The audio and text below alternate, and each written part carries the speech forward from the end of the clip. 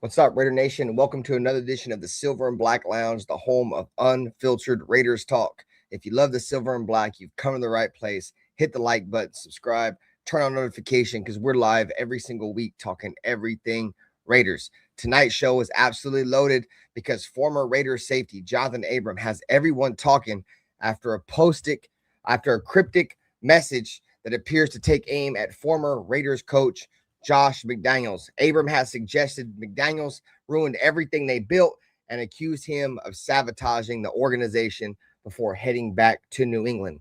So the question tonight is, was Abram speaking for Raider Nation, or is this frustration boiling over years later? We'll break down what was said, what it could mean, and whether McDaniels' era has left scars the Raiders are still trying to overcome. We'll also discuss whether the current regime has finally turned the page and if the franchise is headed in the right direction under John Spytek and Clint Kubiak. Question of the night, poll for the night. Do you agree with Jonathan Abrams' comment about Josh McDaniels, or do you think it's time for Raider Nation to move on? Let us know in the chat. Grab your drinks, represent the Silver and Black, and let's get the conversation started. This is the Silver and Black Lounge. Let rock. Which team, by colors alone, is identifiable around the world? The autumn wind is a Raider. Which team, by slogan, commitment to excellence? Pillaging just for fun. Just win, baby. He'll knock you round. All those things Then upside down are the Raiders. and laugh when he's conquered and won. When you have great coaches, then after you have great coaches, you get great players. You have a great organization, and you tell them one thing: just win.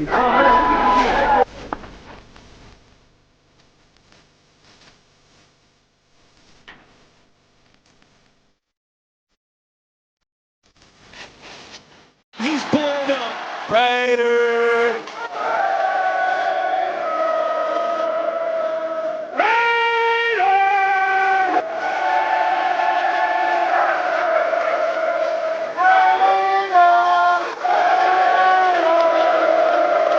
Just win, baby.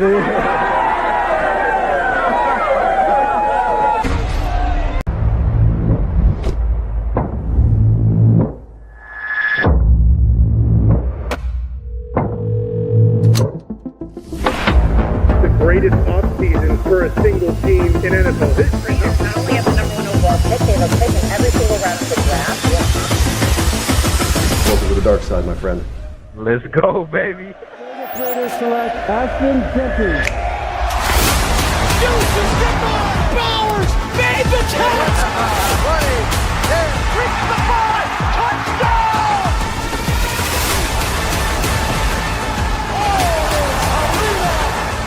Over the middle, plunge up in the air, and picked off by Mark!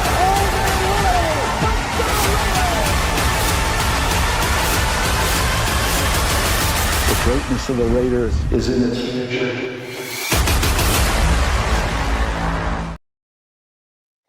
What is going on, Raider Nation, man? It's the Silver and Black Lounge. I'm your host, Raider Ben, man. We here every single week talking all things Raiders, whatever may come up, and sometimes we just be free balling, man. But, you know, right now it's the off season. There ain't really much going on. So whenever something comes up, we going to be here live and direct to address it to the nation, man. You feel me? So regardless of what channel you're watching this stream on, man, this is the NWA, the Nation with Attitude. You are tuned in with the world's most dangerous chat. Whether you are on Dirty's channel or you are on my channel, you're on Black's channel, you're on Nutty Raider Nate's channel, man, wherever you may be. Take 2 seconds, man. Hit the like button. Hype up the stream if you saw this after, man. It helps the channels more than you guys may know. Like I said, we don't ask for much over here. We ask for a simple like, a subscription. I want to come on here first and foremost, give a big shout out, man, to all my new subscribers, man. Everybody that's welcome, that's new to the channel, bro. We appreciate you guys taking your time out of your life, man, to come tune into the network. You're in the lounge. We're drinking some beers, talking Raiders, keeping it cool. Like I said, unfiltered, the home of unfiltered Raiders talk. We're going to come on here. We're going to talk our shit. We're going to smoke our shit. That's the Raider way, man. You feel me? As much as I really didn't fuck with Antonio Pierce, you feel me? That slogan definitely represents the Raiders. You feel me? So The main topic of tonight's show, we're going to talk about Jonathan Abram, former Raiders first-round pick. Has gone on Instagram while driving past Allegiant Stadium and was reminiscing a little bit on his time in Vegas. And as I'm talking, man, Dirty is in the building. What up with you, Dirty? What up with you, brother? Man? What's going on? Shit. You know, over here just basking in the ambience of what is the Raiders off season. You know what I'm saying? Trying to grab on any kind of straws we can grab on for content at this point. So we here. We talked about Justin Jefferson the other night, and tonight we're gonna talk about Jonathan Abram. It ain't never a dull moment in Raider Nation, folks. I say this all the time. It's never a dull moment. The poll in the chat for the channel is get your votes in the poll. We need to know your thoughts, Nation. Do you guys agree with Jonathan Abram's comment about Josh McDaniels tearing it apart? As you can see the post right here. Or do you think that Jonathan Abram is like a sour ex-girlfriend? Because I've also seen that lately, man. Motherfuckers, oh, Jonathan Abram just mad because he don't play there no more. I mean, there may be a truth to a little bit of that regardless. But I'd be willing to go on a limb and say most Raider fans are going to agree with the statement on the screen right now. I know me and my squad, my circle, my team, you feel me? My camp, we was all on the verge of we didn't want Josh McDaniels. You can go back and look up the receipts yourself. We didn't fuck with Josh McDaniels. We didn't want Josh McDaniels. But at the end of the day, we always supporting with him because he was a damn Raider. But outside of that, bro, I agree with this statement right here. How you feel about the whole Jonathan Abram situation, Dirty, in this whole post that we got here presented on the screen?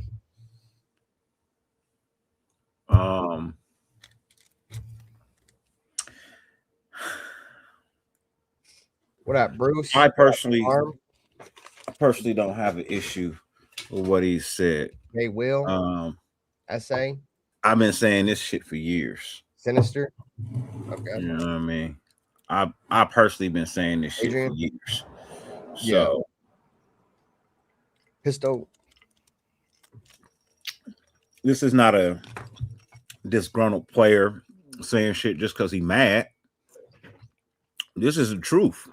These are facts. Like, no lies detected.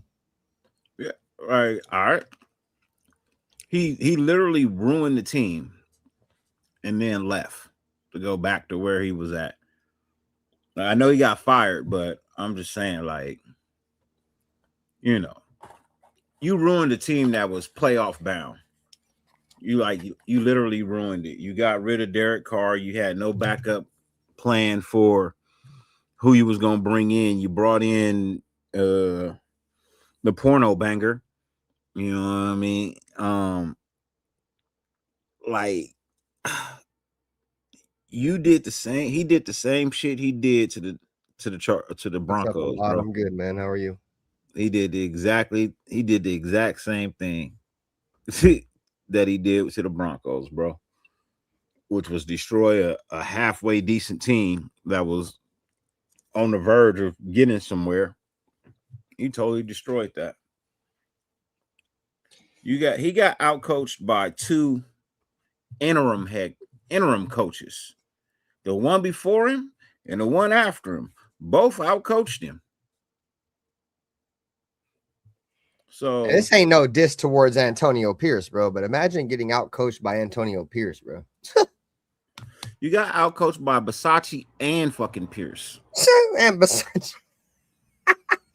He got outcoached by a special teams coordinator and a linebackers coach. Some people just aren't fit to be head coaches, bro. I said that when we hired him. He's not fit to be a head coach. I saw what he did in Denver. I mean, like the writing was on the wall, gang. Like, you knew that. I mean, Dirty, you ain't stupid, bro. Like me, you, neither one of us. I mean, we may have been born at night, gang, but we wasn't born last night. You feel me? Like we knew. That's what I think. That's what really bothers me the most, Dirty. Is like people act like they don't see it. Like you don't see it. Like the stats aren't there. Like the numbers aren't presented to you on a silver platter, and you just like it's like you just fail to acknowledge it or something. Yeah. You know what I'm It's saying? like- What up, Ahmad? Yeah, I've watched I've seen a couple games of the World Cup, dude. But you know, I mean, if you go back and you look at what was the 2021 Raiders, bro, you know what I'm saying, with Gruden and you know what was left of Bisaccia.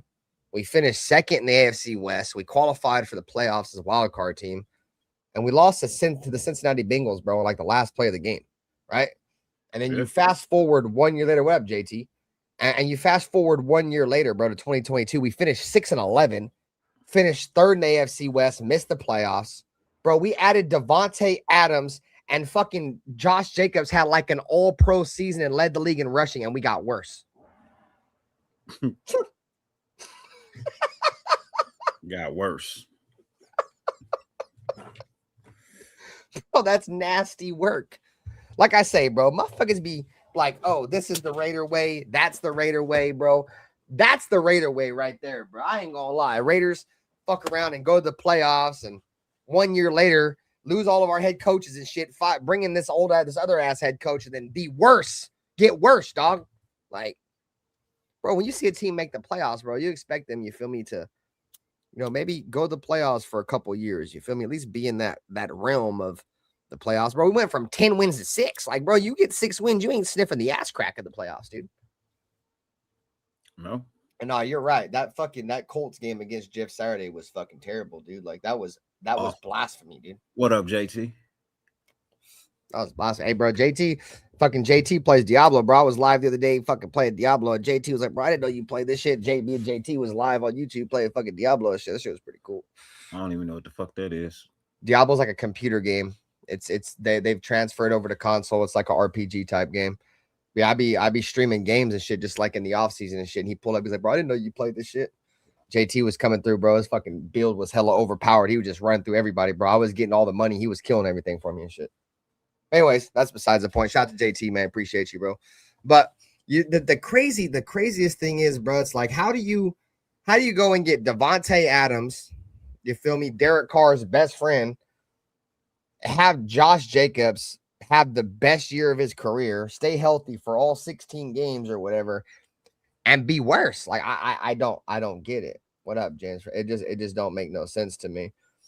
And you know what's crazy is a lot of Raider fans, when Josh McDaniels came to the Raiders, a lot of Raider fans like, bro, he's about to come over here and just sabotage this shit. Like that was a lot of Raider fans said that shit. And I was like, I don't know. I don't really want to believe. I don't really want to get too much into conspiracy and shit, especially because it's the Raiders. I didn't want to think he was going to come over here and sabotage us. But, when you start hearing shit like this out of former players' mouths, it just kind of makes you second guess some things. Like, that shit's weird. That's like point. I feel like that's against the law. Like he said, that motherfucker should go to prison. I agree. That's bullshit. This motherfucker was literally breaking the law. Like, he was coming over here and just fucking us on purpose. Like, that's like, I think there's a rule against point shaving. Is that not point shaving? I would consider that like probably worse than point shaving. What up, Nutty Reader Nate? What up with you, brother? What up, Nate? What's in, man? What's good? I don't. Shit, we taking a break from beating up on Max Crosby, and we're beating up on Josh McDaniels tonight. That's all. You can't really call it point shaving because he's not playing. You know what I mean? I suppose. But, what is that? Coaching malpractice? No, that's not. He's not a doctor, bro. That's why I say coaching malpractice, guy. Hell nah, bro. That's literally like that's career sabotage, bro. You know what I mean? And like I get that it may have been time to move on from Derek Carr. This motherfucker was more known for benching Derek Carr and getting Devontae Adams and doing fucking nothing, bro, than like anything else. He's not outside of that. Nobody even thinks about Josh McDaniels doing shit, but just fucking our whole team. Pause. Like, all he did was fuck our team up. Lost Waller, lost Jacobs, lost Carr, lost Devontae, fucking lost everybody, dude. Like, in 1 year, we went from fucking a team that may have a chance to compete for the future to a team that was worth a fuck, dude, in 1 year.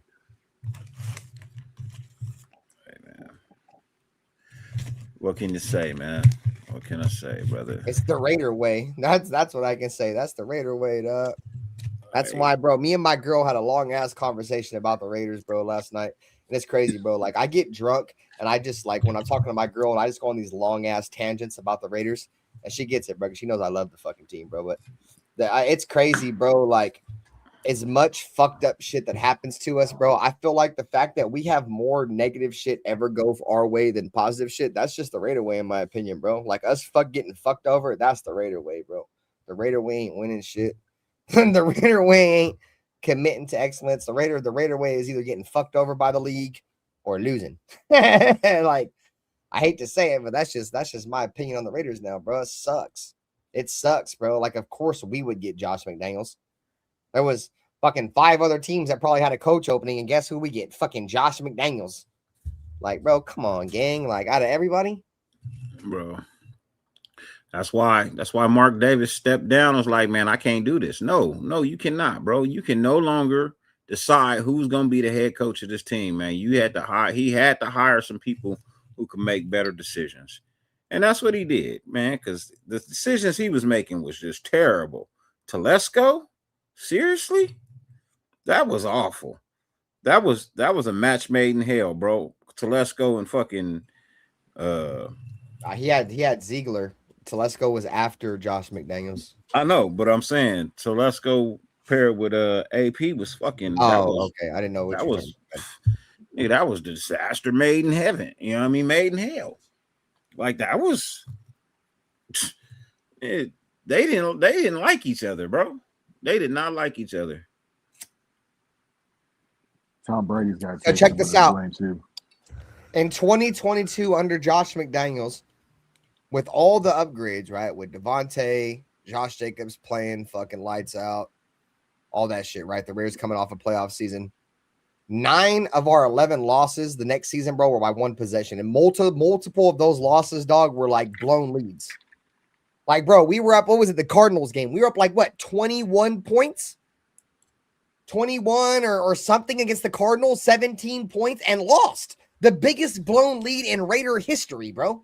That's all I kept hearing during the game. This is going to be the biggest. If the Raiders find a way to lose this, it's going to be the biggest blown lead in NFL history. Like, or not, but in Raiders history, I'm like, oh, bro, no fucking way. No fucking way, dog. And then Hunter Renfrow got knocked out in overtime, bro, and the rest was history, dog. This motherfucker got knocked out in overtime and was never the same. That ended Hunter Renfrow's career right there. When he hit that dude, that was it, dog. I knew he wouldn't. What up, Circus? I knew he was getting fired. I knew he wasn't going to keep his job very long, bro. What up, Packer fan? Appreciate you, bro. Boy, he got cracked by Isaiah Simmons, bro. I don't remember a Raider getting hit that hard in a long time, bro. Maybe since like Johnny Lee Higgins got killed versus the Steelers, dude. Or now, was it Johnny Lee Higgins or Darius Hayward-Bay? One of them got absolutely obliterated by the Steelers, dude. Isaiah Simmons hit that dude with the wrath of fucking Satan when he hit Hunter Renfrow, dude. Like, I was like, oh my God. Like, I didn't even feel bad that Hunter Renfrow fumbled that ball. I wouldn't say I didn't feel bad. I mean, I didn't judge him for fumbling that ball, dude, because he got fucking whacked, bro. And we all know, dude, Hunter Renfrow's a little guy, dude. Like, he came into the league, bro. He was super undersized, no muscle, like nothing. And Isaiah Simmons, bro, a former first-round pick, dog, like SEC fucking all-American linebacker, dude. I mean, Isaiah Simmons really wasn't good in the NFL, but in college, bro, he was like that. Boy, he hit that dude with the wrath of Satan, dog. He went down there with the intent to hurt Hunter Renfrow, dog. And he did just that, bro. He hurt Hunter Renfrow, dislodged Hunter Renfrow from the ball, and won the game for the Arizona Cardinals. And I almost spit my beer out, dude, when we lost a game like that. And the Raiders were already in field goal range. They were already in field goal range against Arizona, dude. And instead of running the ball, you want to throw a fucking flat route to Hunter Renfrow, dude, who like had already got hit like earlier in that game really hard. And you throw it to him again. And it cost us the game. Like, it was just insane, bro. Circus said, don't forget the magic number of 17-3 with McDipshit when the score was 17-3 in our favor. We would choke. Anytime we were up 14 points, we'd lose. You could say Hunter was the hunted that day. Yeah, Hunter was the hunted. Exactly, dog. Oh, for sure. Fucked up. I mean, Yeah. I don't know. I felt like Derek. I'm not gonna put this on. This ain't gonna be about Derek, but I felt like at that position, bro, we should have been running the ball. I don't know why we were throwing the ball anymore. The game was over. The next score won the game, and instead of just sticking to football and doing what probably every fucking analytic would say to do, which is run the ball. What was it, like first or second down, like early downs? It wasn't a go-to must-have third down. Run the ball, get some positive yardage. But no, you want to do some dumb shit. No, you're right. You're right, Charm City. He put Renfro to bed, dude. Renfro was sleeping before he even hit the ground, dude. Yeah, that wasn't DC fault though. No, I'm not saying it's on DC. The only reason why I mentioned is I felt like DC probably should have checked to a run. And the only reason why I mentioned that is because he checked to a run that Seattle game, won the game with the Josh Jacobs run in Seattle. I feel like at that point he should have realized this call ain't gonna work, dude, and just checked to a run. Well, But you gotta it is remember what it is. him and McDaniels was battling, so he basically had to do what he wasn't given the free reign. I was gonna make that argument too until he fucking made that play against Seattle. I mean, he called the run for Jacobs. That had nothing to do with McDaniels. That wasn't with McDaniels. That was with McDaniels called a pass play and Derek Carr checked to a run, just like McDaniels called a pass play. Wasn't even the coach. McDaniels wasn't the coach when we beat Seattle like that. When we were that season when Josh Jacobs led the league in rushing, that was under Josh McDaniels. No, it wasn't. That win, that run, that was not under him. Who was it then? That was fucking Gruden. No, it wasn't, bro. It was after. Yes, it was. Yes, it was. That was not under McDaniels. That was not under McDaniels. And if I'm wrong, then I'm wrong. But man, I swear for God, that wasn't under McDaniels, bro. Because that was the same season we did we did motherfucking the Saints dirty. You know what I mean? That was the same season. Wrong. The only positive that we had under Josh McDaniels is that Josh Jacobs led the league in rushing, and we got Devontae Adams. Yeah, see, JT just said right there. That was the game before DC got benched. That was under McDaniels. No, it wasn't. Yeah, it was because DC got benched under McDaniels. DC got. I didn't know it was that was the next game, but yeah, it would. The Raiders were pretty much out at that point. We had to play the Niners the last game of the year, and he benched Derek Carr the last game of the year against the 49ers and started fucking Nathan Peterman. I remember because I was at that game. I was in Vegas. We benched him after the Pittsburgh game. Oh, it was the Pittsburgh game, huh? It was a snow game, and fucking they benched him. See, there you go, JT. Derek Carr was like, "Fuck this play," and he checked out of it, and Josh Jacobs broke and won the game. Because they even said that shit after the game, fucking that Derek Carr kicked out of it. That's why I would have made that argument with you too, Dirty. But like Derek Carr was checking out of shit. You feel me? Like I said, I don't want to make this about Derek. That's irrelevant. I'm just saying, like it was at the end of the day, it was a bad play call. Nonetheless, Derek Carr did his job. He's the quarterback. The coach called the play. He ran the play. I get it. So I'm not knocking him for that. I just felt like, you feel me? If you were gonna check out of plays later in the year and plays that won you the game, I felt like he should have checked out of that. That's all I'm saying. It was that shitbag dude. Yeah, that's the only thing that we had positive under Josh McDaniels is that was the first year that I ever seen the Raiders run the zone blocking scheme to perfection, because Josh McDaniels ran zone blocking, which the Raiders have notoriously historically never ran zone good. And Josh McDaniels brought in a zone blocking scheme, and Josh Jacobs led the league in rush and had his first All-Pro season behind it. You look. It wasn't working though. That right there, that's even more evidence that he was here to fucking sabotage the Raiders. How the fuck you get mad because your quarterback checked to another play that won the fucking game? How do you get mad? You supposed to come up to him and be like, "Hey man, great fucking job, man. You saw something I didn't see." No, he didn't want to win, bro. And I saw a question earlier that said if Josh McDaniels would have drafted a quarterback, would Mark let him stay longer? No, he would not have. And that quarterback that he drafted probably would have been out of here too. Well, no, because AOC's still here. So I don't know. But no, I honestly believe he wouldn't be here. I guarantee you, he wouldn't still be here.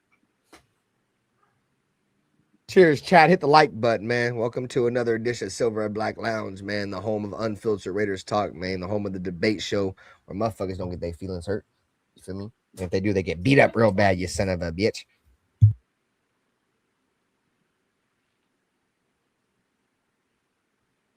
Yeah, bro, he's a fucking undercover spy sent in by the NFL to destroy us. Tom Brady's here to finish the job. Keep an eye on that motherfucker. You muted. Mute. Yeah, I don't know, man. I'm so good on that guy, bro. I'm so cool on fucking Josh McDaniels, bro. I'm straight. Any and everybody that got something to say about him, I'm gonna agree with him. He doesn't deserve to have a job, bro. He should be banned from the NFL. No, he can be a coordinator because that's what he's good at, being a coordinator. That's it. You're not a head coach. Anybody gives you a head coaching opportunity, they deserve to lose their job. Only Mark Davis, huh? That's why him and the fucking GM got fired at the same time. Marky Mark the Markster.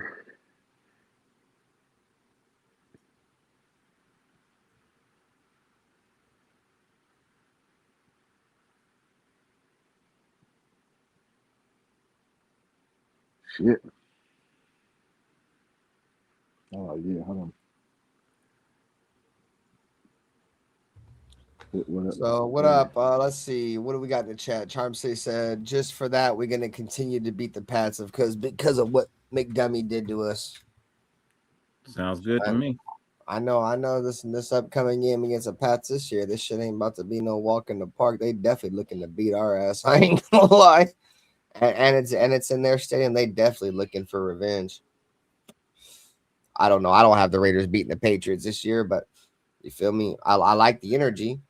I like the energy for surely. I don't, like I said, I don't have much expectations for the Raiders this year, guys. Be a Debbie Downer or whatever. I'm not gonna do it to myself again, chat. You guys seen me last year, bro. I was doing play-by-plays and I was about to start breaking shit. I'm not doing that, bro. Like, I'm not financially stable enough to break TVs, and I know how my anger is, bro. So I'm not gonna do it to myself. I'm gonna go in this year. I'm gonna think the Raiders are gonna be garbage, and everything, the littlest thing, it could be a 2-yard run, and you're gonna see me jump for joy, dude. Why are you gonna bring? So I'm keeping my expectations low. I'm not falling for the banana and tailpipe. I want to have a fun year, bro. And I feel like when my expectations are low and I don't think the Raiders are going to be very good, it leads me to a year where I'm more excited when we are.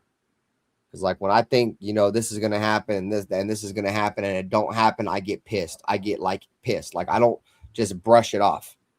Like I don't care about, I've told you guys this plenty of times, bro. Like there's only 3 things like in life that I'm truly passionate about, bro. Like I love and like shit that emotionally hurts me in life, bro. Like my family, my paper, and the Raiders, bro. Like the Raiders emotionally fuck me up bad, bro. And if I go in this bitch thinking that we're going to be fucking world beaters and we're not, I am going to be emotionally broken, bro. And complete fucking watch me put me in a fucking padded sail, bro. I'm just not doing it to myself. Like some of y'all motherfuckers might want to do that shit. Y'all want to think everything's unicorn and rainbows and shit. I'm not doing it, bro. Because I know for my own sanity, dude, I will fuck around and do something stupid, bro. Y'all seen me melt down last year, bro. I was melting down on play-by-plays, bro. Nah, bro. Nah, bro. And I feel like anybody that can see what's going on with the Raiders this year, like Milka Beasley said, like I was getting ready to go, bro. This is a rebuild year. This is the first year of a rebuild. Respectfully, I love y'all, but if y'all think the Raiders are going to get more than 8 or 9 wins in a first year of a rebuild, I need to smoke what y'all smoking on, bro. Like, I need some of that. You feel me? So, but, anything can happen. Anything can happen. But I'm The Raiders we're not the Washington football team, dude. We're not the New England Patriots. The NFL don't like the Raiders. The NFL hates the Raiders. We're the last team the NFL wants to see good. Everybody knows that. You think we're going to go from the New England Patriots, from a 4-win football team, to the Super Bowl? You think we're going to be the Washington Commanders and go from a 3-win fucking team, 4-win team, to the NFC Championship? No, we're not. I hate to tell you that, bro. We're not. We're not, bro. And that shit hurts me to say it. But I'm in the park of actuality and reality, bro. I read fiction while some motherfuckers are reading fucking color crayon books, dude. You read color crayon books and pop-up books where you open up the book and the whole fucking world explodes and shit comes about the book. Read those all you want, because that's not reality. And you might as well go be a Chief fan or an Eagle fan or somebody where that's their life, because that's not the life of a Raider fan, bro. The life of a Raider fan is reading a Jeffrey Dahmer book, a fucking the shittiest true crime book of all time, like the shittiest serial killer. That's the life of a Raider fan, bro. It's not this sugary shit that motherfuckers try to portray us as, bro. And that shit be bothering the fuck out of me, dog. Like, I hate the Raiders suck, bro. I hate saying this shit, but it's where we're at. It's where we're at, bro. It sucks. That's why I hate making content when I feel like this, dude. Because I beat up the team, but I'm not doing it. That's how I feel. Anyways, Dirty, go ahead, bro. Oh, no. Letting you finish your rant, brother. I mean, it's not like we good. You know what I mean? We're not a good football team. What up, Raider Tim? What up, Milk? But we're making progress, right? It's got to start somewhere. Why can't it start this year? It can start this year. I'll be perfectly fine with it starting this year. Like I said, I'm not asking for a Super Bowl right now. I'm just asking to turn on the TV on Sunday and be like, okay, either they won, or you know what, man, they fought. They tried real hard, bro. They just came up short with a field goal at the end of the game or something like that. You know what I mean? But like, I'm not about to get I'm not about to go kid and play on it. I ain't about to get too hyped. You know what I mean? I'm not about to get too hyped about it. Like, I could see the amount of wins that I projected, you know what I mean, earlier. But like, if we don't reach that, I'm not gonna be upset. I just don't want to be a below average team again. Give me 8 wins. Give me 9 wins. I'm fine with that. That means you're trying. But this 2, 3, 4 win, like, man, fuck out of here, bro. I don't want to be no 3-win team. What kind of shit is that? You got 18 games or 17 games and you only win fucking 3. That's embarrassing, bro. That's how I felt last year. Bro, that's embarrassing. I'm still tripping.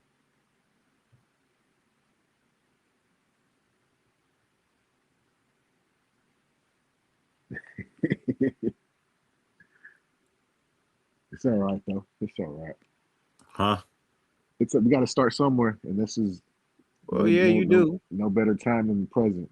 And if we're making the right moves right now, we'll see what happens. But we'll see. We'll see. I'll leave that out of it. All you can do is wait. You know what I mean? All you can do is wait, because season don't start tomorrow. Yeah, we're like a month away, bro. Yeah. It's just, you know what bothers me, bro? Like, how many times are we gonna say it can't be worse? It's only gonna get better. Like, bro, like, I hear it, like, I get it. Like, this shit ain't never gonna get better, bro. Like, bro, the fucking definition of insanity is coming in this bitch every single year and do what we do. I'm just, that's why I'm not insane, goddammit, you son of a bitch. I'm not insane, goddammit. So I'm not gonna be insane this year, you son of a bitch.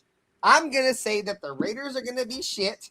I'm gonna play, bro, and I'm gonna keep it a beat there with you. I'm gonna play with I'm trying to play the opposite card all year. I'm gonna say the Raiders are only gonna get 3. They're gonna go 3-13, but all actuality, in my gut, in my gooch area, I want the Raiders to be 13-3. Goddammit, you son of a bitch. You know what I'm saying? But I'm gonna keep my expectations super low, so then I don't get hurt. You know what I'm saying? Because like I said, the Raiders, those motherfuckers, boy, they bother me, dog. Like that shit. I tell y'all, motherfuckers, don't get emotionally invested. But I'd be a hypocrite, goddammit, when I keep saying that shit. Because when I turn this goddamn camera off, I'll be in this bitch like, goddamn, Max Crosby, you son of a bitch. I'm about sick of your shit, goddammit. You better get the fuck off my team, bro. Like, I'm literally letting the Raiders affect me in my actual life in the offseason when football don't matter, goddammit. You know what I'm saying? Like, I'm over this shit, bro. Like, we better start winning some shit because I'm about goddamn tired of whenever I ain't on this bitch or I ain't even, and I'm just living my goddamn life. Goddamn Raiders got to come up in some kind of negative fashion, goddammit. I'm about sick of this shit. That shit keep bothering me,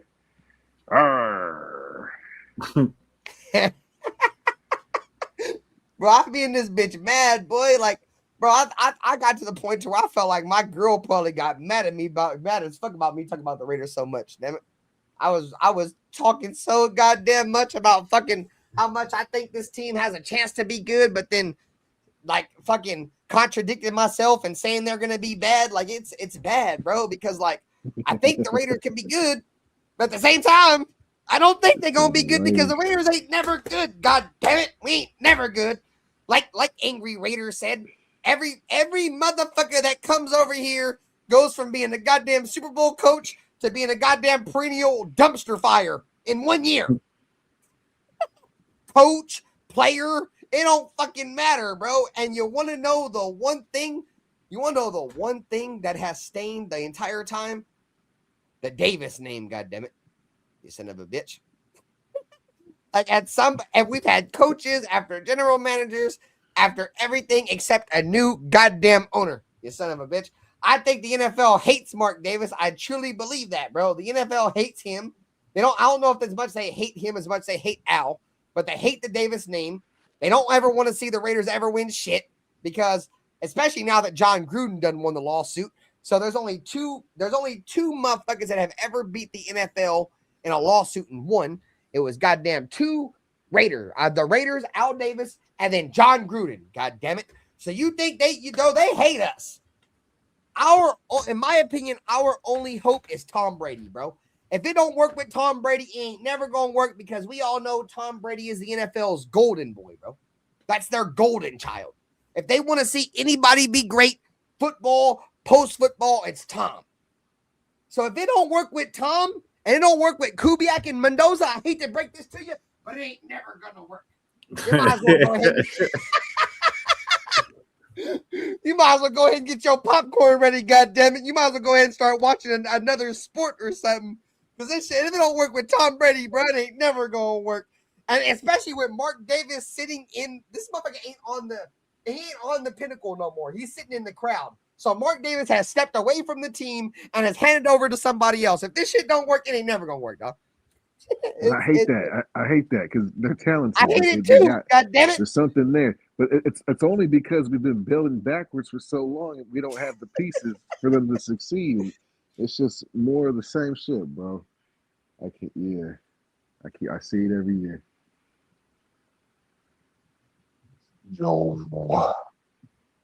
What up with you, man? Black What up, man? Wolves. I had a show already scheduled and it ran over, but y'all you done were basketball? live. Huh? I was like, is he live? Is he not live? Yeah, no, I had already scheduled it for 7:30, and I thought it was gonna be done by 9:30. I mean by 9. Yeah, because I definitely had planned on being here. But did y'all finish beating up Max already or what? This ain't even about Max. This man about Max. This is about. Oh, I'm sorry. You right. Josh McDaniels. I'm sorry. You right. We were talking about you. I'm sorry. What did y'all talk about? My bad.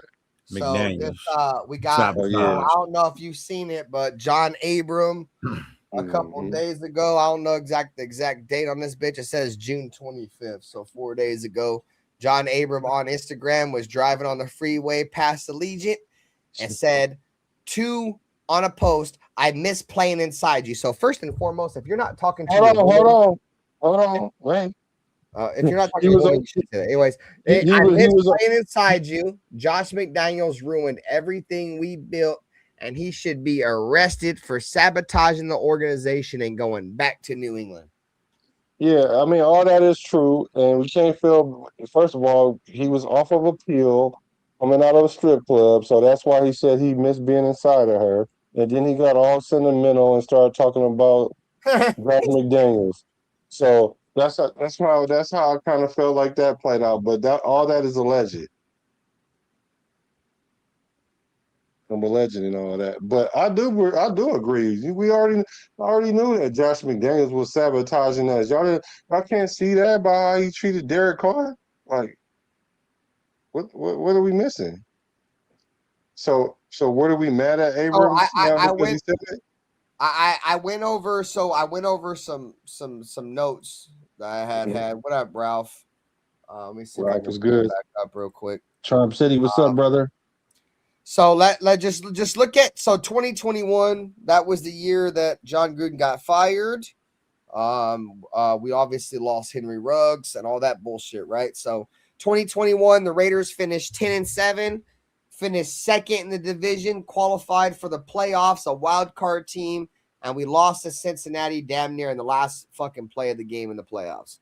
All right, so that's 2021. 2022, you have an all-pro season from running back Josh Jacobs, over 1,600 yards rushing, adding all-pro wide receiver Devontae Adams, teaming him up with his former college quarterback and Derek Carr.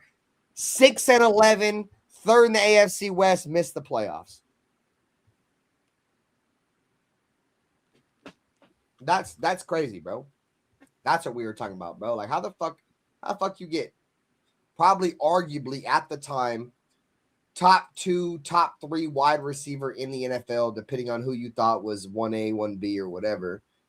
You get all 16 games healthy from Josh Jacobs, which we had never got as a Raider fan because he was hurt every fucking year. And all that, and you finish worse, bro. Like, you're worse. Like, this shit's just diabolical, bro. I said earlier, bro, it's just that's some Raider shit, bro. That's some Raider shit. It's definitely some Raider shit. And then not only all that, so after all that being said, Josh McDaniels completely gets rid of everybody. Gets rid of Derek, gets rid of Hunter Renfrow, gets rid of Darren Waller, gets rid of Josh Jacobs, all guys that had got the Raiders to where they were at the year before he got there. Like, this dude don't have a fucking skin on the wall and got rid of everybody, dude. Got rid of Alex Leatherwood. I mean, that's good guard. thing he did right was get rid of Alex Leatherwood. But he gave us something like herpes, like the gift that keeps giving, like AOC. He got us that. I am fully convinced you have some kind of personal issue with AOC. You can believe that all you want to, but something. This boy always refers something back to Aiden O'Connell. God damn it! Well, because it applies every time, bro. So I was talking about old lady last night. I was talking about old lady last night, and I think this holds maybe just a little bit of truth, maybe just a little truth. Just hear me out for a second because it makes sense. I feel like a lot of the people that hate Aiden O'Connell for some fucking weird ass reason are Derek Carr stans, bro. I don't know if it's because he was forced. I don't know if it's because Josh McDaniels forced Aiden O'Connell to wear number 4. So fucking Derek Carr stands hate Aiden O'Connell for that or whatever reason. The reason why I say that is because Black, I know you're a huge Derek Carr fan. Ern is a big Derek Carr fan. Neither one of y'all fucking like Aiden O'Connell. Y'all both hate him. First of all, don't put my name with his. God damn it. First of all, don't put my name with his. And second of all, I'm just messing with you about that. And second of all, I'm just messing with you about that. I'm just messing with you about that. But that's not mutually inclusive. The thing is, the reason why I have an issue with with AOC is a AOC thing. It has nothing to do with anything or anybody. It's a AOC thing.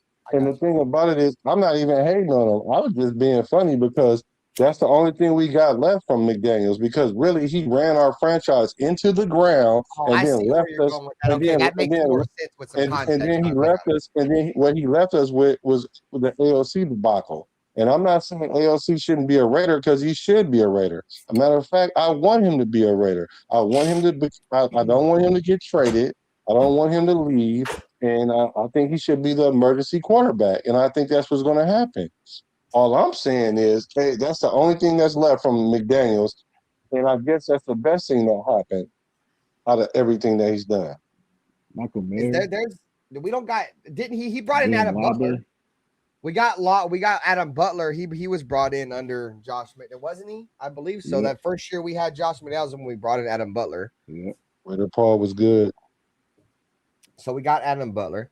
No, but I hear what you're saying, bro. But the point I'm trying to make is, bro, like I kind of felt bad for Aiden, bro, because Josh McDaniels clearly hated Derek for some reason, bro, because Aiden O'Connell literally said the next year, he was like, I didn't want to wear number 4. I had respect for Derek Carr. Hey, dude, Josh McDaniels made this dude take Derek Carr's number, bro. Like, exactly. What who does that?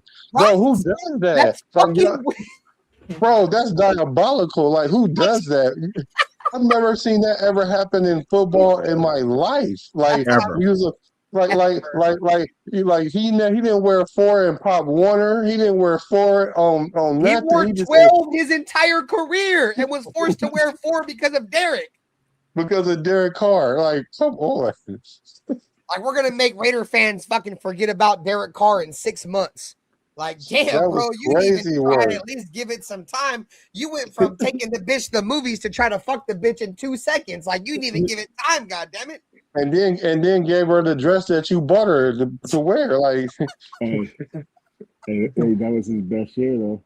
What up, Phil? It was though. It was. That's what I said. He should go back to number 4 because that was the best year he played. But that's why I was saying earlier, Black, that's the Raider way, bro. Like, that's some Raider shit. Like, that kind of shit only happens to us. Motherfuckers want to know what the Raider way is. The Raider ways is what Josh McDaniels does to us, bro. That's what happens to us more often than not. That's why I hope that the tides have turned. I'd have probably $1 million if I had fucking every single time a motherfucker said it's going to be different. You know what I'm saying? But the point I'm trying to make is that, bro, that's the Raider way, bro. Getting fucked by the Tuck rule, the immaculate deception, the fucking Rich Gannon breaking his fucking collarbone against the Ravens, Derek Carr breaking his leg against fucking the Colts, fucking the John Gruden getting canceled after fucking rebuilding the Raiders again, Henry Ruggs killing somebody. All those situations is the point. That's some Raider shit, bro. That kind of shit only happens to us. How many other teams you see have to deal with that shit? No, but very few and far between. Just us. That's what I'm saying. That's why when motherfuckers be like, this is the Raider way, that's the Raider way. No, the Raider way is us either losing on some weird ass shit or us getting fucked by the league on some weird ass shit, bro. Like, that's why it's like that's why I've always, I won't say I've always said this, but like I'd say maybe 5 or 6 years ago, I started thinking that the Raiders were cursed. It don't matter what the fuck we do. If the name don't include John Gruden, we're probably going to lose. And the reason why I said that is because John Gruden is the only coach I've ever seen over my 20 plus years being a fan that has got the Raiders back to being good, except for a couple years out of Jack Del Rio. That's the reason why I was like, fuck it, bring John Gruden back for a 3rd time if we didn't get Clint, because apparently nobody else is going to do it, God damn it. I wanted somebody that has a track record of doing it. You feel me? He's about to turn a corner. Yeah, he's about to turn the corner with Gruden, and then you see what they did to that. Yeah, that's what they didn't even let us have Gruden right. Crazy work, bro. And then on top of that, 1 week later, not even a week after John Gruden gets fired, Henry Ruggs killed somebody. Bruh. Like, what the fuck? Like, who expected that? Dude,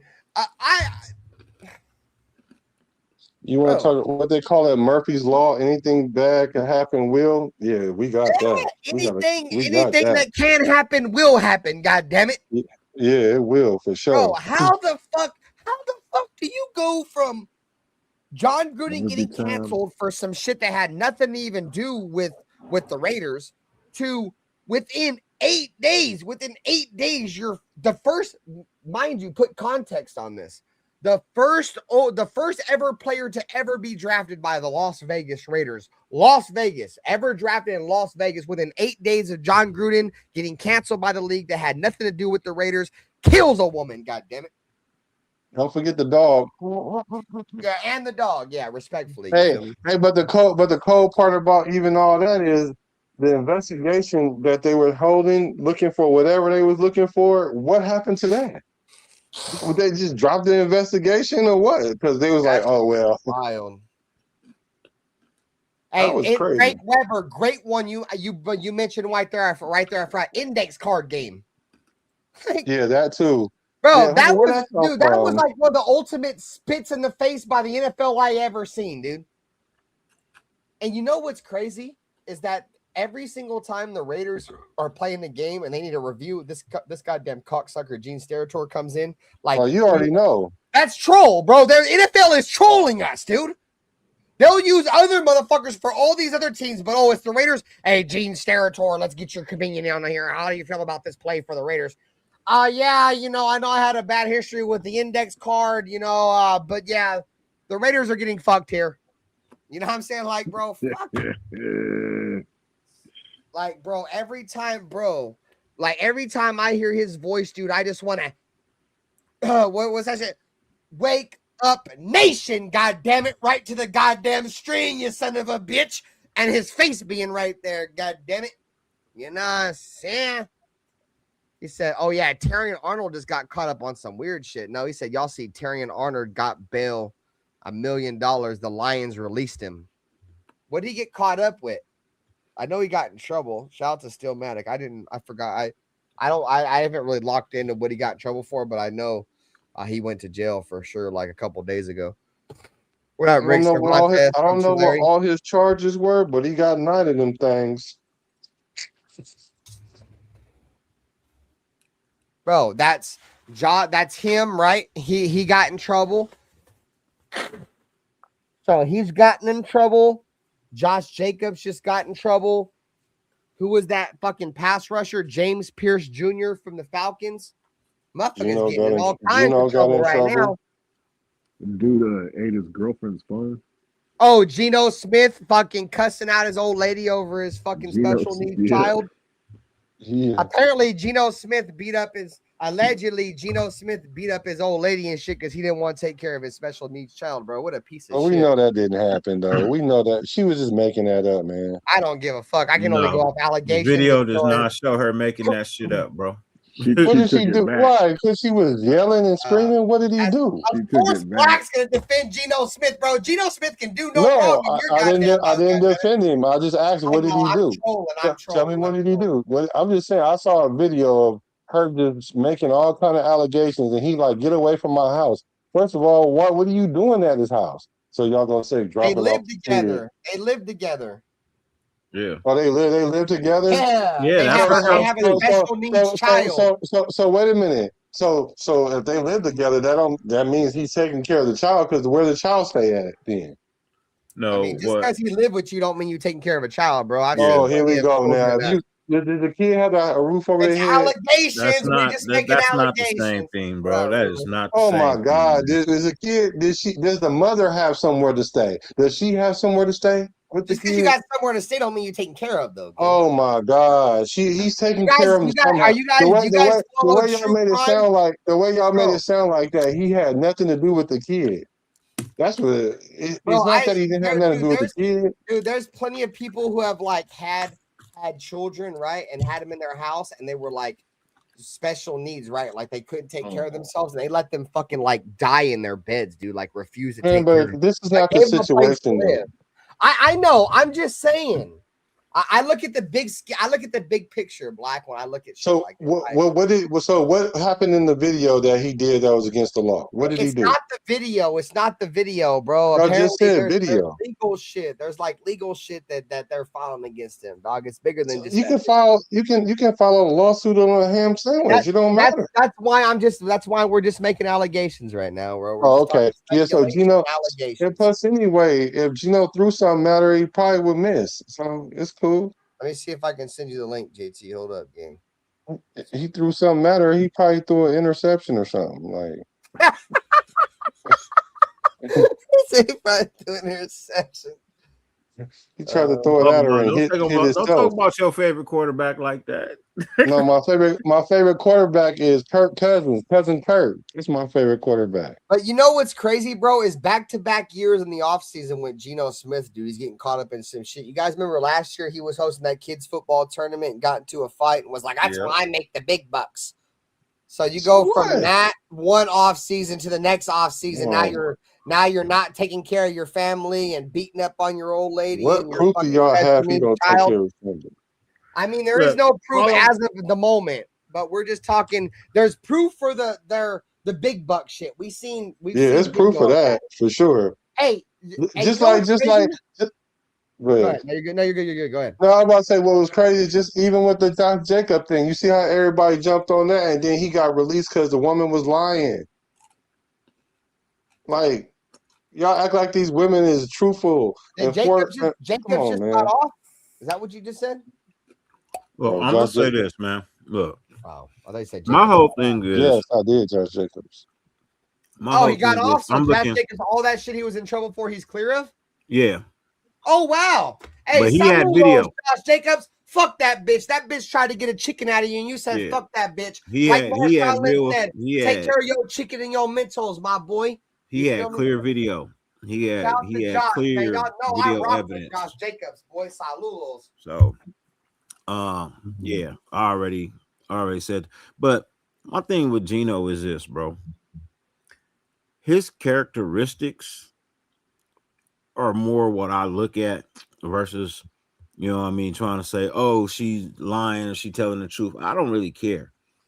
My whole thing is, bro, enough is enough, man. Last year, you getting into scuffles on the sideline before the season even starts with fucking Pop Warner. You know what I mean? Like, basically, it's Pop Warner football, bro.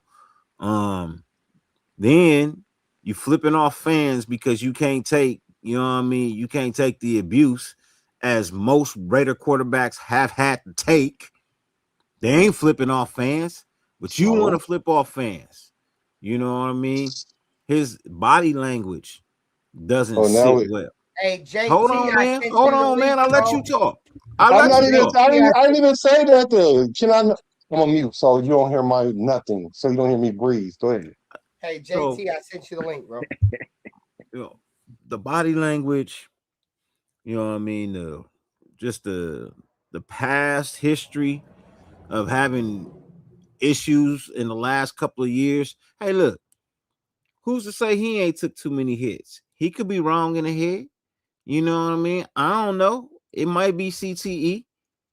Who knows? Cheers, you know what everybody, I mean? I'm not gonna fully blame him, but what I'm saying is, over the last couple of years, his character has taken a decline, and this is just like one of those things where it's like, bro, did you or didn't you? Like, it shouldn't be a question. You know what I mean? When you look at somebody, it shouldn't be a question. That over the last couple of years, it's become a question now. Like, did you or didn't you? You know what I mean? And if you're a man of good character, it should never be a question. You know, it's not your fault, Black dude. I've been doing shows with Dirty for a long time. I think he's got a PTSD of me cutting him off so goddamn much, dude, that he just fucking like loses his fucking mind, bro. I have a bad history of cutting people off. Yeah, because I let y'all talk, man. I sit back here quietly. That's from just doing content for me, bro. It's nothing against you. So fuck, I was getting ready. Oh, so that's where I was gonna go with this. So y'all remember the preseason game last year when the fan had the sign up when y'all were talking about flipping off the fans, right? Who's worse, Jamarcus Russell or Geno Smith? Dude, we were all talking hella shit about that, bro. That motherfucker was right. I mean, you can't compare Jamarcus to Geno because obviously Jamarcus is the first overall pick and was actually drafted by the Raiders.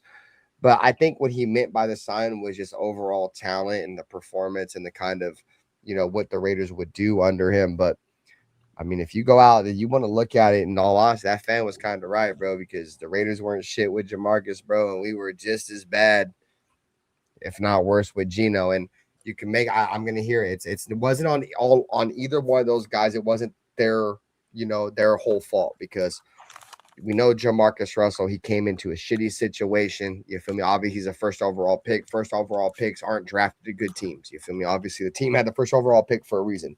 But on top of that, Jamarcus Russell came out the Pivot podcast, told everybody, you feel me, like, hey, my pops died, or my uncle who was like my pops died, and then so people just started dropping like flies in his family in the most respectful way possible. I don't mean to make that sound disrespectful, but his family just started dying, bro. And you feel me? At least he kept it a beat there, man. He's like, man, I attacked the only way I knew, bro, and I just started, you feel me, getting high and shit. And so he had that on top of the fact he was to the Raiders. So I don't really put that too much on him. But Geno Smith, he wasn't a number one overall pick. He wasn't a Raider and shit. But performance wise, yeah, bro, they played just as bad, bro.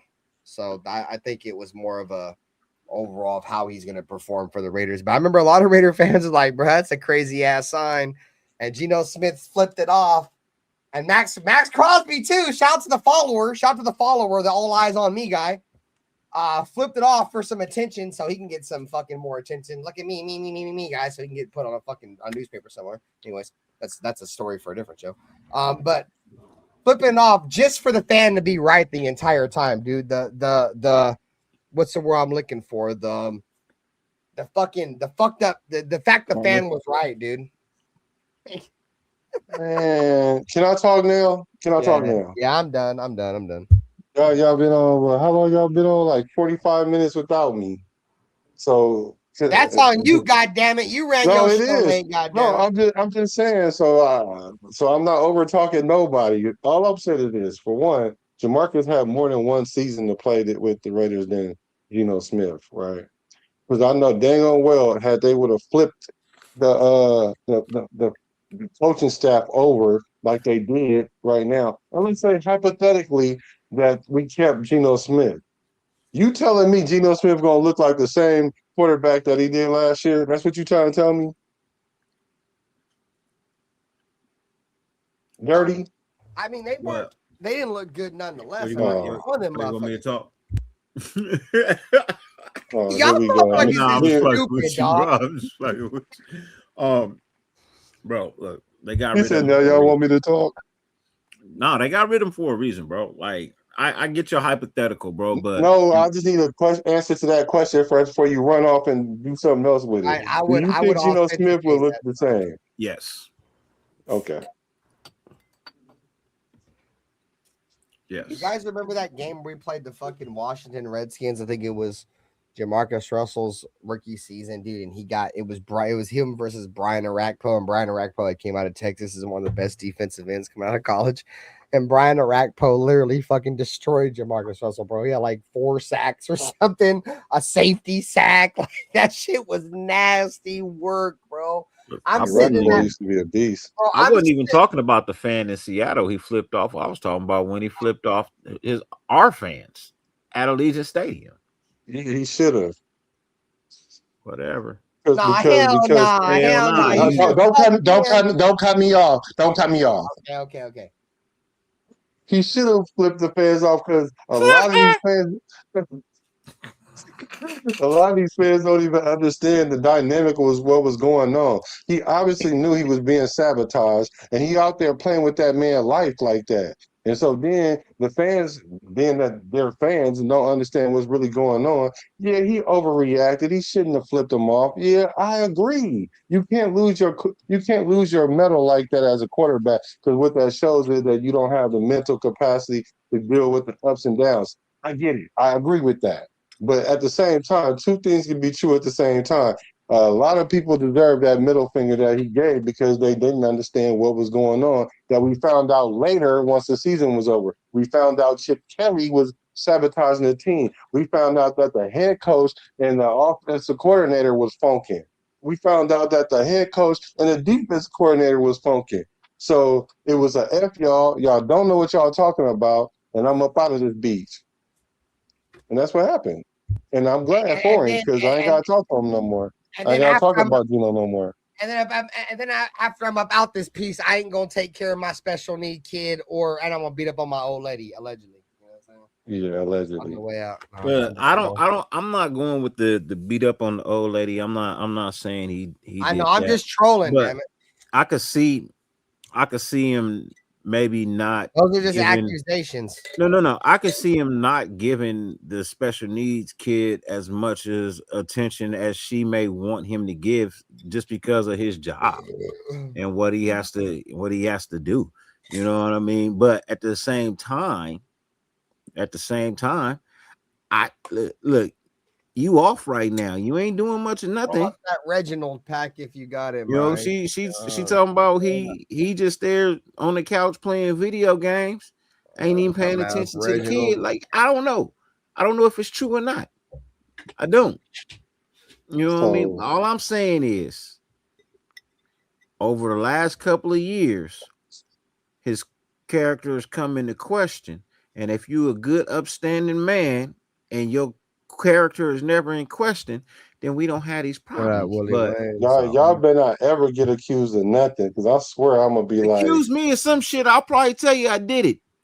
No, I'm just saying, don't get accused of something that you didn't do, or you kind of did, or halfway did, and she inflates it or whatever. Like, ain't no halfway did nothing. Y'all acting like you either did it or you didn't. That's not true. That's not true, because just because she said it don't mean he did it. Just because y'all know, if you do something, you did it. Not that if motherfuckers say you did something, you did it.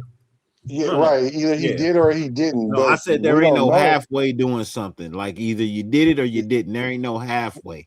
So, well, I kind of did. No, nigga, you didn't kind of do shit. You didn't do shit. I kind of robbed that bank, but I didn't really rob the bank. Y'all have that he did it then? What proof do y'all have that he did it? I'm not saying that there's proof, and I'm not saying that I believe what she did. What I'm saying is I have a problem when I have to question a man's character. That's my agreed. Because somebody make up something. Agreed. Bro, it's a track record over the last 3 years now. It's a track record. This man got into a verbal altercation with somebody at a football field. Now all of a sudden that rises to the level of he flipped off, and then he was flipping off the fans. He flipped off a fan in Seattle, which was okay. I get it. He was saying shit about you. Hey, JT got a Washington Redskins logo. Yeah, bro. He ain't from your team. Cool, but when you flip off your home fans because they unhappy about the amount of money that they paying to watch this shit show, well, why y'all don't? You kind of gotta take that, bro. Well, why do you only flip off the player though? Why y'all don't flip off all parties involved? Why don't y'all get mad at all parties involved? I am mad at all parties involved. God damn it, he's the head, the general. He's the fucking judge, jury, and executioner. God damn it! I didn't make no excuses for Chip Kelly. Y'all don't never say nothing about Chip Kelly until I say something. Make excuses for Chip Kelly. Neither. Nobody made excuses for Chip Kelly. All that shit came out. Y'all don't remember none of that. Black, when all that shit came out, we was on here calling all that shit out. We gave you credit. You was right. We forget my credit. I'm talking about whenever we talk about how Gino played, we don't ever talk about the majority of what caused him to play bad. Not because he was out there just throwing interceptions. He wasn't throwing interceptions just because he's just garbage. When they already came out and said that the offensive coordinator was calling plays that they didn't even talk about. Him, Black. I said it wasn't all on him. We already said it wasn't all on him. But here's my thing, and I've said this to you before. When Chip Kelly left, this nigga didn't get no better. Yeah, exactly. Oh my God! The season already. The line was already gone. What are you talking about? Y'all acting like once again, just another way to blame the player for something that's really the head office and the coordinator Hey, fault. Black. But okay, Hey, Black. Hey, Black. okay. I hate to say it. I hate to say it, No, bro. no, you don't. No, You you should don't. know. You should know this, right? As playing quarterback, right? There's And that's why only y'all two. don't.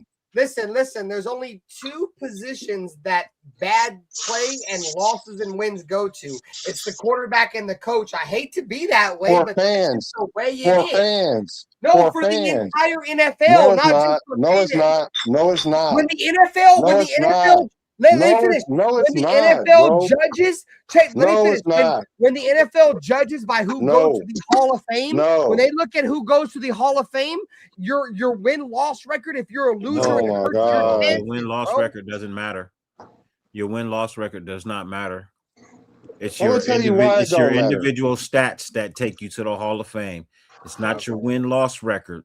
Well, the It's your point I'm trying to individual make is y'all stats. get it, bro. Because Like there's motherfuckers in the Hall of Fame that They only had count- great numbers on bad teams. They only count wins and losses on two positions, bro. The coach and the Fans. quarterback. Nobody else gets Only that. fans do that. Fans. But Only when fans do that. but what do you mean when coaches when they get hired to another team, they talk about their win-loss record? What are you talking about?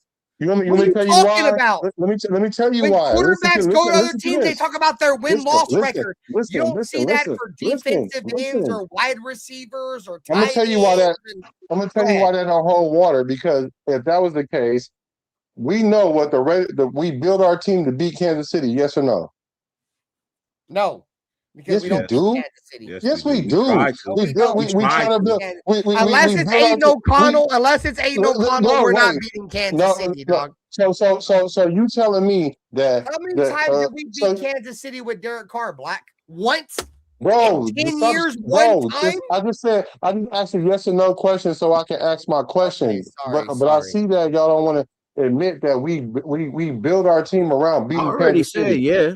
Yeah, you did. No, I appreciate you don't. doing that. We attempt to. We don't beat Kansas City, so we're not beating them. This is my point, bro. Ben, I get you, but Black is right. Because the NFL was building their team to beat the Kansas City Chiefs. So, of course we are.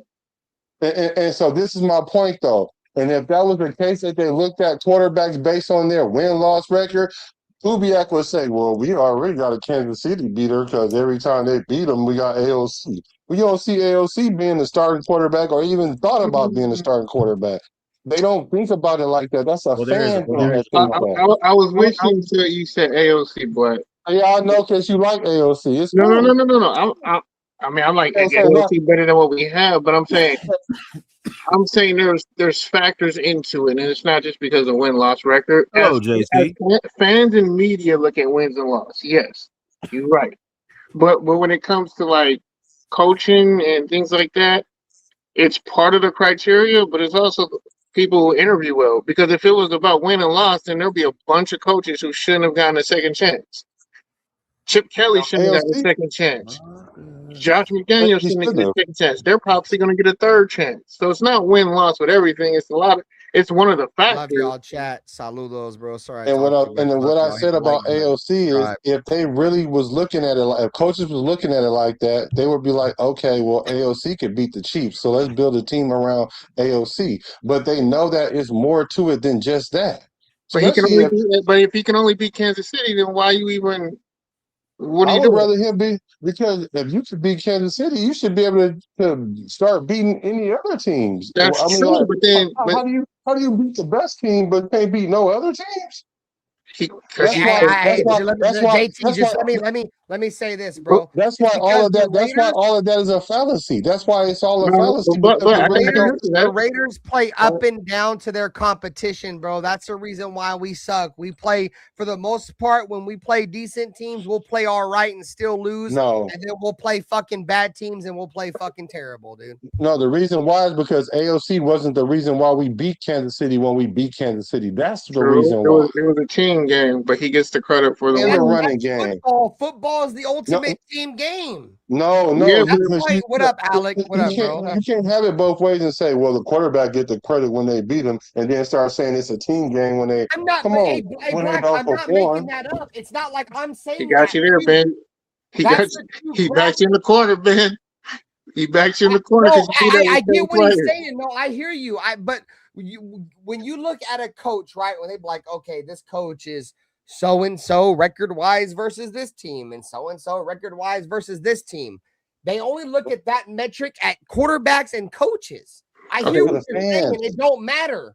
But okay, so this is my they question. don't be like, oh, well, this wide receiver is 1-4 versus this team, or this defensive end is 1-4 as an overall metric in terms of wins and losses. They only track it for quarterbacks and fucking head coaches. Okay, so if that's the case, if I'm 6-2 against the Chiefs, the Eagles, and the Patriots, but I can't beat no other team, should I be the starting quarterback? As a fan, that's not my decision to make. But you're making that decision right now, though. That's your whole argument right now. That's what you're arguing against Black right now. So if we're getting 6 wins in the first season and Aiden O'Connell is the starter, I'm cool with winning 6 games. No. That's not what I said. Yeah, exactly. I said specific teams. I'm saying teams that win. If my guy can only play good and show up versus Super Bowl caliber teams, but he can't be no other team. I don't know if I'll say that, because if you go back to the year that Josh McDaniels got fired and Antonio Pierce took over, Aiden O'Connell, dude, they were smoking cigars, and I don't remember the teams exactly. I remember the Chargers specifically, bro, because we broke our record against them, but they were a terrible team. Dude, the Raiders won 4 out of their last 6 games, and 3 of those teams had backup quarterbacks. So then what are we comparing the talent to? The only reason why I have any debate for Aiden is because Aiden is going to, and this is no disrespect to Kirk Cousins, bro. He's like 38, 39 years old. He's coming in with a fucked up Achilles. We don't know if he's going to be able to sustain. No, he's not. Yeah, he is. His Achilles is blown. He's 2 years removed from that. He's 2 years removed from that. A year and a half come football season. Oh my gosh. Come on, bro. That's 2 seasons, bro. But he's 38. He's 38. He's not 28. He's 38. You talking about Kirk Cousins? Okay. Yeah, Kirk Cousins. Yeah, but Kirk Cousins ain't a mobile quarterback. If he was that's the reason why I think Aiden O'Connell could be just as good. You know what Kirk Cousins is still faster than him with a hurt Achilles at the exactly, He's still more mobile. Who cares if he's mobile? Mobility know how to navigate the pocket better. Yeah, mobility matters. And if a quarterback running the ball meant anything, Lamar Jackson would have won 20 Super Bowls, and so would have Michael Vick. Okay, okay. Who navigates the pocket better? Who navigates the pocket better? Tom Brady is one of the most immobile quarterbacks in NFL history, and he's That's not true. That's not true. What the fuck are we talking about? That's not true. Peyton Manning was crazy. No, how many times did Tom Brady run with the football? A lot. No, he ran a lot to get first downs. He wasn't at the beginning of his career, yes. In the early 2000s, yes. But in the latter points of his career, he was 40. When was he winning Super Bowls? When he was 40. Tom Brady won a Super Bowl almost every single pinnacle of his career. When he was in the early part of his career, in the middle part of his career, and at the latter point. But he was just as mobile when he first came in, and got more mobile as an older quarterback. Tell me, how does that make sense? How do you get more mobile as an older? I'm gonna tell you why. I'm gonna tell you why that happened. He only ran when he was forced to run the ball. He didn't have to because he knew how to navigate the pocket, unlike AOC.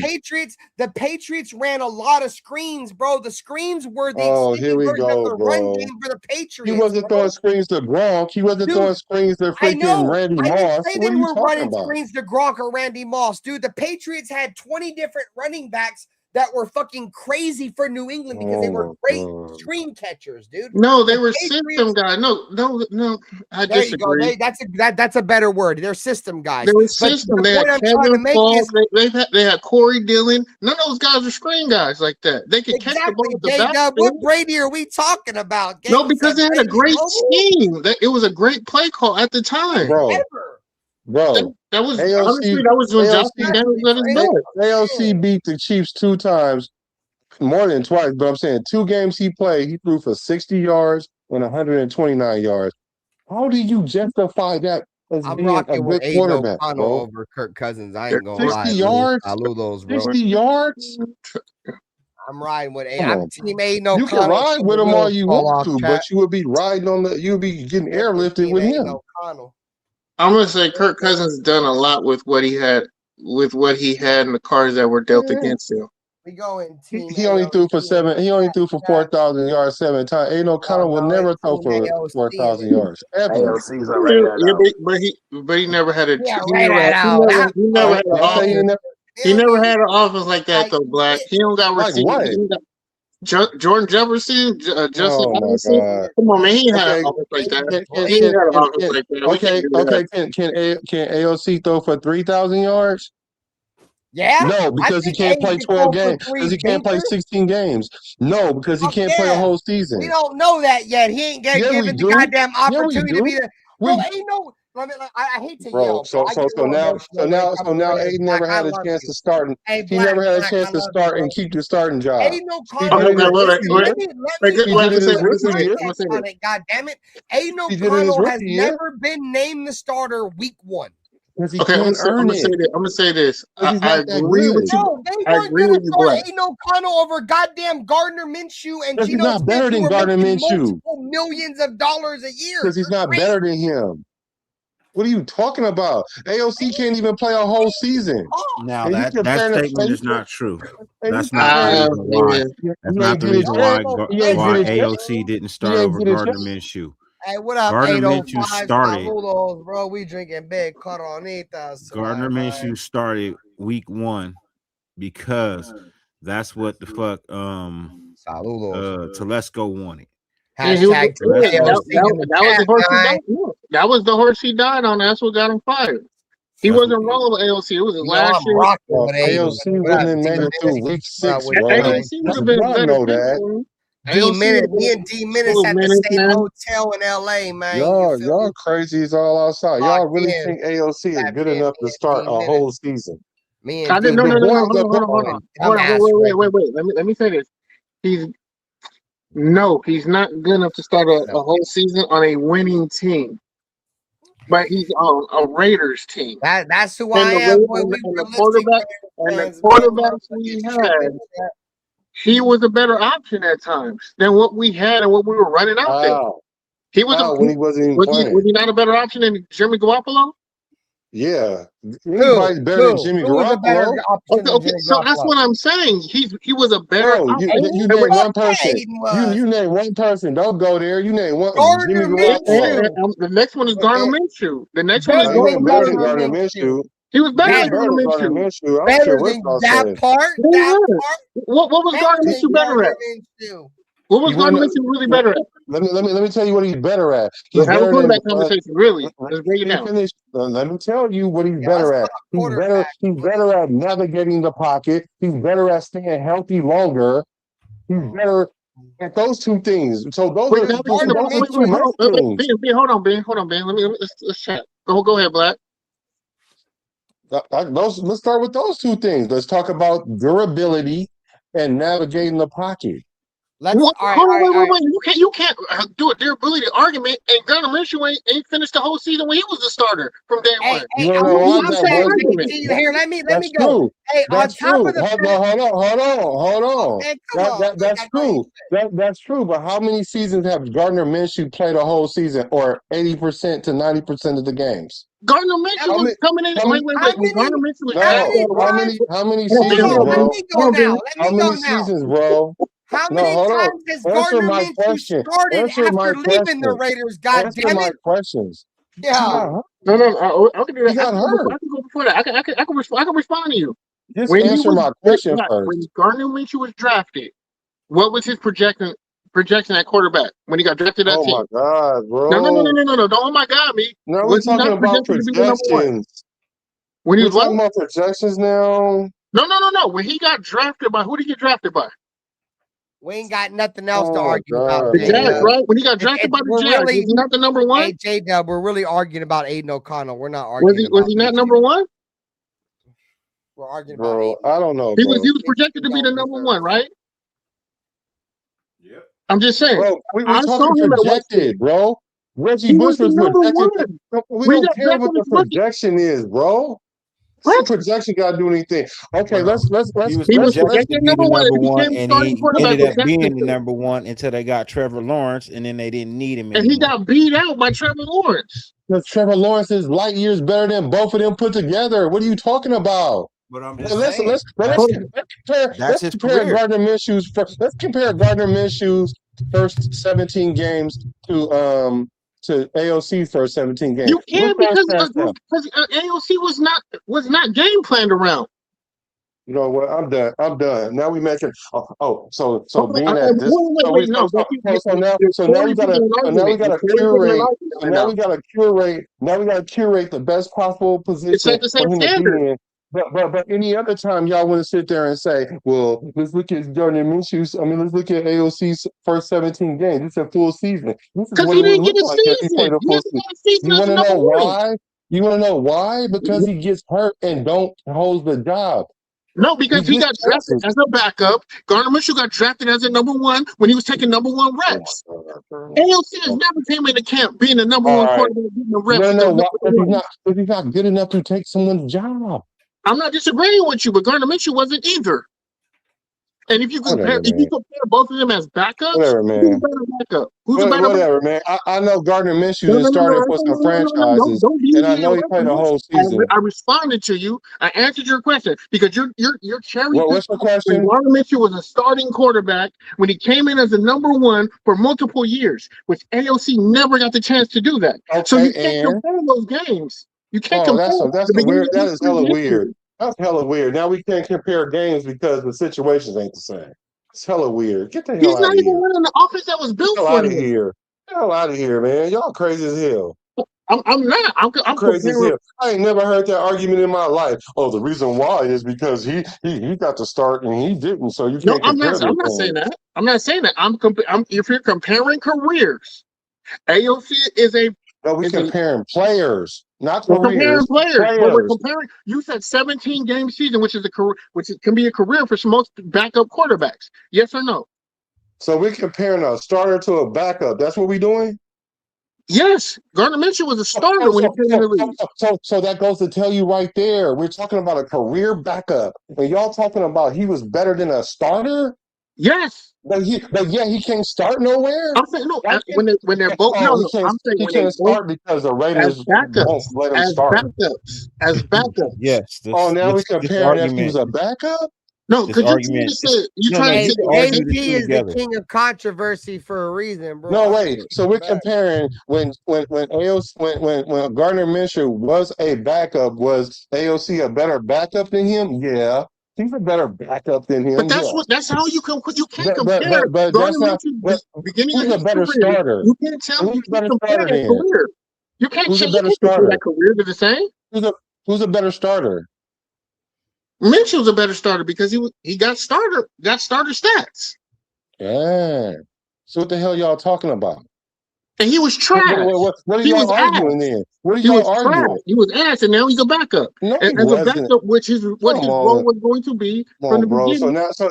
So you telling me he didn't win games as a starter too? I mean, but you can also say AOC won games as a starter. Games. He didn't. They both won games as a starter, but they're both at this point in time. At this point in time in the career of Gardner Minshew, he's been in the league a whole lot longer than AOC. All right, and at this point in his career, he's about the same level as AOC. Yeah, maybe, but see. Hold on, man. I'll let you talk. I disagree, man. All I said was maybe. That right there is the true argument. At what level is Gardner Minshew in his career? You know what I mean? Is he on the incline or the decline?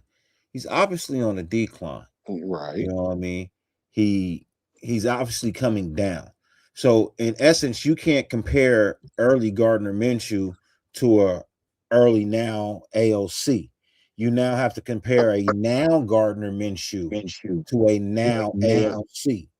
It's not about what Gardner Minshew did in Jacksonville because it wasn't much of anything. You know what I mean? As a starter, he wasn't phenomenal. he had a couple of good wins that got highlighted, and that's how you even know who he is. Other than that, he didn't do anything spectacular, and that's why the Jags went out and drafted a Trevor Lawrence right afterwards, because they knew they made a mistake in thinking they drafted a franchise quarterback, which is what he is not. Gardner Minshew wasn't even the starter when we got him from was it Detroit? Indiana. And he started 17 games, man. He started 17 games there, Richardson man. started over him. Okay. So now, all right. The So man started 15 games. He did not. He started 15 games because of injury. He started 15 out of 17 games. Because what are of y'all injury. talking about? First, y'all gonna say Richardson started over him, but he started 15 out of 17 games. Because Richardson got hurt in week 2 and didn't play again.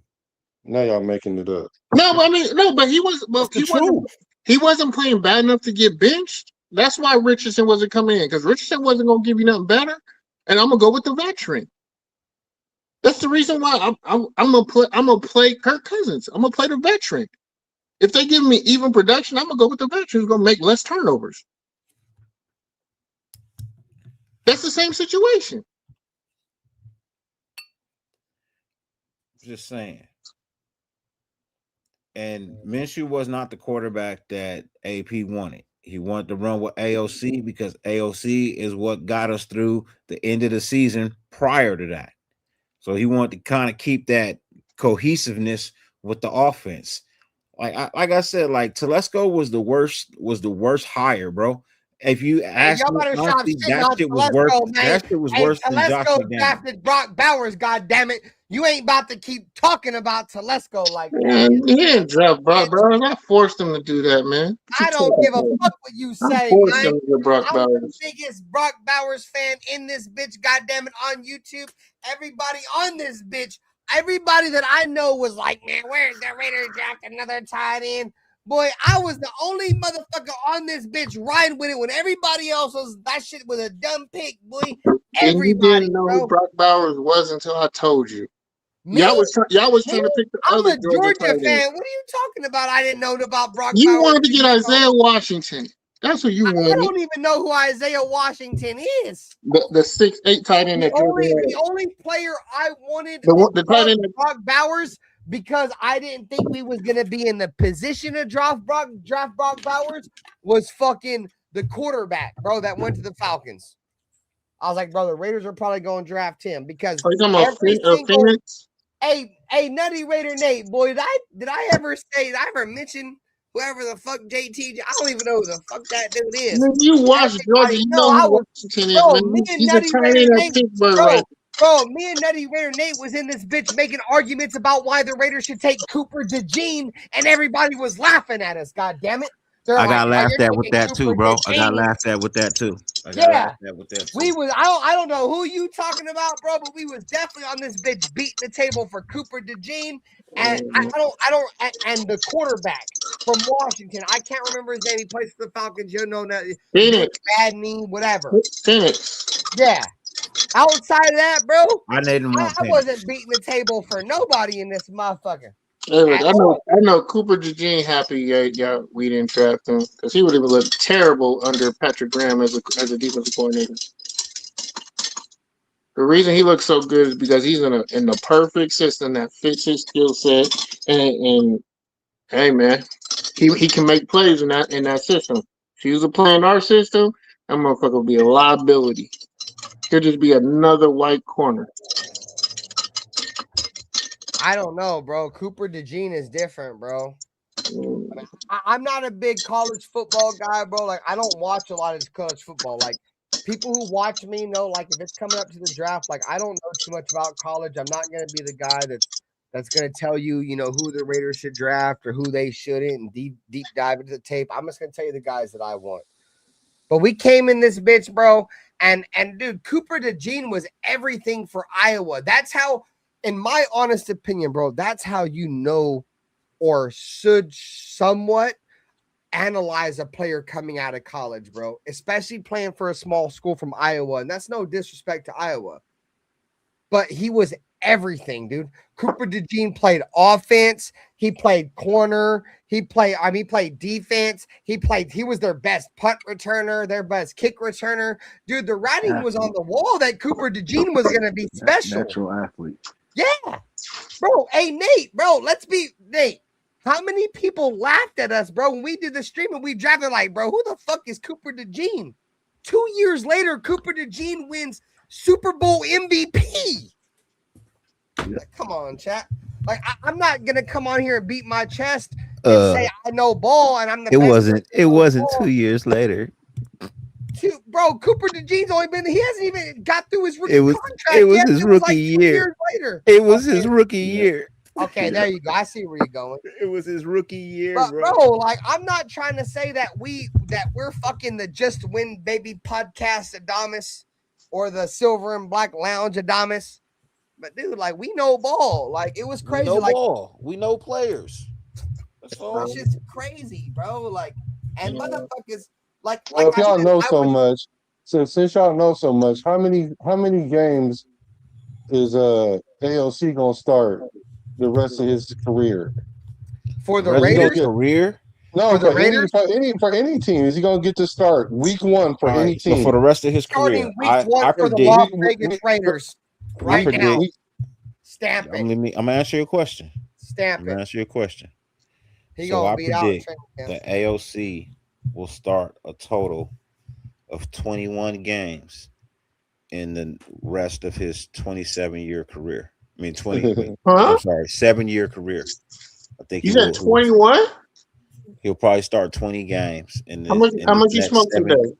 In his next 7 year, in his next 7 years in the NFL. Yeah, as a backup, as a permanent backup. Bro, I think he's gonna be a journeyman. He gonna go to some places. You know what I mean? He gonna start some games in like the tail end of the season.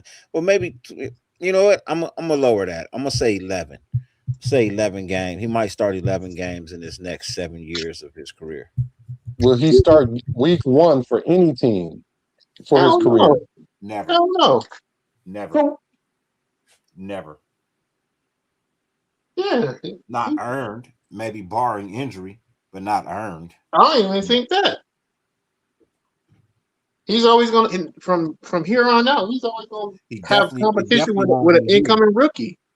So why do y'all think? So if y'all could project that he's not even going to start week 1 for somebody, but y'all got mad because he didn't start over Gardner Minshew? Gardner Minshew wasn't a starter either. I'm more mad. That's a lie.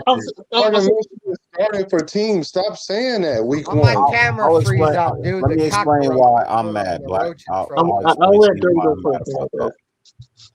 I feel like a head coach should be the one that picks his starting quarterback, and he should run with what makes him comfortable.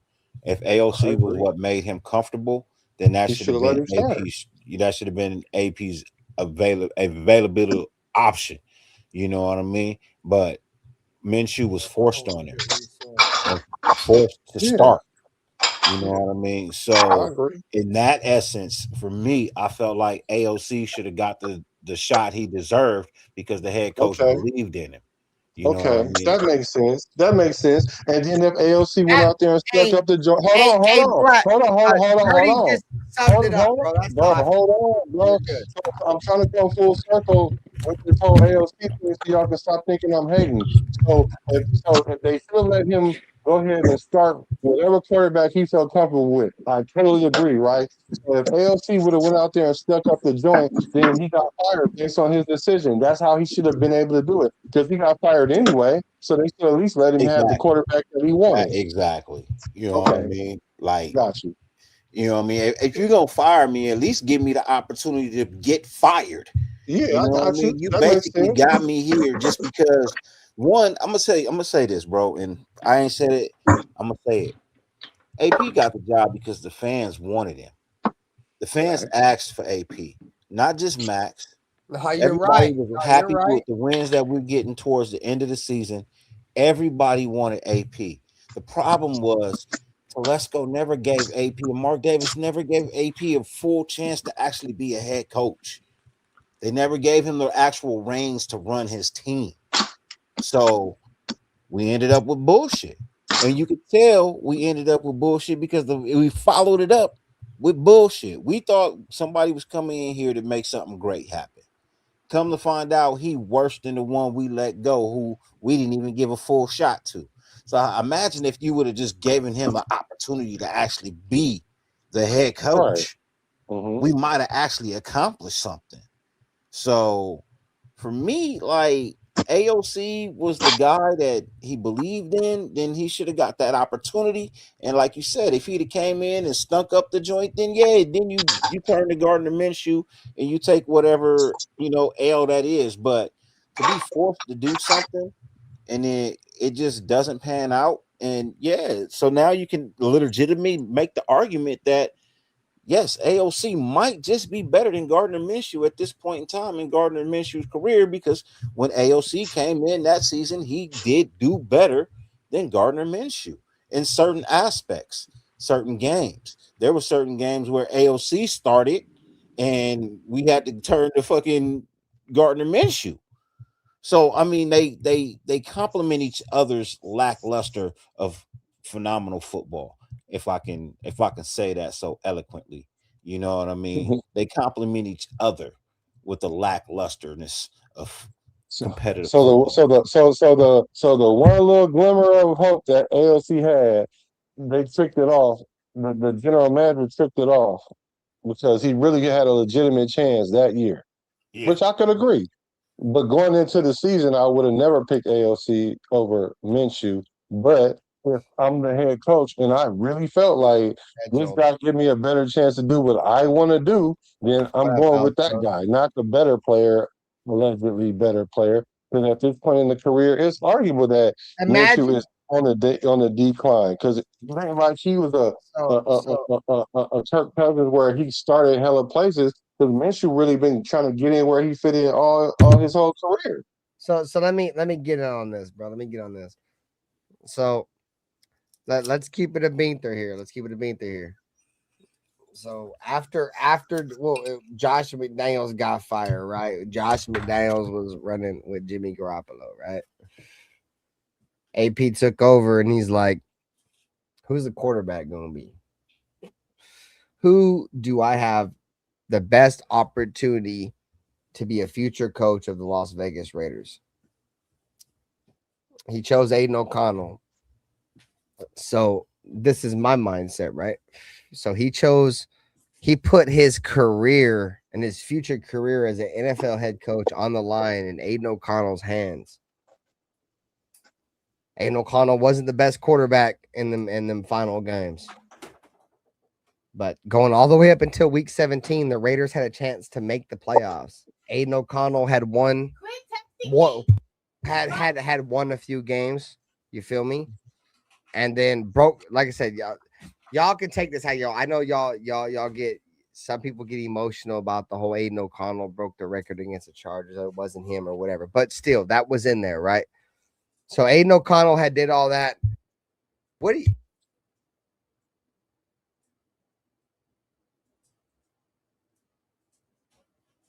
What I do know is Aiden O'Connell got to play the year AP was the coach. He also had a chance to steal the starting position during that same year, and he kept getting hurt. Well, he got hurt. I know he had the opportunity to take the job, especially if you got the coach rooting for you and you got Devontae Adams saying it. Like, so he comes into the game, get a chance to play, but then he gets hurt. So I'm like, okay, cool. You might have been a better quarterback, but not if you get hurt.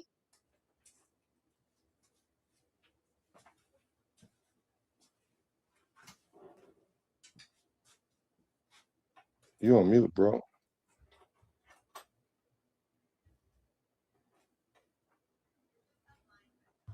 The point I was trying to make is, bro, was like Antonio Pierce put like everything, his entire coaching career as in the future in Aiden O'Connell's hands.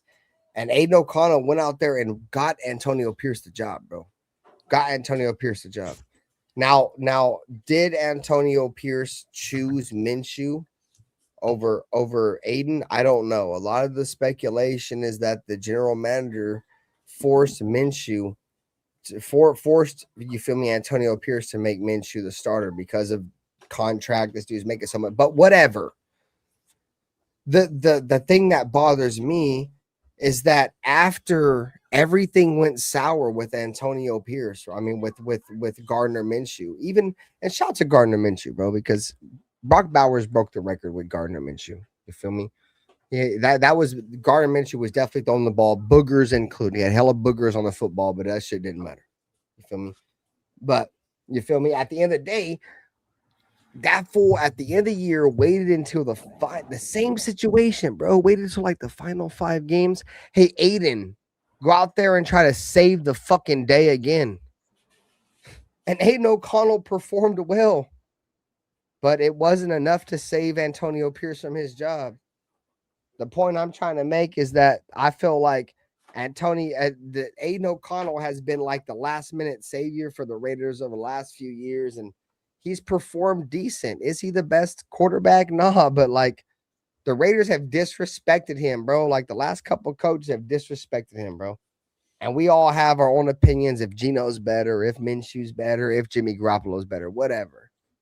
You feel me? But at the end of the day, when Aiden O'Connell has come in and played, he's played well, and he's won games. So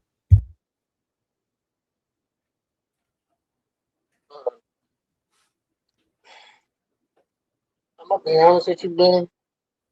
Aiden O'Connell didn't say shit with AP. We didn't want AP as a coach. Hey, shout out to JT, bro. You was one of them ones. I didn't want AP as a coach, neither King.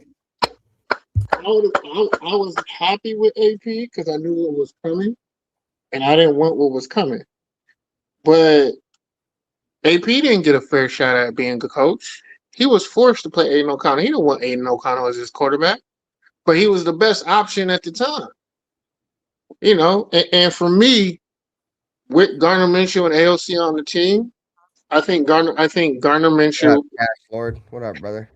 If I was to run them, I have AOC as a better quarterback as a backup at that point. When they're both backups at the point in their career, I pick AOC over Gardner because I know what Gardner was going to give me. Me too. I know what Gardner was going to give me. I didn't know what AOC was going to give me.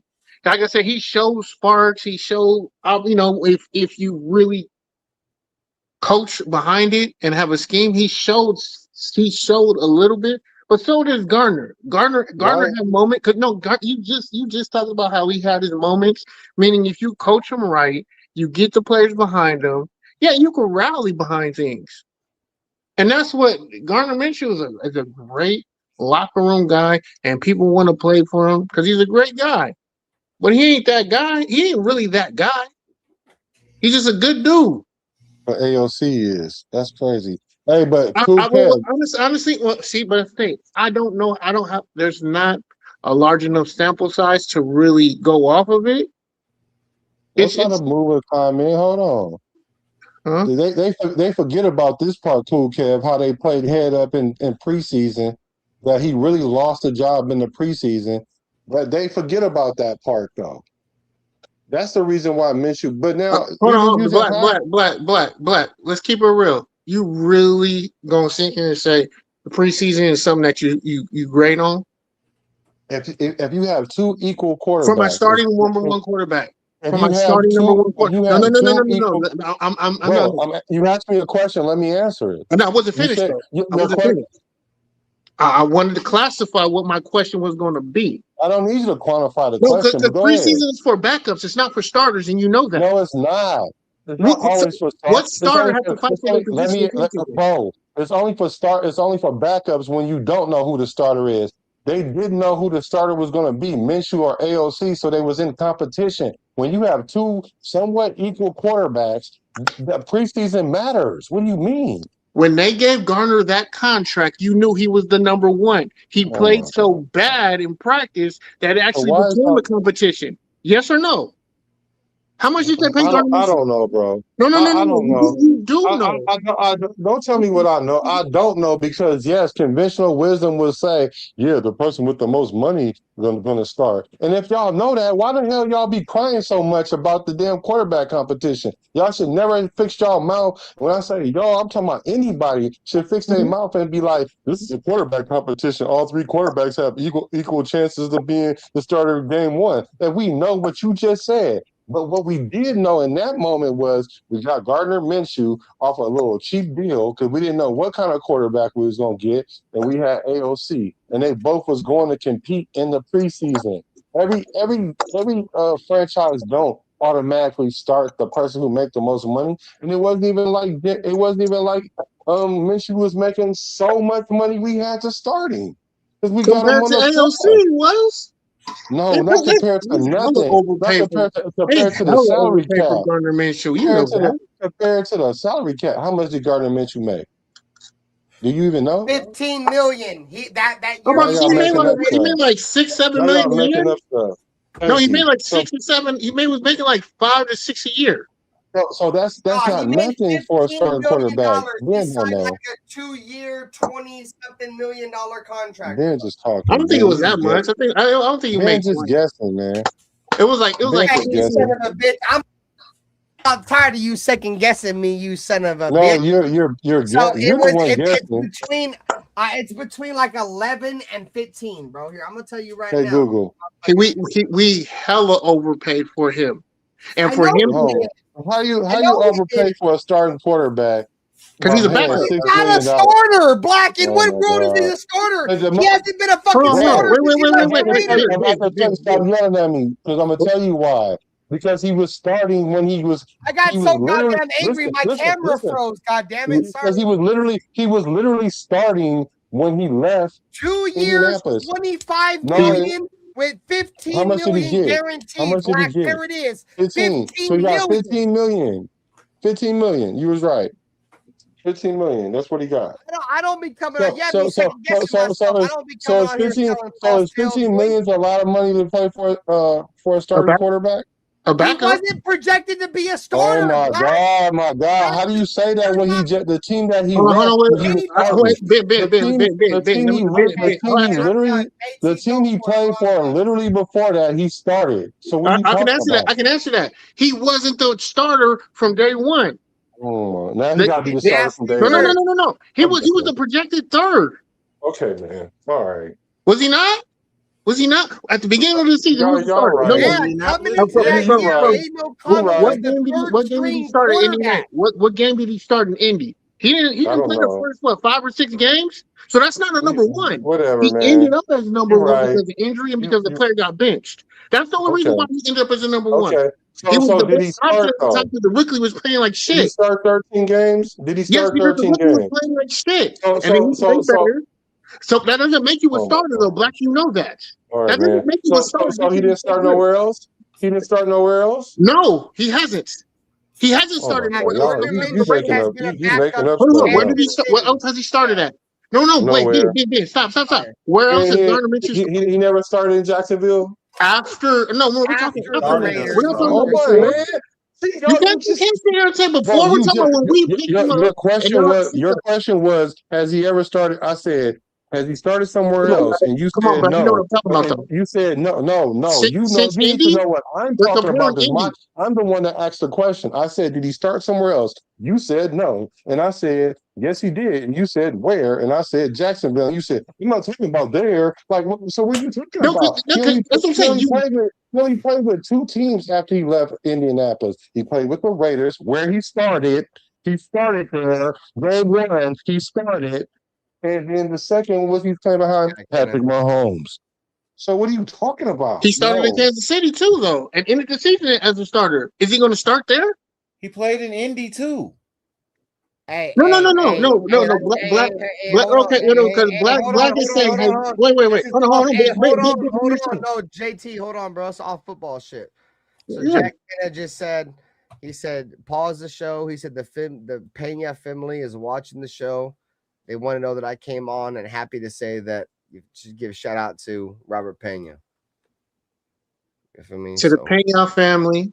Love you, boys, Love man. you guys. I All right, bring appreciate you guys. I wish I would have streamed more. I always just talked to Rob in the back. He always was encouraging. He was an amazing man. He was an amazing person, an amazing father. Uh, my prayers are to you guys. If y'all need to chat, y'all can hit me up at any time, man. Yeah, Robert My Pena, door, bro. my thing is open just as much as it was for him as y'all. Hey, So Robert it's Pena, bro. He was one of the most humble, most down to earth, no drama. Hated all the infighting between Raider Nation. Just wanted us all to grow as, you feel me, a nation as we should. One of the best people I ever met. You feel me? And he was there for everything. Respected everybody. You feel me? Was in everybody's chat, bro. And never judge anybody, bro. And I think that's one thing about Pena, bro. No matter where you were as a Raider content creator, if you had no subs or 25 subs or, you feel me, a million subs, he was in your chat. He was supporting you. And yeah, some big shout out to all of the whole Pena family. And yeah, man, we love you guys, man, for sure. Like I said on my post earlier, you feel me? Like, you guys, the Robert Pena and his family, they hold a special spot in not only my heart, but all of Raider Nation's heart. You feel me? And I hope going forward and Robert Pena continue to sell them silver and black C's. You know what I'm saying? With Gord Peterson and Spotlight, they're all looking down on us right now, and they want us to be better as fans and as content creators. So, I'm focused. That's the one thing I'm focused on, bro. I'm trying to, let all my beefs aside and just focus on Raiders now. You feel me? Like that whole Mount Shieldmore shit, like all that shit's to the side now. Like, I'm just focused on the Raiders, and I know it's what they want. They want us to all be as one as a nation, and that's how we should be. We should be fighting this shit. So, shout out to Robert Pena, man. Like I said, one of my day ones for sure. Him and Gord. So I love you guys. I love all your guys' families. I dedicated my channel and my Instagram to Robert Pena and his family and Gord Peterson and his family. So like I said, guys, we're content creators, bro. Like Dirty has his slogan, like, you could be doing anything right now, but you're tapped in, and that means a lot, and we respect that. Like, y'all think you guys might just be somebody that's commenting our chat, but that shit isn't. You guys aren't just chatters, bro. Like, you guys are part of our network, our community, and what we wake up and focus on doing every day. And I don't think anybody outside of my camp and like we lock in, and when we see people, bro, we honor them in a different way, and I pride myself on that for sure. I respect all of you guys because God fearing, if any of you guys were to go, expect that same energy. You feel like we love all of you guys, and we don't take nothing for granted over here. Like I said, God fearing, if anybody was to go, you can expect that same energy. We're gonna push you if your family does, any kind of like GoFundMe's or shit like that. We're here to support all that shit. We're Raider Nation, and now, like I said, that's the reason why myself, I'm trying, even though there's a lot of personal shit, bro. I'm pushing all that shit at the side, and the Silver and Black Lounge, the Just Win Baby podcast, Dirty with the Raider Nation Network, and Black with the Business Decision Sports, and Nutty Raider Nate obviously just rebranded with the Loaded Box Entertainment. We're focused on more of a positive, going forward. So love you guys, man. Appreciate you. I'm gonna go grab some beers. I'll be right back. I'm gonna say this. That was so nice of him. I'll be honest. I'm not gonna say it. Ben's a better person than me. Let's just say that. But Rob, love you, bro. I know you wanted me to continue to do this more, so I'm gonna be more active. But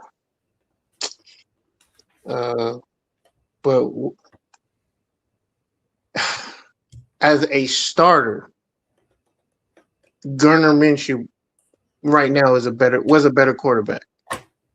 But he's not a starter anymore. He's far from starter. And you know that. I'm not arguing what he did with Jacksonville. And guess what? Because he's not the player he was at Jacksonville. We're grading what he did at the end of Indy. We're grading what he did here and what he's doing in Kansas City. Okay, hold on before you go too far. So if they don't see the quarterback now that he was his rookie year, I'm sorry? That's a yes or no, bro. It's not even I didn't hear complicated. you. I didn't hear you for real. I really didn't hear you. Is Aiden O'Connell the same quarterback now that he was his rookie year? No. Maybe. Is he better? Is he better or worse? Better. How is he better when he didn't play all last year except for the last game, and then the year before that he got hurt and only played like a handful of games? How is he better? How is he better? Less turnovers. Better command of the pocket. He wasn't even on the field. He wasn't okay. So he wasn't even on the field. He literally started 10 games his rookie season. He literally started 10 games rookie season. He ain't even played 10 games the rest of his career. Well, yeah, he did 11. What up, Truth? What up with you, man? Saludos. So you're saying he hasn't progressed at all? That's what you're saying? Bro, stop putting the at all and all that other goofy stuff in there. You I didn't just say all that. Just said, all I said was, how much better is he than his rookie season? I asked you, is he better now than he was his rookie season? And you're saying I said yes, and you told me you how. said yes, Did you not? and I said how, because he hasn't even played. How can he be better and he ain't even play all of last year? And then when he did play last, I would agree with you, Dirty. And when he did play, he didn't throw a completion for 3 quarters. Come on, bro. You gonna tell me he better now than he was his rookie season when he started 10 games? That's what you're telling me? Yes. Yes. I don't understand how you. I don't understand how you play. I don't understand how you don't play and get better. That's crazy. No, but you're just comparing it to what you've seen on the field. Okay, you can't compare anything on the field if you didn't play. But you're telling me you're telling me he ain't gonna get better with age? We don't know that. You do when you see it in practice. He might not never play another game. We don't know that. Let's go off what we do know. I can tell you why. For a guy who didn't see the field at all, who's still competing for a starting position, how did he not get better? He ain't starting for no start. He ain't competing for no starting position. Hey, shout to the Truth, man. He said it's crazy how. Hold on. For a starting position, yeah. Y'all can go on with your debate. Hold on. It's gonna be him and Fernando. Yes or no? Bro, just hold on for a second, bro. He said this is some personal shit, bro. We off Raiders for a second. He said it's crazy how someone cared for the interest enough to come up and interact with the show. That's not something every family does. We probably have known that more about or with Robert Pena, Spotlight, and Gore Peterson. Or bro. Like that's the thing, bro. Is like we honor people, bro. Like we love everybody that comes by and show love. We want that, bro. Like we're never gonna take anybody for granted.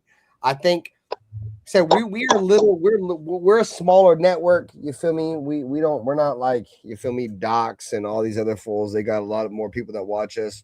You feel me? But regardless, if we were on our level or on their level, bro, we don't take nobody for granted. So just keep that in mind, bro. And see, I think that's what makes us so genuine, though, is the fact that we know, like, we genuinely care about the people who watch us and follow us because we know when people we know who you are.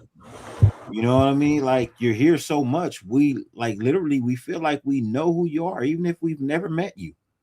Like, if we ever do meet you, it's gonna be all hugs and daps, bro. Like, you know what I mean? High fives and sugar pies. Like, I don't know, you know what I mean? But like, for the most part, like, bro, like, we pay attention to y'all. We may not answer every question that you type in, but we see them. You know what I mean? We can only get to so much, but we try to acknowledge you guys as much as we possibly can because time is short for everyone. You know, like they say, time waits for no man.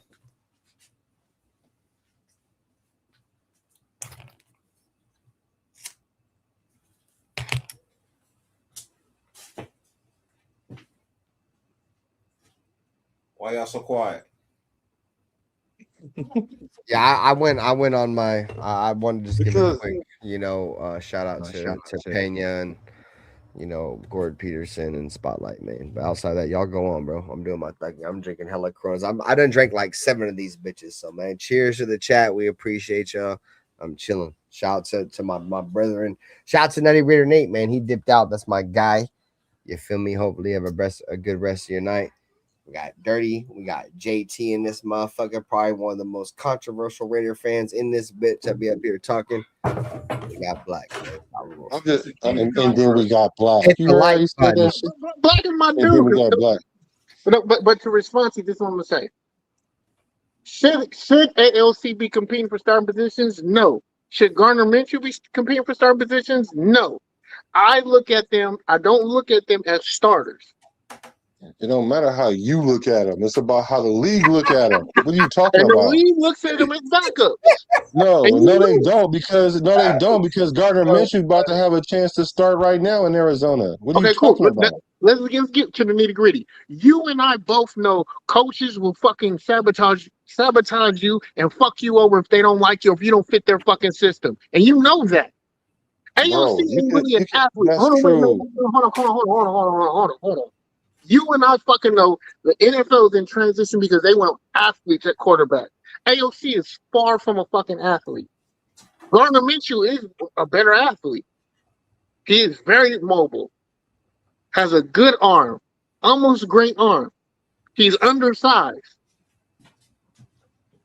He can make any throw, but that's always been his problem. He was never as good as making the big play as Brett Favre was, but he always made the Brett Favre error and mistake. That's what his issue is. That's why he couldn't win big games. What's his issue?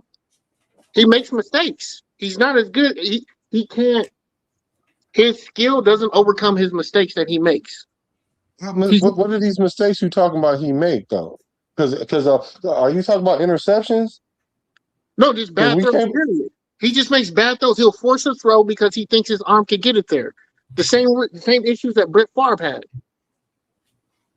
Now he didn't have as good of a team as Brett Favre in Green Bay. I'll give him that. He didn't have the players like that, but he had some players down there. He made some plays. He won games. So let me ask you this, bro. Let me ask you this. No. Since with all that being said, right? Because you just said he won't have a chance to start nowhere else, and he's going to have a chance to start in Arizona. Who? Where? Minshew. He gonna lose to Jacoby Brissett, another backup. Another backup. Bro, Jacoby Brissett is a career backup, right? And he's one of those. He's a better starter than Gardner, though.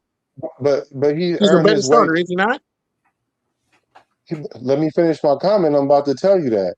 But he's earned his way to be a starter. So now I believe that he's going to be a starter for the rest of his career until he gets a little older, and then he might go back. So at this point in his career, yes, I think he's a better starter than Gardner Minshew. Will he beat out Gardner Minshew? I probably think he will. But my point is this. Him and Gardner Minshew are going to have to battle it out for a starting job. You will never see AOC battling nobody for no starting job, including here, because you can say all you want that he's battling for the number 2, but that's only so that we don't have to play Mendoza. Because if all things being equal and Mendoza was on the table to play, he's not playing over Mendoza or Kirk Cousins. And you know that. Say that last part again. He's not doing a roof. If all things being equal and we wasn't trying to preserve Mendoza from playing early in his career and they all had the availability to play, we know that AOC is not going to start over Fernando or Kirk Cousins. And you know that. You know that he's not better than neither one of them. You know that. He's in the same position, and that argument works for Gardner Minshew too. No, because Gardner Minshew is because he's actually competing for a starting job right now. AOC. So if AOC was in Arizona, he would too. You can't. We don't know that he ain't in Arizona. He ain't in Arizona. He ain't in Arizona. But that's not the same. You can't compare the same. So now we acting like. So now we're gonna take something that we know is true and then say, well, hypothetically, if he was over there, then he would be too. Come on. You're changing the situation. You can't do that. In the situation because Well, you're no, trying to make you up a can't sit here and hypothetical. say, did Arizona draft a rookie at number 1 Why for their quarterback? Why didn't what? Say that again. It's a yes or no question. Did they draft a quarterback in their first round because they were looking for a quarterback? Who? Arizona. Did they draft a quarterback this year? I don't know. Did they? With their first pick. Okay, and okay. So what's your point? Yes, they did. So the answer is yes. Did they bring in a quarterback at top dollar to be their number 1? Bro, I don't. Yes or no? No. Yes or no. Oh, so what does that got to do with the same situation? Oh, now everything got to be the same situation. You cannot compare. How about this then? You right. Okay, you right then. So how about this? Was AOC and Geno Smith on the same roster at one time? Yeah. Okay, and so didn't the Jets trade for one of those quarterbacks? Say that again. Didn't the Jets what for the quarterback? Didn't they trade a draft pick for one of those quarterbacks? Trade away a quarterback? I believe they traded. Bro, did the Jets give us a draft pick to one of those 2 quarterbacks that was on the roster? Yes or no? Yeah, bro. Yes. Yes. Yes, because we got Dalton Johnson for him. So why didn't they go get AOC instead of Geno Smith? Why? Because we know that one is a starter and one isn't. Because he wasn't better than Geno Smith. Wait a minute. Okay. So he's not better than Geno Smith, but he is better than Gardner Minshew, though. Yes. Would Gardner Minshew get that same trade? No, he fucking wouldn't. Probably They're not. the same guy. They're not the same. They're not the same guy. Stop saying that. Because AOC ain't never threw for 3,000 yards in any season. They're not the same guy, bro. Hey, shout out Jay Schroeder, man. You are type shit. And I didn't get to answer that. I was quiet to that. Do I think AOC can throw for 3,000 yards in this NFL? Yes. You don't know. We don't know. We don't know because is he going to get the chance? No. But you also know. But you also know favoritism plays in today's NFL. There's a bunch of people and they don't deserve it. It's gonna get real here for a second. JT, hold on. It's gonna get chat. We have a Broncos fan in the chat. I don't give a fuck. No, I know we don't care. That's the point, right? I want to clip that. Hey, burn yard Bronco, cocksucking son of a bitch, dick eater. You feel me? Likes to play fucking anal cavity Olympics. Hey, bud. Hey, where the fuck were you at when the Raiders were 10-0 against the Denver Broncos? I think it's funny. I think it's funny that all you cocksucking, dick riding, dick in the booty ass Bronco fans like to come around my channel now because y'all are winning games against the worst team in the league, one of the worst teams. You're over here beating your fucking chest about beating the Las Vegas Raiders when ever since Josh McDaniels have taken over the team, we've been one of the worst teams in the league. But you're over here pounding your chest like you're beating anything significant, cocksucker. You motherfuckers have never beaten the Raiders 10 games in a row, bitch. Where the fuck were you at, cocksucker? Goddamn, all he said was he warned us about McDipshit. All he said was, damn, he warned y'all about McDipshit. He told you McDipshit was gonna be trash. You jump on the man? We can eat my damn. I thought you rebranded. About shit. Anybody is this part of the? All he was just saying was, man, I tried to warn y'all about it. So y'all wouldn't have God dang. So y'all saying old buddy caught strays? Oh, my bad. Yeah. Hey, but I ain't gonna lie. There's no love lost for Denver, so you can go fuck yourself. Hey, come on, man. We're trying to expand the brand, brother. Hold on. Alienating people, man. We're trying to expand the brand. Check this out. What's the name? Hold on. My most hated teams in the league. You know what's crazy? Anybody picking this? My most hated teams in the league, the two at the top, aren't even in our same conference, bro. Anybody who's playing us is the most hated team. No, the 49ers. So the 49ers by far are number one, my most hated team. I've rooted for Kansas City. I don't give a fuck how none of y'all feel about this. I've gotten constant, you feel me, motherfuckers talking shit. I rooted for Kansas City in 2 Super Bowls against goddamn San Francisco, and they won both of them joints. You feel me? I wouldn't say I rooted for them, but I definitely didn't want the goddamn Niners to win that shit. You feel me? So my most hated teams in the league by far, number one, the Niners. I don't give a fuck. Like, I love the Raiders, and I don't never want the Raiders to lose. But if we finished 1-16, I want that one win to be against the goddamn San Francisco 49ers, bro. That's my Super Bowl, no matter what. I don't give a fuck.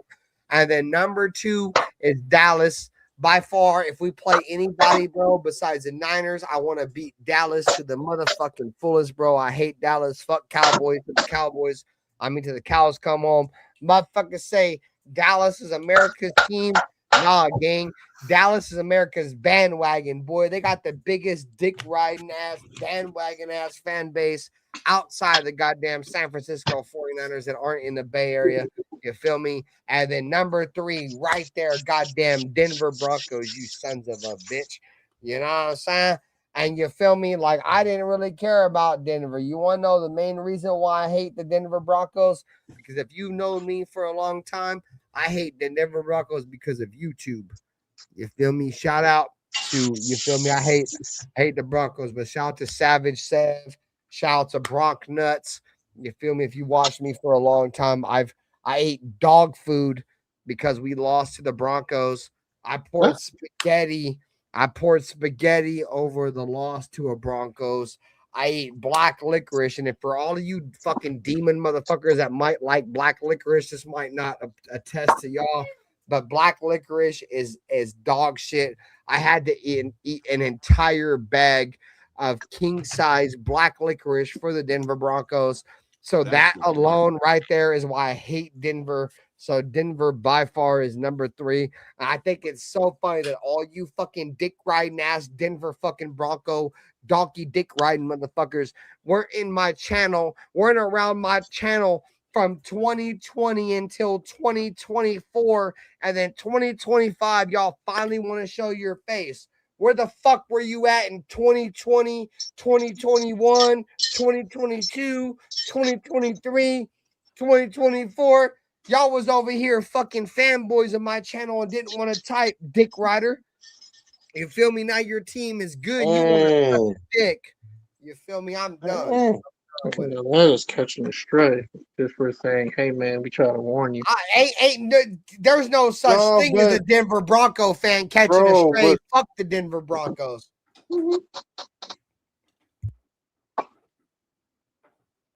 Next time, I guess you should be louder. So y'all go for y'all thing. I just won this long ass tangent. Now y'all go for it, bro. What y'all got? We kind of got what we was talking about for a second. Hey man, but Bronco Ben, Barn, whatever your name is, bro, appreciate you stopping by and getting this church up in here. You know, get passionate, bro. I hate Denver. Like I don't care. We all have a disdain in our heart for the Broncos. But it is what it is, man. They pretty decent. Like there's certain, JT, there's certain fans that their families hate the Kansas City Chiefs. There's certain fans that hate so and so. I hate Denver. Like, but at the end of the day, as long as they got a quarterback by the name of Bo, they not winning shit. They gonna get to the playoffs. You mean a quarterback? You mean a quarterback by the name of Blow, and his last name is, instead of Nix, replace that N with a D. His name is Blow Dix. We've been calling Bo Nix for Blow Dix since he got drafted. And shout out to I'm Not Bueno, because I used to call him Bo Dix. When he was drafted, I call him Bo Dix. And then Bueno came through and was like, bro, his name is Blow Dix, bro. We ran with that. I'm going to give you credit for that. We for sure ran with that. No, I ran with that. We ran with that so hard. I want to say I came up with it, but I know I didn't. Type shit. And he was like, bro, you got it. Shout out to Plano, bro. Yeah, blow dicks, bro. That's blow dicks, gang. Right. I'm not gonna do that, but you know, No, I will. I feel you, but I hate the Broncos. It's pure disrespect with the That's Broncos. super Fuck them. disrespect. I love it. And that, bro, we're the Raiders, gang. Like it, bro. Our aura, our stigma, what we're about is fighting. Like, bro, we used to have physical fights with the Chiefs and the Broncos. Bro, we've gotten away from that. You want, like, I know the league is softened up and that shit's not allowed anymore. But dude, our fan base has softened up. The organization has softened up, dude. We are. I can go on these long tangents about why the Raiders suck, dude. We're not the Raiders no more, gang. We're not trying to go to jail for 20 years now, man. I feel you. Hey, Hey, man, Raider shit is gang affiliated now. That part. If you black or Hispanic, then it's gang affiliated. That's automatic fine. Bro, I didn't think me and JT would ever start agreeing on shit, man. 3 years later, me and JT just agreeing on everything. Shit, nah, man, I'm all with the fisticuffs, but they gonna run and go tell. You know what I'm saying? For all that. And now you got camera phones, so you can't even deny this shit. But no, it is what it is. He said now you can't deny it. Yeah, man, you on camera smacking the shit out of 4 people. Oh my god! And then and the girl gonna be screaming in the background. That's gonna make it worse. Hey Lou, this may be an overstatement. This may be an overstatement for some people. He said Cousins didn't win and was shipped to Atlanta. Man, Cousins was.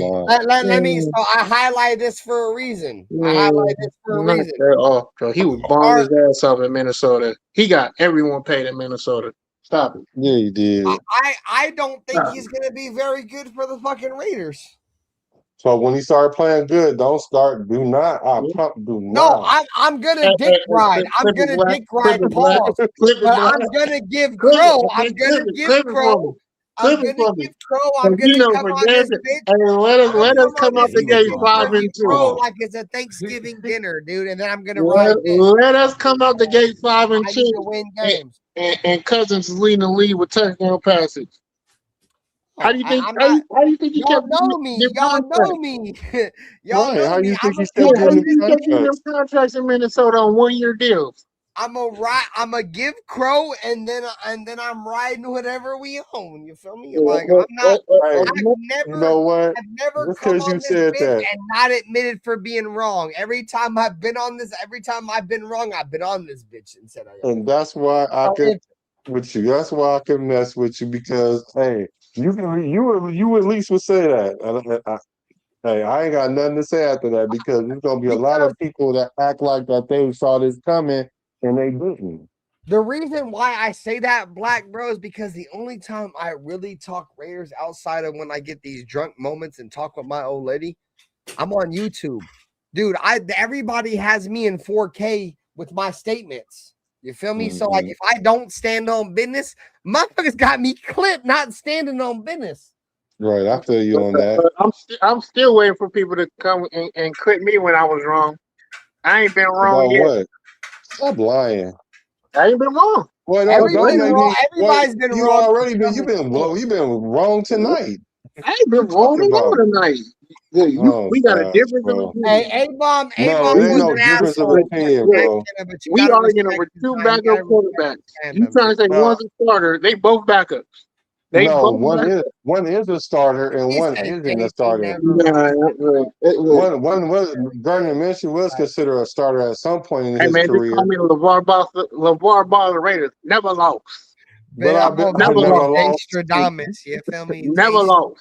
Don't make me go find any kind of play where you had an Don't do that. Don't do that. Dark has all the footage. He's still trying to top up a highlight video of me being wrong. That's been 2 years of running. You can go. What's that bus? I ain't gotta go nowhere.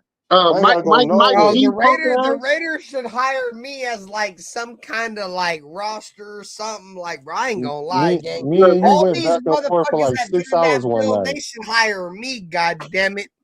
Like they have a bunch of bums in that bitch.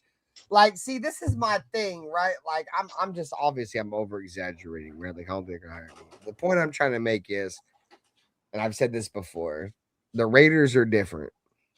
We're not. Al Davis didn't lie. Al Davis didn't lie when he said there's 31 NFL teams. There's Las Vegas Raiders or the Oakland Raiders or whatever. That's what I wanted to talk to you about. Just let me finish. It's gonna be quick. But the point I'm trying to make is like if we're gonna get a coach, if we're gonna get a quarterback, or if we're gonna get a GM, we have to have somebody that just embraces the uphill battle that what intunes and being a Raider, bro. Like the NFL don't fuck with the Raiders. It takes a different breed, bro. A dog, like that's why I fuck with the Raiders, right? You know what I'm saying? So I think the Raiders now, are going at a good pace in terms of getting motherfuckers like that. My girl, my girl's over here doing goddamn. Bro, my old lady's over here doing goddamn emotes beside me, dude. I lost my entire train of thought. God damn it! I'm gonna be honest with you. I disagree with you, man. The NFL loves the Raiders. I'm over here trying to think, and she's over here doing goddamn emotes and all kinds of goddamn shit. She over here, dude, bro. Oh my god, bro. I was going on a tangent. Go ahead, JT. Sorry, dude. I literally had like an entire segment lined up right there, dude. She's over here doing emotes and shit. Go ahead. He said that the Raiders. He said they like the Raiders. They like the Raiders to be good so they can squat on us.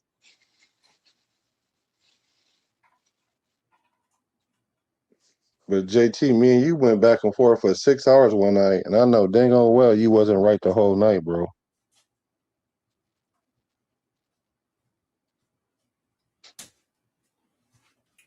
No, the Raiders, the NFL doesn't hate the Raiders. The problems was with Al Davis. But in all honesty, the NFL they actually want the Raiders to do well. If you notice, we've had less penalty calls in the last couple of years than most, than what we were getting in the past. A lot more calls falling our way, not as many as we would like. You know what I mean? We can still see, the disdain for us. But in actuality, the NFL actually thrives when the Raiders are doing good. The NFL numbers go up. They make more revenue when we are a better team. So they don't hate us. There's just a slight disdain for us not going with the flow like everybody else. We still kind of do our own thing. They don't really like that, but that's who we are. We're not going to change from that. Hey, I like this comment. I like this comment from Lou Skunk. The NFL owns the Raiders now. Hey, Lou Skunk said my pass doesn't include Geno and Cousins in terms of these older quarterbacks, right? Garoppolo, Minshew, Stidham. It does include going forward with $21 million total invested in Aiden O'Connell and Mendoza. We're going nowhere with Cousins or Minshew. And I'm with you, gang. That takes sound like you drunk. Yeah. That's that, bro. And that's what I'm saying. Hey, come over to the Raider Ben channel. Come over to the Silver and Black Lounge. Come subscribe over here. Yeah, lock in. Come tap in with your boy. If you don't like me, you don't love him. That part. Yeah, hey, that's been his motto ever since he joined the squad. If you don't fuck with my content, you gonna love my brother and shit. For sure you is. If you don't like being mouth, then go to Dirty's channel. Yeah, we got 4 motherfuckers up, 5 motherfuckers that's in the network. You gonna fuck with one of them for sure.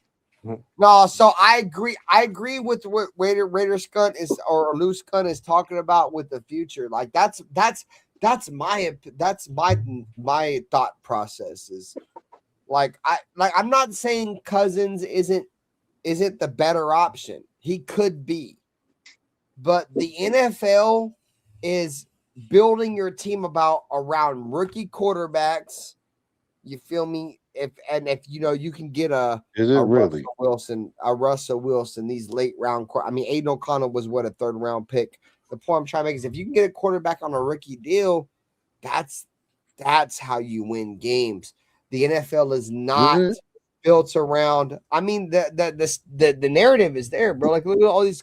I'm drunk, bro, but look at all the young quarterbacks that have won. Mahomes, Jalen Hurts. I mean, Ben Roethlisberger in his younger career won on a rookie contract. There's lots of them, bro. I'm drunk, so don't. I don't That's know all of probably them. it. Out of No, I 15 just years. named like 5 or 6 of them. You Everybody just knows named if you know 3. football. You just If named you know 3. Don't put the football, extras on it. if you want to build around a rookie quarterback, bro. And the point he's trying to make is you have a better chance overall team development to try to build around Aiden O'Connell and Fernando Mendoza. That's Get the not hell out of here. saying that's not. Listen though, Black. I get what you're saying. Like we're There you not go. saying that they're better. Look, I didn't say that. Kirk Cousins is making hella money, dude. He's eating hella cap space. You feel me? No, you know what? I know one thing. I'm not. I overreact. No, Hella cap no, space. that's why I took it. No, I know what you mean by that. I mean, I know what you mean by that. I'm not arguing that point, but what I do know is this: the Raiders have a better chance to win the Super Bowl with a 38-year-old Kirk Cousins than we do with a rookie Mendoza and a 4th-year UFC. So I don't understand what the argument is. Like, why we keep comparing it? It's not even a comparison. Like, you're talking about somebody that ain't even played in the NFL yet, and somebody else that hasn't started the whole season yet, and we want to compare him to somebody that's done it multiple times. And matter of fact, he's thrown for hella yards, hella touchdowns, got hella contracts because he's hella good. But for some reason, we need to sit him down so we can struggle for some more. This comes from the same fan base that cry week in and week out. I just want to win. I don't care how we do it. I just want to win. I'm tired of losing. I wish we could just win somehow. And then when you get a quarterback that's capable of doing it, you want to go give it to somebody who ain't never played or somebody that get hurt every 4th or 5th game. Y'all weird. everybody's weird in their own way, bro. Like we're all weird. I am too, for sure. Hey, bro, like I told you before, Black, you feel me? I'm not saying you didn't know Raider Nation, you feel me, in terms of like online, bro, but you're going to find out there's a lot of Raider fans, dude, that are on this bitch that might have some mindsets, dude, that you be like, bro, what the fuck? I remember we did that show a few weeks ago, bro. You're like, why is this even a debate? You're going to find out real soon, bro. Wait, Raider fans are weird, bro. Like, I love y'all, and we're all weird in our own way. You feel me? That's one thing about I try to pride myself on, and all of us is we try to be that happy medium, because when people are like that and there's Raider fans like that, they either want the content creator or the guy that talks about the Raiders to be all unicorns and rainbows. You feel me? Or they want a content creator that's more realistic. And we pride ourselves, bro. Like we have a lot of guys like Dirty and Black, like they're the more optimistic Raider fans, and then there's the happy medium with some of us that don't think we're going to be very good, and that includes with the chat. So the point I'm trying to make is, bro, is like we're at the end of the day, bro, we all want the Raiders to be good, and we're all content creators, bro. Like I can't stress that enough. Because I could understand as like maybe somebody that grew up in maybe the YouTube generation, because I'm old, bro. Like I'm 30. I mean, in this day and age, I'm old, right? I'm 34. I grew up watching. I grew up reading Raider articles in the newspaper, dude, and grew up reading reviews and online articles and the point I'm trying to make is like, bro, like if you really want your actual knowledge, if you want to learn a lot about the Raiders, don't rely on us. And I respect that. Don't rely on who? On content creators in general, bro. Nah, don't based on opinion, because we're all based on opinion. No. Speak for yourself then, because I'm not basing mine off no opinion, bro. Me neither. I'm basing mine mostly off of. Bro, none of us really know facts Speak about for yourself. it. Speak for yourself. Okay. Don't speak for me then, because I'm not speaking from a lot of the times when I'm telling y'all what I'm telling y'all, I'm not even telling you my opinion, because we're not talking about my opinion. We're talking about what the organization history is, what our tendency is, and things of that nature. Now, that don't mean I'm right about everything I say, but what I'm talking about, the nature of what we're talking about, is up for debate, because there isn't necessarily everything is being black and white. But yeah, I would agree. There's a lot of content creators that don't know what they're talking about, because one, they don't know football because they ain't never really played at a high level. Two, they're not even really Raider fans because they not. I mean, a lot of them just will tell you that they do it because of the job. They kind of migrated to the Raiders for whatever the reason, so their heart doesn't bleed silver and black. And that's the problem with this YouTube thing, is most of the top people are those people.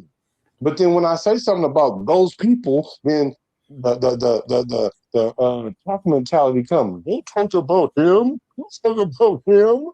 Like y'all was talking about earlier, a lot of these content creators don't even care, because what they'll do is they'll give you the bare minimum, and they won't even give you a real take. They'll be on both sides of the fence, so that way they're always right. They'll take your super chats and they'll say what's up to you and keep on going. They don't even really do real content, because all they do is just get on here, read the chat, and then just give their little opinion. But real content creators like us, who structure the shows out, make sure the thumbnails just right, and all that, and put a lot of time into this for y'all, them are the people that don't get the love like they supposed to.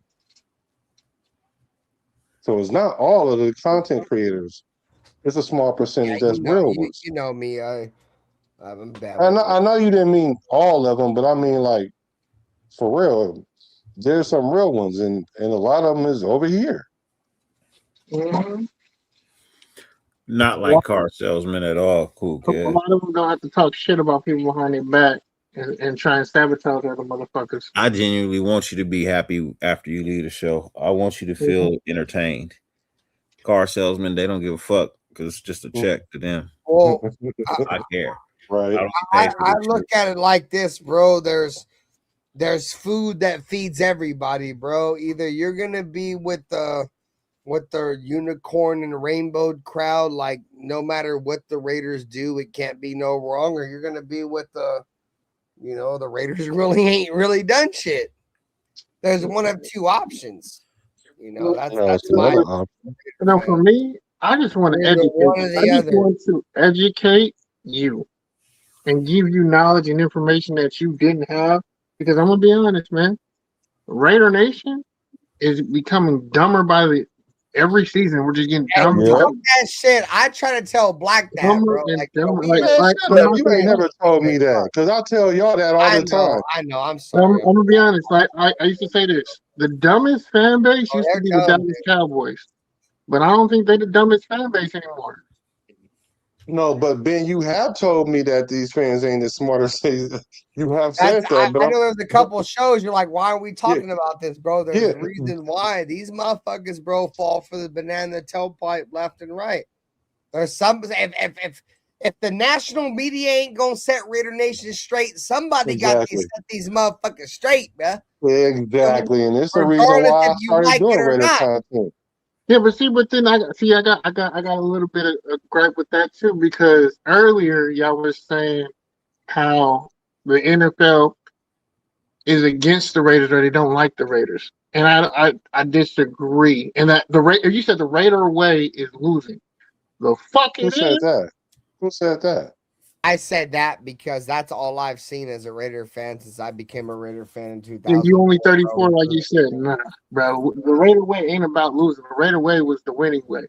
I mean, in all you're right, JT. In the bigger spectrum, it's not. We're not. It's just recently. Hey, send Jack the link. Send Jack the link. I did send Jack the link, but it's not just recently, JT. Bro. We haven't won a Super Bowl since 1984.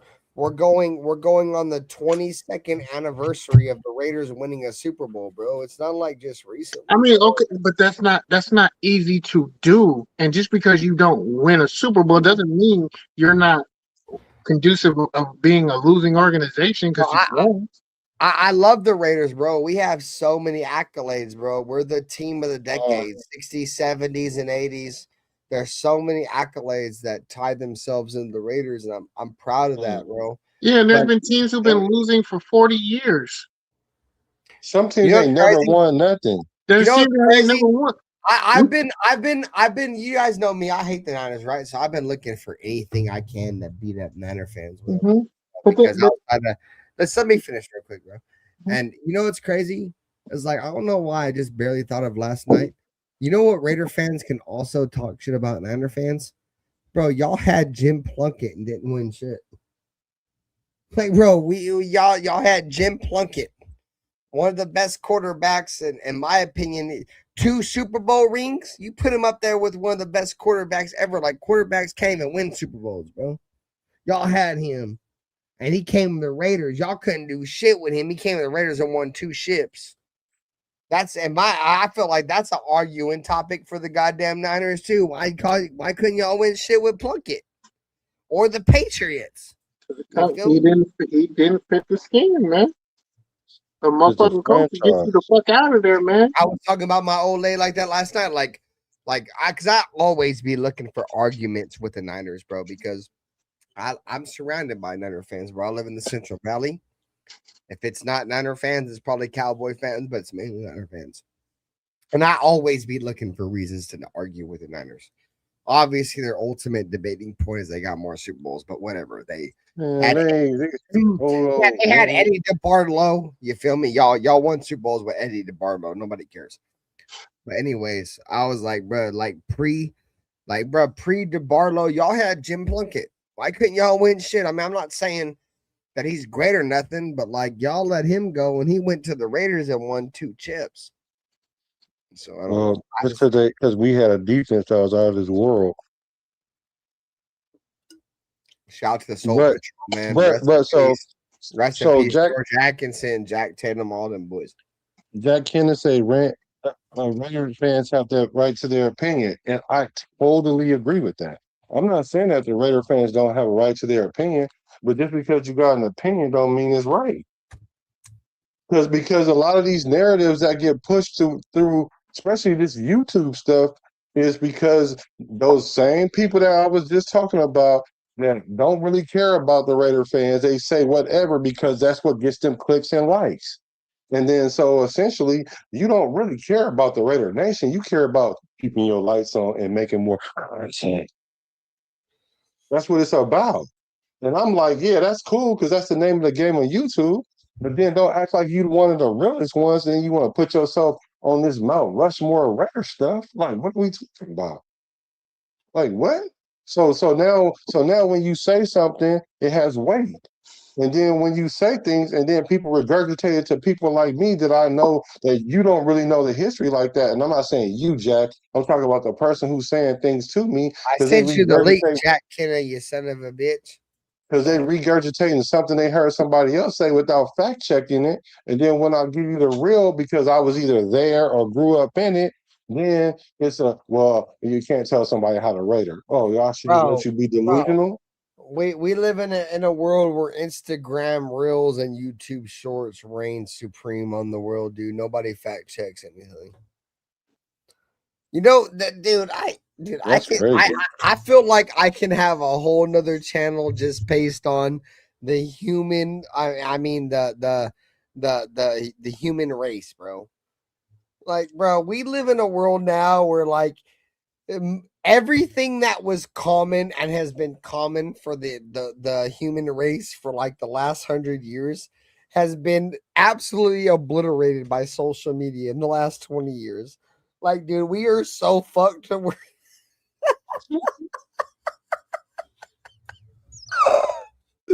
Bro, it's bad. I feel like I can make a whole nother channel and just shit on the entire human race, dude, because how bad we are. It's embarrassing, bro. It's fucking embarrassing, dude. We live in a very fucked up world, dude. And now we live in a world to where, like, you feel me, motherfuckers are fucking relying on, AI for everything nowadays. Like, oh, I'm That's just, even worse. bro. I work in a mechanic shop, right? So I had this customer come by and He was like, "Hey, I'm trying to get a diagnostic or whatever." You feel me? Like, yeah, we'll run it or whatever. He's like, "Well, Chat GPT said it could be this." Bro, I almost like threw my coffee and like shit in my pants. Like I almost threw up, like not throw up, but spit my coffee out because I was so fucked up on coffee. Like I was about to like take a shit.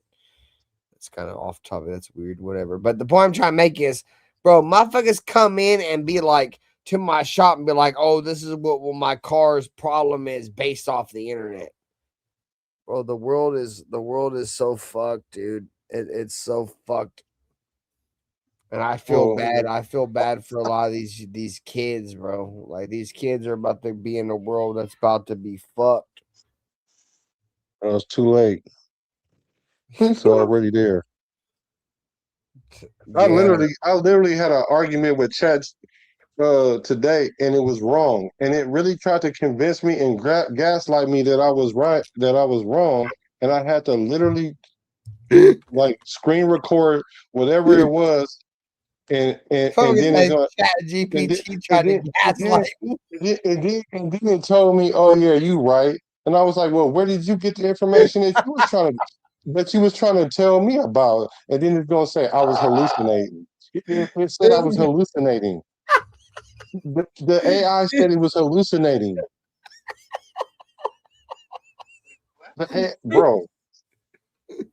He said, "I just tried to set." He's like, "I just tried to second, like have an over review of my work, and they tried to gaslight me." It did try to gaslight me, and it even changed his voice inflection when it read it back. It was like, it was essentially like, "No, it's this, like for real." And I was like, "No, bro, hold on, let me go look for real now," because really, I literally screenshotted the whole conversation because I couldn't believe it. But I caught AI being wrong a few times, and then it admitted. Because I'll ask a question that I know the answer to. I might not know the answer to what I initially asked you, but then once I start going down the rabbit hole, I'm gonna ask you a certain couple questions, and then no, it's not. That's not. Bro, I made an AI post about fucking Brock Bowers, and it said that Brock Bowers won the Rookie of the Year that year. I had to make a pinned comment like that was a typo. Like, dude was like, "No, Kyler Murray won that year." Yeah, no shit, you son of a bitch. All right, now you want to tell me that? Me look stupid. Right. That's Jack, what's good with you? Man, what's up, fellas? Dude, we got a lot of people in the house tonight. It's good to see everybody. Fucking dumbass Reginald pack. That's why dumbass Coronas. No, you know what? I'm starting to dislike this, StreamYard shit, and I've been having problems with it. It wants to go to my Google account versus just sending you fucking by your Yahoo account, and you get right in. And now I got to fucking like look at passwords and all this shit that I haven't used since I ever bought this phone. So I don't know. Are you guys having the same problem? Like getting in on shows because I don't join shows on my phone. No, but I have several people. But then that's all I do. I don't really have my own show, and the one show I did have, I gave it up. Computer or nothing, Jack Kenneth? I don't have a computer, dude. I'm an old school dude. I'm an old motherfucker. So I have an iPad I don't want and a to hear cell that phone. goddamn excuse, goddamn it, you son of a bitch. There was like Windows 98 that's been around for like 40 years, you son of a bitch. I remember Y2K. Man, dang. That's just me. That's just you? Yeah, Black about to jump down my throat for a talking Jack. No, I just want you to just tone it down a little bit. Just a little bit. Jack, cool. Jack, no. Hey, Jack, how you been on the earth for fucking? And they've had AT&T or something for like 40 years, and you ain't got nothing better than what you got. Yeah, I only have two. I have two emails. I only use one of them. One's Gmail, which I had to get because I have a Samsung, which I'm on right now. So I had to get that shit. And now StreamYard is like going to the Gmail. I'm like, man, I haven't ever opened that password up since I got the phone. I'm going to do Yahoo. So you want to know why it does that though? Yeah, tell me, Black. It does that now because let's say, for example, if you came on here, that shit ass. No, Samsung is way better than iPhone, Colt. But Anyway, so that way, if you was But like, you're let's the say if one you that came has on a here, Samsung in the group I chat. do. So let's say, I was wondering. let's say if you porn bomb this channel or whatever, they could trace you back. That's Yeah, why they shout have out you to logged that. in now. Yeah, porn bombing. Man, Yes. I haven't seen any of that porn bomb stuff, like the spam stuff in a long time. So No, I yeah, know, it's but I'm kind just of saying odd. that I haven't heard of that's porn how they bombing in a that's how long they time. that's Yes, how it they has been use a it while.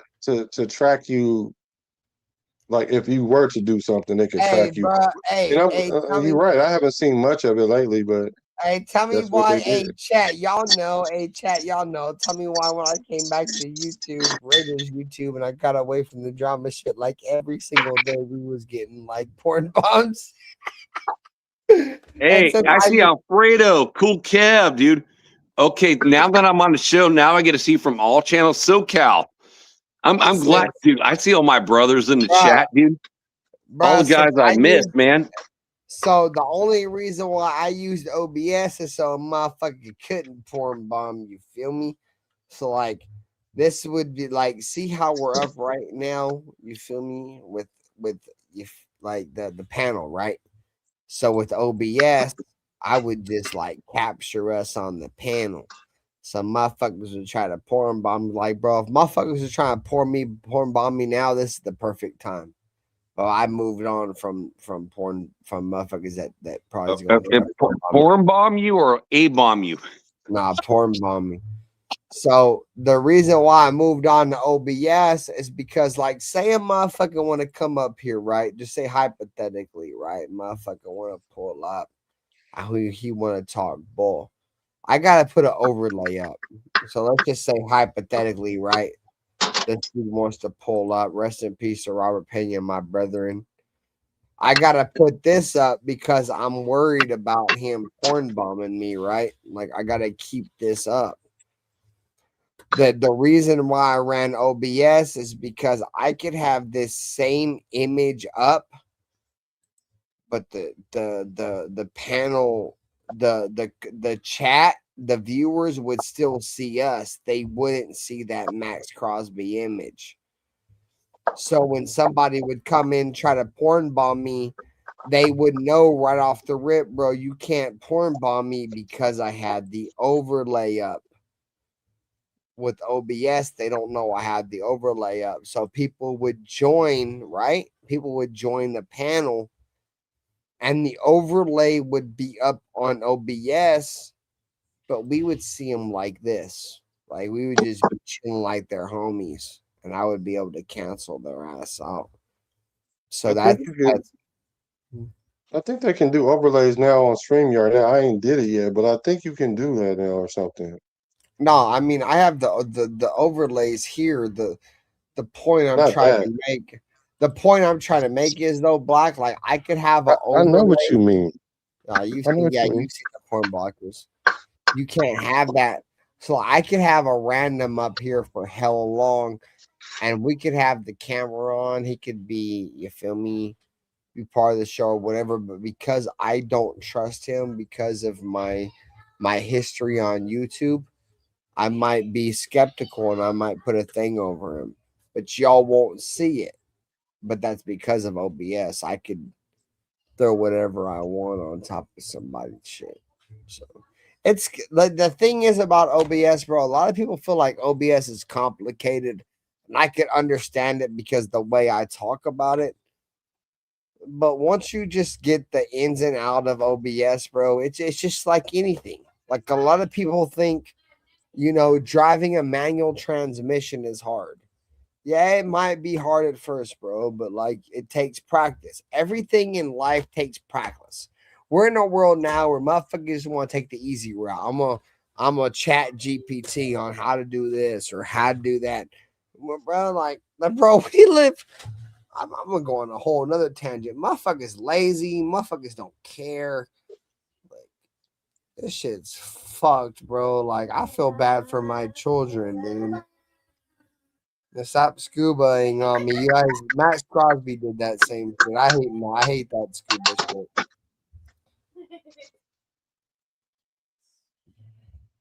Bro.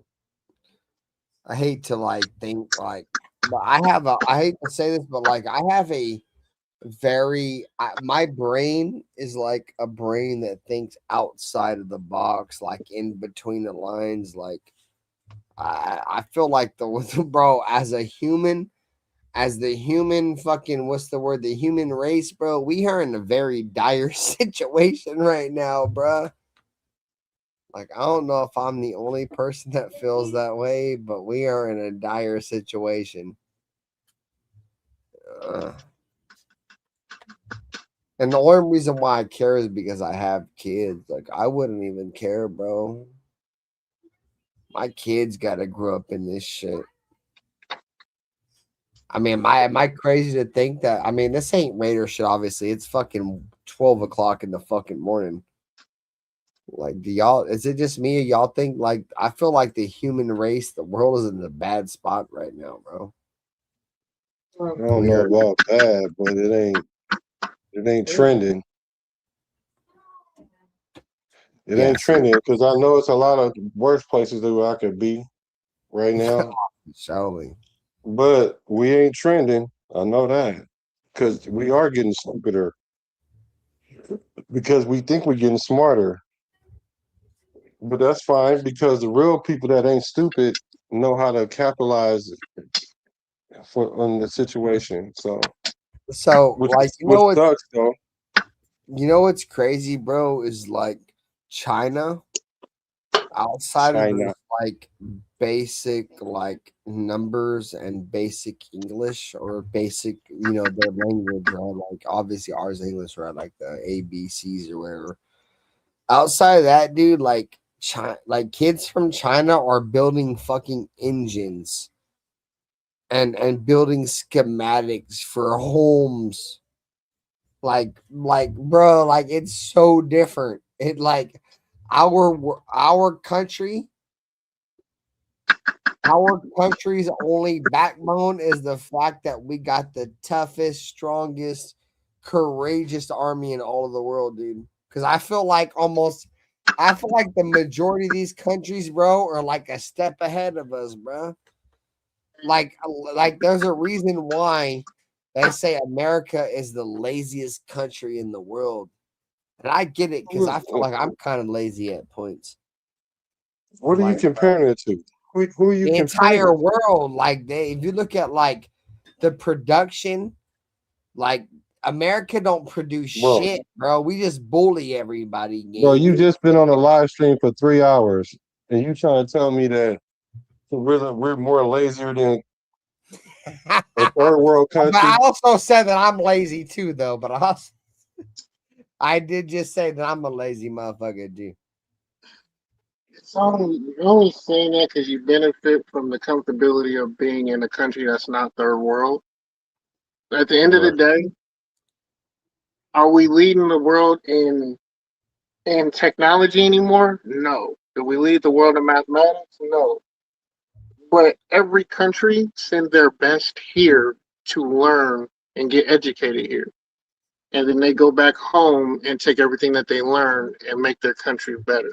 That's what I'm saying, bro. Like the one thing that I can for surely say Americans do, bro, is we like breed like different animals, bro. Like we just motherfuckers. It don't matter if you're an American or if you come over here and you try to like learn the American shit. Motherfuckers over here is just different. Shit, weird. It's not that we're in a bad place. I'm like, politically, we're in a bad place. Yeah. But if you really look at it, America still, agriculture-wise, we're still one of the top countries in the world. I mean, we're falling back to everybody else. Everyone else is catching up to us, but we had such a far lead, and we've been so comfortable for a while. Yeah, we got lackadaisical. As it said, hard time breed hard men. Who make things easy, and as easy as they get, the less you do. So for a while, it's called complacency, my friend. Huh? It's called complacency. Well, I mean, you can get complacent when you're the best for freaking like 5 decades in a row. And you got to remember, America is the youngest country out of all of them. So I don't. Like, why would they should never even been the best to begin with. It's like the youngest country out of all of them. Bro, my brain is so broken. I just feel like I represent a country that's supposed to be like the dominant, like the force of the entire world, right? And has kind of established himself that, right? And then I represent a goddamn football team that goddamn supposed to be just win, baby, and committing It's to time for you to go to excellence. sleep now. Nah, you're right.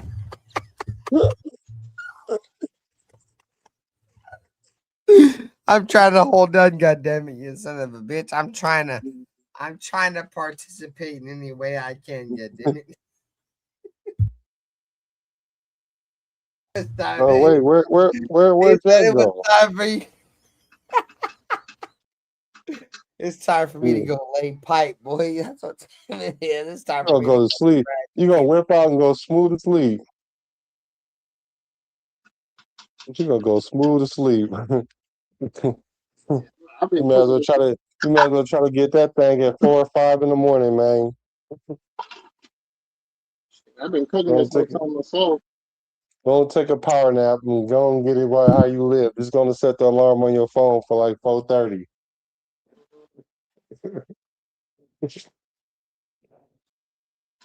fucking bro, my stomach hurts. On everything. Because if you try to get it now, it ain't Motherfuckers gonna even be know, worth. bro. Motherfuckers know that shit's funny. Mm-mm-mm. So JT, when you about to pop out now, bro? I'm just now. Shit. Once I finish this, I'm gonna eat a little Well, bit. we ain't gonna hear from you for another 3 months until the season start. Oh no, I mean, I'm here. Like I said, I was on. I've been I got transferred to another institution over here, so I've been working, and I just been on like probation for a little bit when you transfer to Oh yeah, jobs. oh So I yeah. just I'm working my way up and trying to get back up to a top manager in executive office over here in the bank. I feel it. So I just been like I said, been focusing on that. And plus, I mean, in the off season, ain't really shit to talk This about, ain't man. really the time. Yeah, Yeah, I this mean, ain't really. there's shit I could talk about, but I really couldn't talk about it. I No, mean, if Max would have got traded, then I could say what I need to say. But there's still like I can't say a bunch of shit. Still, there's a bunch of stuff that just can't be said if someone's on the team. But like I said, I mean, there's it ain't gonna be as interesting anymore because I mean, it's like we have to move on. Like I'm tired of just being like the bitter ex at this point because like that's what we sound like, man. When we keep bringing up this hey, shit about, dude, we just sound like the bitter ex who can't let about go. bringing up what about Max getting traded. Max ain't getting traded No, until I'm just later. saying that's what you're talking about. That topic. Well, not even that stuff. I'm talking about like Josh McDaniels and Oh like yeah, shit we can't even do. Like, there's nothing we can do about it anymore. It happened, Like, I get it. It happened. Like, fuck. All right. Like, we was like, it's time to move on, man. Like, we can't. If we continue to dwell on this shit, we ain't gonna be able to move on from this shit. So it's just gonna I just agree. marinate and fester. So it's like, why am I even gonna like deal with it? And that's really all you gonna talk about in this off season. I mean, we really ain't hearing shit from OTAs. I mean, Kubiak, he ain't really gonna say anything. Like, no one's talking because there ain't nothing really to talk about. You got a Yeah, brand new team. I mean, like I said, there's still a lot of positions that need to be updated within our organization for us to turn the corner, man. Like until our inner performance team, and that goes to scouting, player development, um, player strength gets better to where the talent that we bring in, that's young rookies that we draft, if we don't produce with them and they don't, then, like, because there's some people who just aren't going to start right away. but they're working on their game. They're getting their IQ up. They're getting their book knowledge up. A lot of kids really only ran 10 to 15 plays in college. Your playbook alone in NFL is around 90 to 120 plays, depending on who your coach is. So that's a lot of material that they now have to learn and have to understand. Like college simplifies shit so much, like it's just it dumbs it down to a point where it's just you just don't even know how to play football. Like you got people who can play. There's a bunch of people who can play the game, but don't know the game. And that's where the transition with player development, player personnel, like that's where that comes in. And a lot of teams a lot of fans don't understand how important that is to developing a team. Like Philadelphia, Kansas City, Detroit now, Chicago now. They all have player personnel and player development coaches that are outstanding, and they're just maximizing their youth that they have. So these young players are like, man, these young players are developing. So because it's a player development coaches, we have shit player development coaches. We don't keep none of our youth. I'll name it familiar. But that's what's been. It ain't been the big names that we bring in free agency that's been the issue with the Raiders. The biggest issue with the Raiders is that the talent we draft does not develop into what we need it to be, and they don't fit our team. But they can go somewhere else and fit that team. So it's not that they couldn't play in the NFL. It's just we didn't know how to develop and nurture and encourage that player to be good in silver and black. And you're And not that's wrong with that been opinion. the biggest Black, issue, I don't know what which you why did, the bro, Raiders but can't turn the corner and will show glimpses of like just like we're right there and then regress the next 2 or 3 weeks because coaches can see that and they see tendencies of players. But I agree with you. It's like, but when we change coaches every single year, everyone's got So a different scheme and until fit. that shit gets better, it is what it is. You're gonna have like the Ben era of fans who haven't seen the Raiders win shit and think that the Raiders are a losing organization, which is like, yo, what the fuck are we talking about? No, we're not. I understand. What's up with AR? What's up with you, bro? Oh, go ahead, Jack. My bad. I just Oh was no, saying I just agree. It's like, but when you I mean, change that's it. coaches and I'm kind of just like fillering because I just want hear what y'all gonna say. Y'all can fill in because it's just like it is what it is, man. I'm like now that we have really overhauled the overall coaching staff finally, not just fill in one or two pieces, like actually bring in a whole new staff. This is where this is now the real optimism you should have as a Raider. Like before, when we were just filling in one or two coaches, ain't no fucking optimism. It's still the same motherfuckers in that office, man. It's still the same organization, still the same temperature, it's still the same message. It wasn't that different. So there was nothing to cheer about, which is why everyone was like, dude, you're just so negative. I'm like, I'm not negative, bro. I just know what I have. And I'm not gonna waste my time. I'm gonna watch and I'm gonna be entertained. I'm gonna treat it like entertainment. But to really invest time and effort and shit, I mean, I know a loser when I see one, and I know a winner when I see one. So, people always used to say, oh, you're just being a contrarian. I'm not being a contrarian, dog. You're gonna realize at the end of the season. And y'all gonna hate me for it. I tried to like Who is y'all? a Because I'm lot of not part of that. I'm not just saying, yeah. No, I know, but I'm saying like those are see people like that. Those are people. Well, I don't know. I'm just different because I don't. I'm not contingent on if the Raiders is uh good or bad because like you said, I know when the Raiders are good and I know when they're bad. That's because I've been a Raider for as long as I've been, so I can tell the difference. Mhm. Now, Now it got to a point because I was mad because I was like, oh, so they went to Vegas and they don't even know the Vegas fans or the new Raider fans don't know the Raiders gonna be garbage for like 8 years. Let's see if they can survive that. That's what I was curious to see. And then the Raider Nation got sensitive, so different than what I know what the Raider culture is really about. You want to know why I know? Because I'm from Oakland and I grew up right there and I know what it is. And I'm seeing what we are putting out as fans now. I had to literally come on YouTube just so I can be the voice of Raider reason for those that really know what the real Raider and stuff is about. I'm not saying you can't have your opinion, but what I do know is there's some fans, a lot of fans that's been Raider fans for 50 years, and they know that this regime is different because we're actually doing something from the top down, not trying to improve from the player up.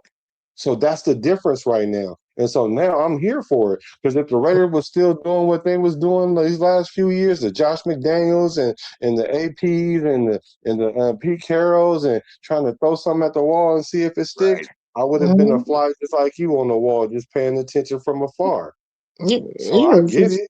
yeah. I mean, it was just. But I just don't like the fan base right now. That's why.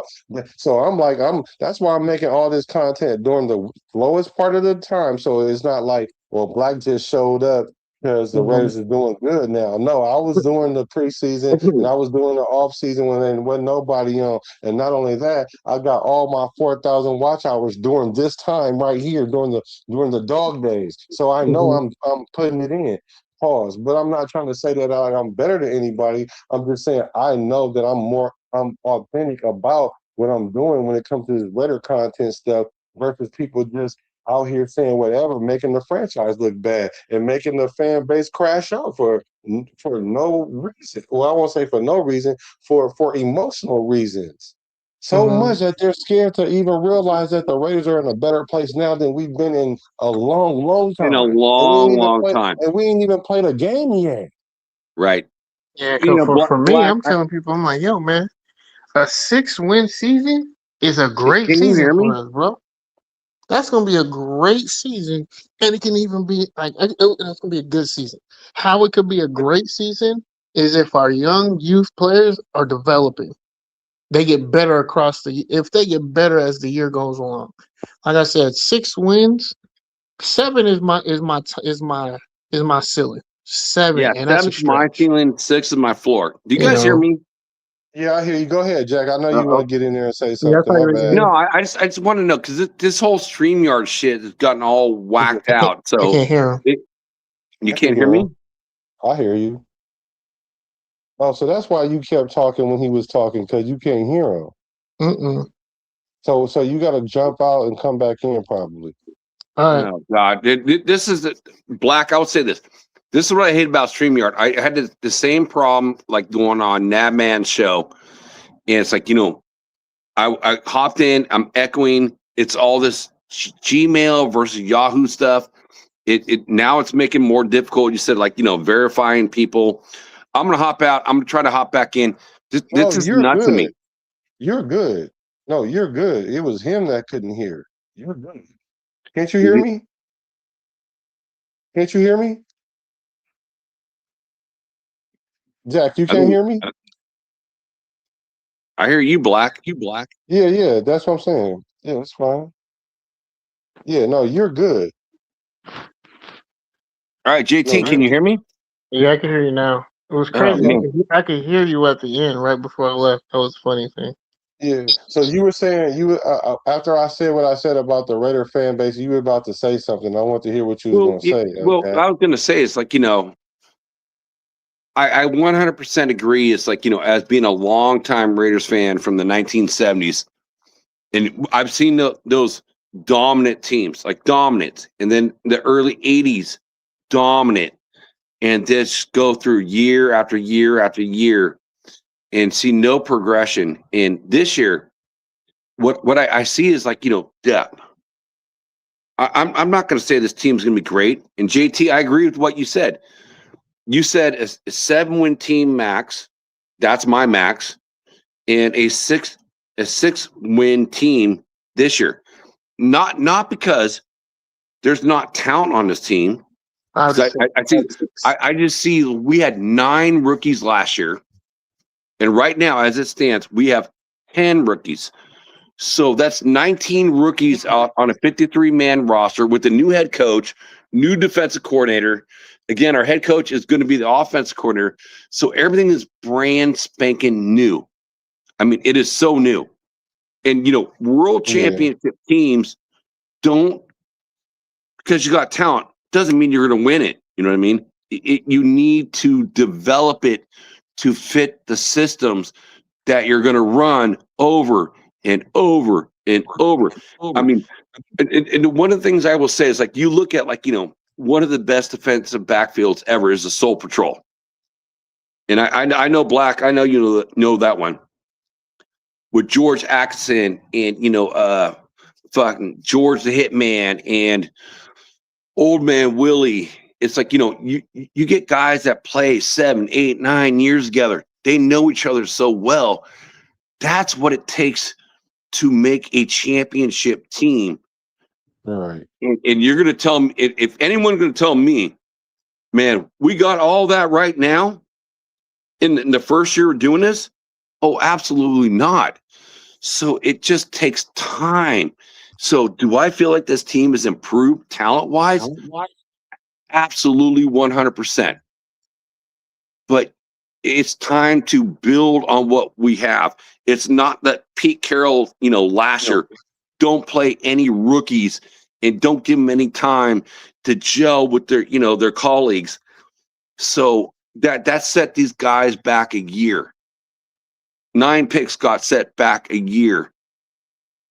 So we don't know what we have in a lot of positions, but let Kubiak, gel these kids and build off of it. So I think, a successful season is 6-10 or 6 wins, 7 wins. Hey, that's double than what we had last year. And I can't ask for more than that. And it's not because of talent. It's just because cohesion.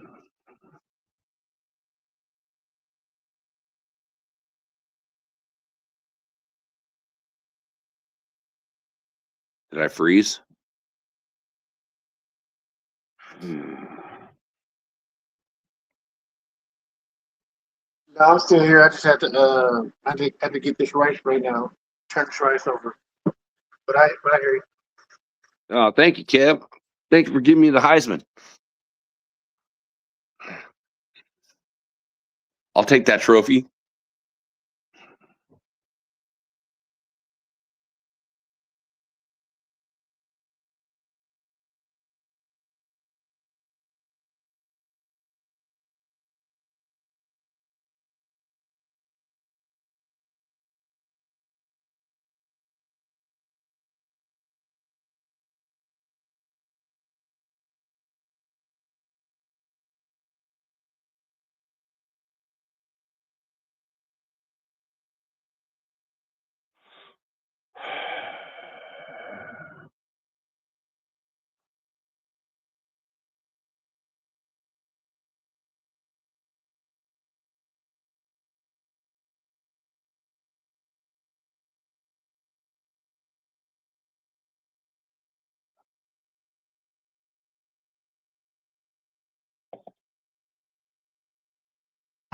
No, can you hear me? Can you hear me? I thought she was gonna go longer, Jack. I thought she was gonna go longer.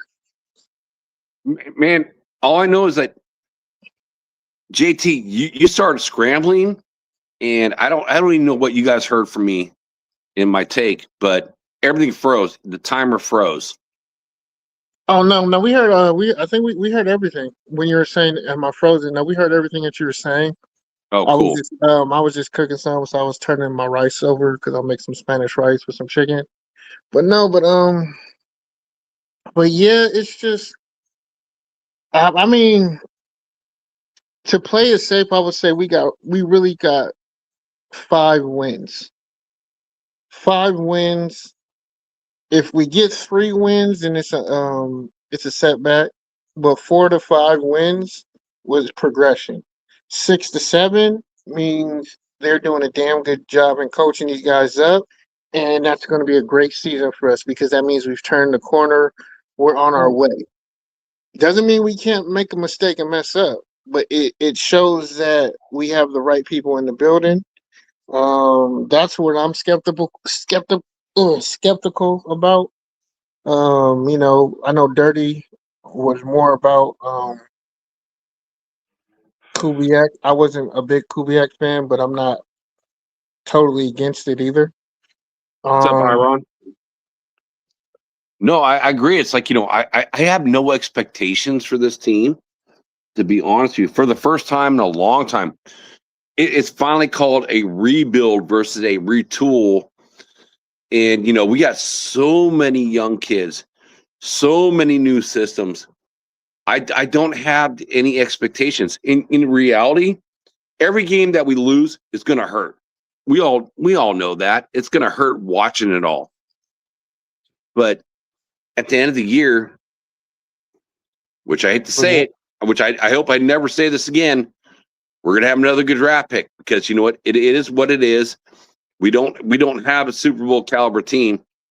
And I'm tired of putting my faith in we're going to go to the Super Bowl. AP. Oh, we fucking got a great winning record. Oh, we turn it over and we don't do shit. So I'm done with that. It's like we got too many young kids, and a lot of them didn't play last year. So whatever win we get, and I hope we do beat watching the show earlier tonight before coming to chat. Yes, I hate the Niners more than any other team. My parents, my grandparents on both sides, my brother and sister are everyone in my family is Niner fans. I can't stand the Niners. And number 2 team, even after doing the Wild Wild West show, I can't stand the Donkeys because you know what? I respect them because they're always good. They're always good, and they play us tough. And I love taking their players like Lyle Zato and putting them on our team.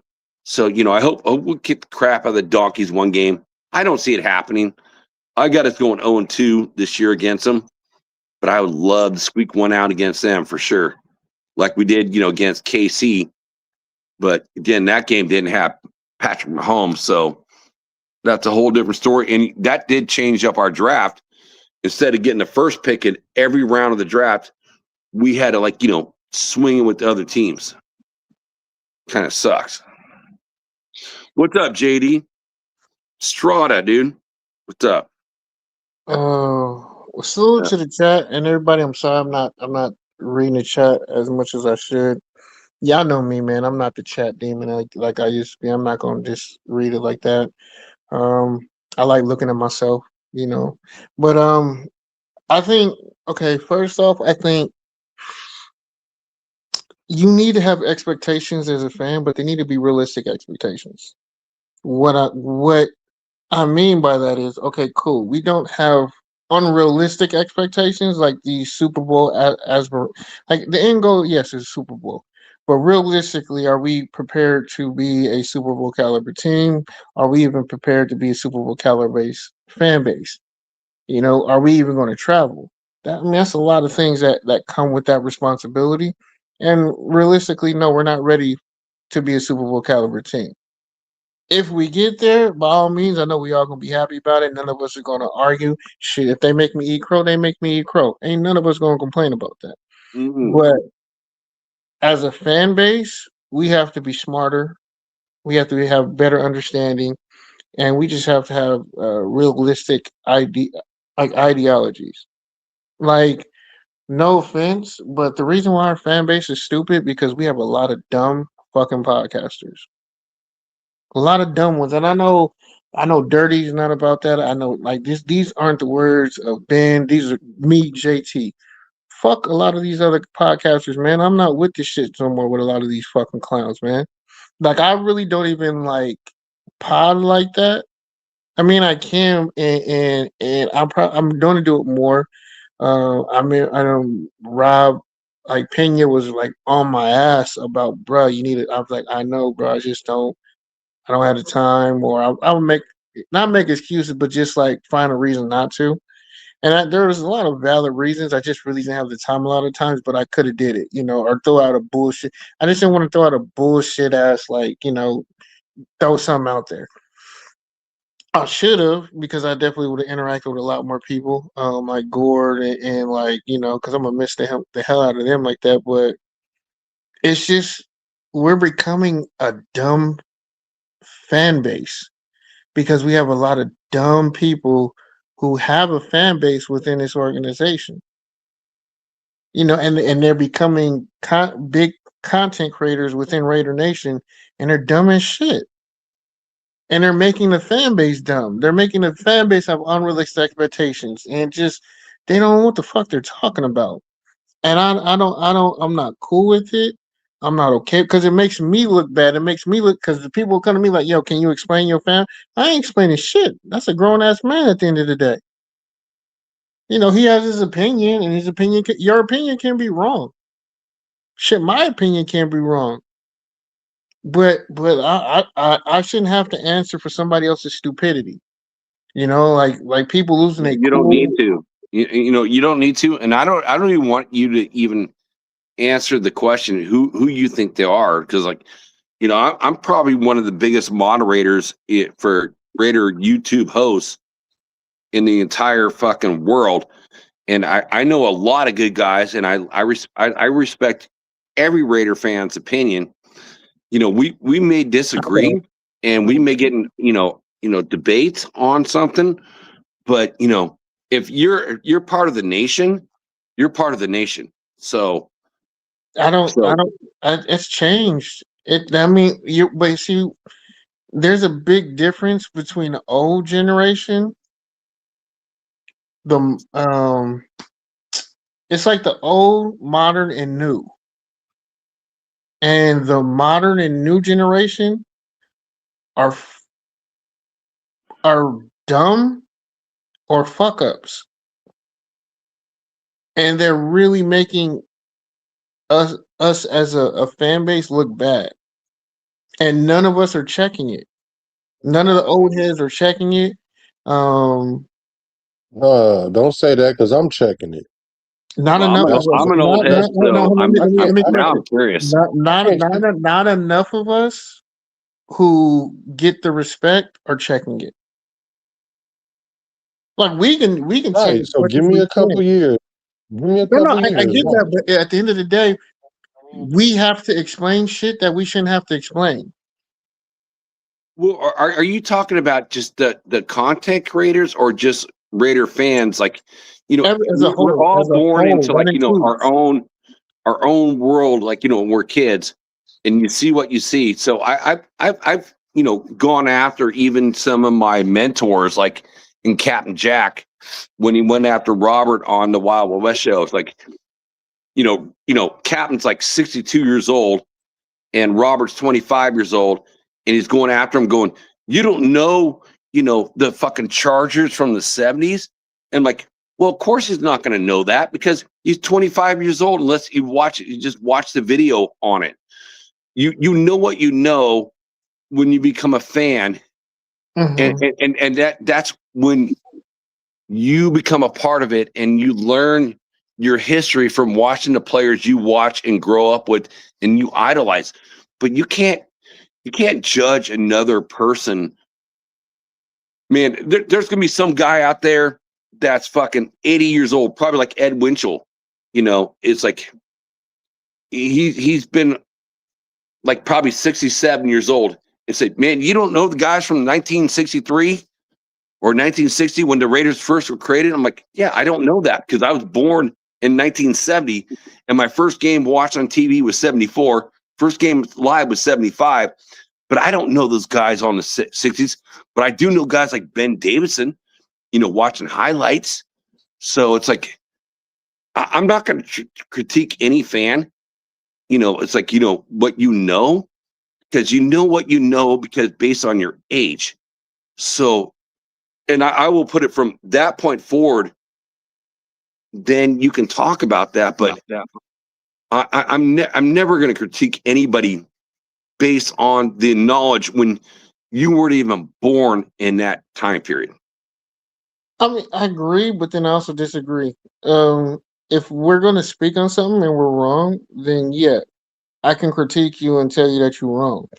But the follow up with that is that it's now my job to educate you if I'm gonna critique you on it. And that's what we fail as old heads in doing with these younger cats who have no knowledge of it. And now it is their responsibility if you're gonna speak on shit, know your shit. So educate yourself. So if you're not gonna educate yourself, then I absolutely can be critical of you. Well, you 'Cause have the right. You have the right to to ask them questions and and do that. But at the same time, I just look at when even when Tom Brady walks into the Raiders building, every player that the Raiders draft walk into the building, and they see the old heads, right? The Jim Ottos, the Lyle Zados, the Howie Longs, the Art Shells, the Gene Upshaws up on the wall. And you're like a 21-year-old kid, never grew up with that, and now you're drafted by the Raiders and you're getting to experience that. Wait, when did Tom Brady retire? You're going to learn, you know what I mean? You're going to learn. So young people should be able to learn and not be criticized because what they don't know, because they were never around with that. Man, if someone said, "Hey, Jack, what happened in World War II?" I don't know. I wasn't born in. You know what I mean? But that's history that you need to learn if you're going to speak on it. Well, you learn, you learn it. You try to learn what you can, but if somebody's wrong, it's like there's never a wrong or right answer for the nation of like everyone can have their own opinion. You can like whatever player you want, man. It's like I hated McDaniels. I call him McShitnuts. Everyone in the chat knows my opinion. McShitnuts, the fucking one of the worst head coaches ever. And I got pushed back. I'm like, oh, there's bad players like Derek Carr. Well, man, I love Derek Carr. I think he's a great player. It's just you didn't have the right people around him. So there's no wrong or right answers. So, and I love the fact, we can all have conversations and talk about what we love, what we don't like, what we want to do as a team. Because if we were all uniformed, this would be fucking boring as fuck. I mean, what it is, a lot of shit is boring as hell. But but again, it's like if I'm going to include myself in spaces, I have to be educated on it. I have to have knowledge of it. I can't just be out here spewing things because I'm entertaining or just I'm trying to grasp something. And that's what a lot of these content creators are doing. A lot of them are younger cats who just seen an opportunity and they're passionate about the team. right. Now I love that.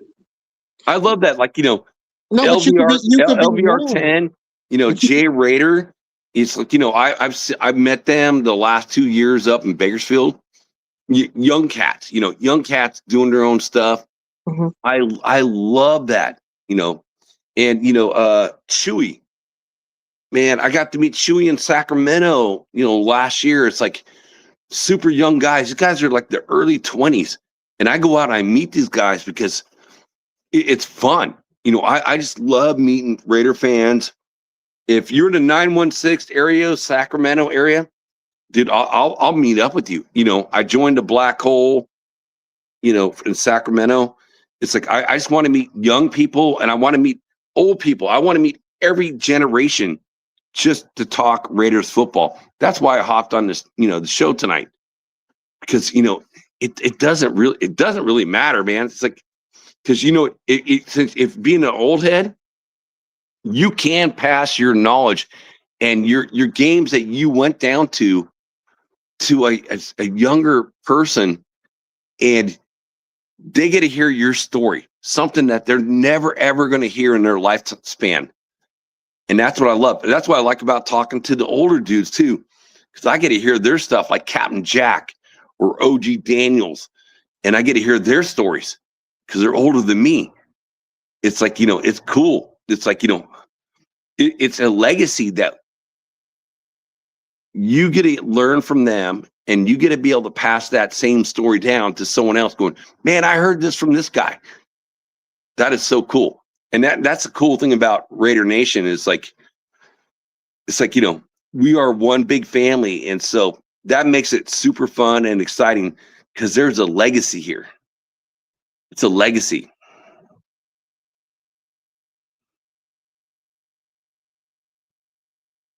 Am I only one on? Black, are you still on here? Yeah, I hear you. I'm still there. No, I hear you, and absolutely, like, yeah, we have a legacy, but that legacy has been forgotten, and a lot of people don't remember it. Not enough people talk about it in the right way where it resonates with everybody. Because as soon as you bring it up, everyone just bitches about how long it's been, and it's been quite a long time. But this is the part where being a true fan kicks in through thick and thin. Like this is a marriage. It is a marriage. It's a marriage through thick and thin. I'm gonna be there. I'm gonna be there when it's high. I'm gonna be there when it's low. I'm not trading you in at all. And a lot of people can't do it. And you can see the ones who can't do it. So when you hear them spew a bunch of bukkake, I mean, you can see it. Like you can see who's real. You can see who's fake. Like honestly, I can't even absorb other people's content anymore. Like I would watch people and just to see what they're doing because they're doing something right. Like when I was trying to, when I had the time to do it, I'm like, okay, what am I doing? What are they doing? Well, I'm just scouting the competition, scouting what they're, not even close to talking about what they're talking about because what they talked about was fucking boring. But just to see what is so intriguing about why people are going over there, and it really ain't. Like I don't understand why people go over there, but because you're not getting anything. You're not getting any knowledge. You're not getting any insight. It's generic shit that you hear on Sports Center, or they're just taking somebody else's topic and running with it.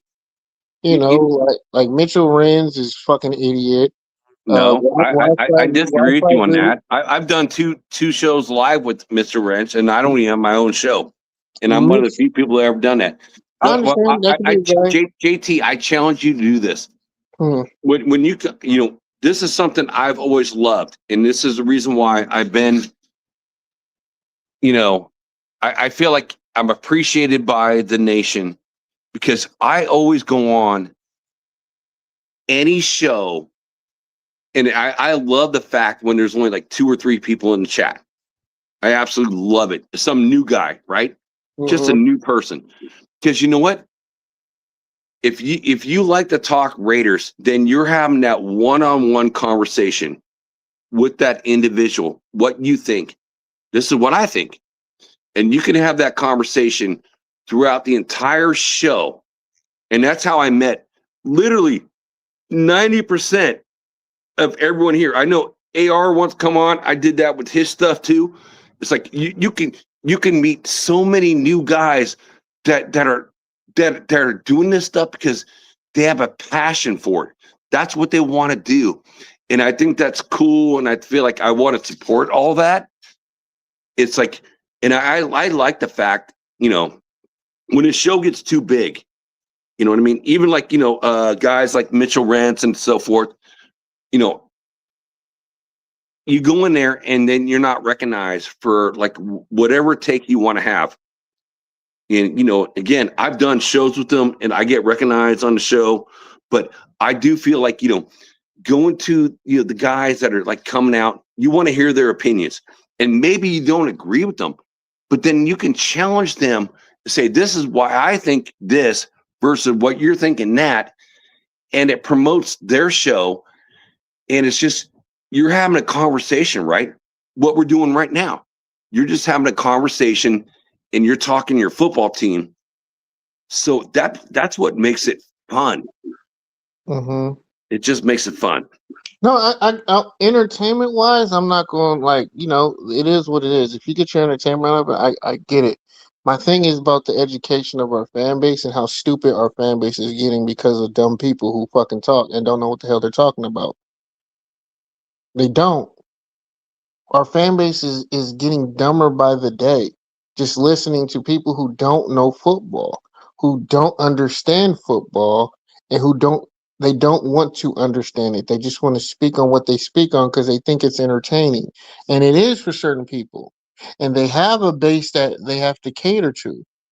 So they're not even really giving quality content. They're just giving stuff that caters to their audience and what they think their audience wants, so they get the audience. Yeah, And well, my point, then and I don't believe that was that. my I point of believe in your own contention. personal opinion. So, No, JT, no, I I have to understand. stop you for 1 sec. 1 sec. Go ahead. Just 1 sec. AR. You're saying that Richard Lyon is in the chat.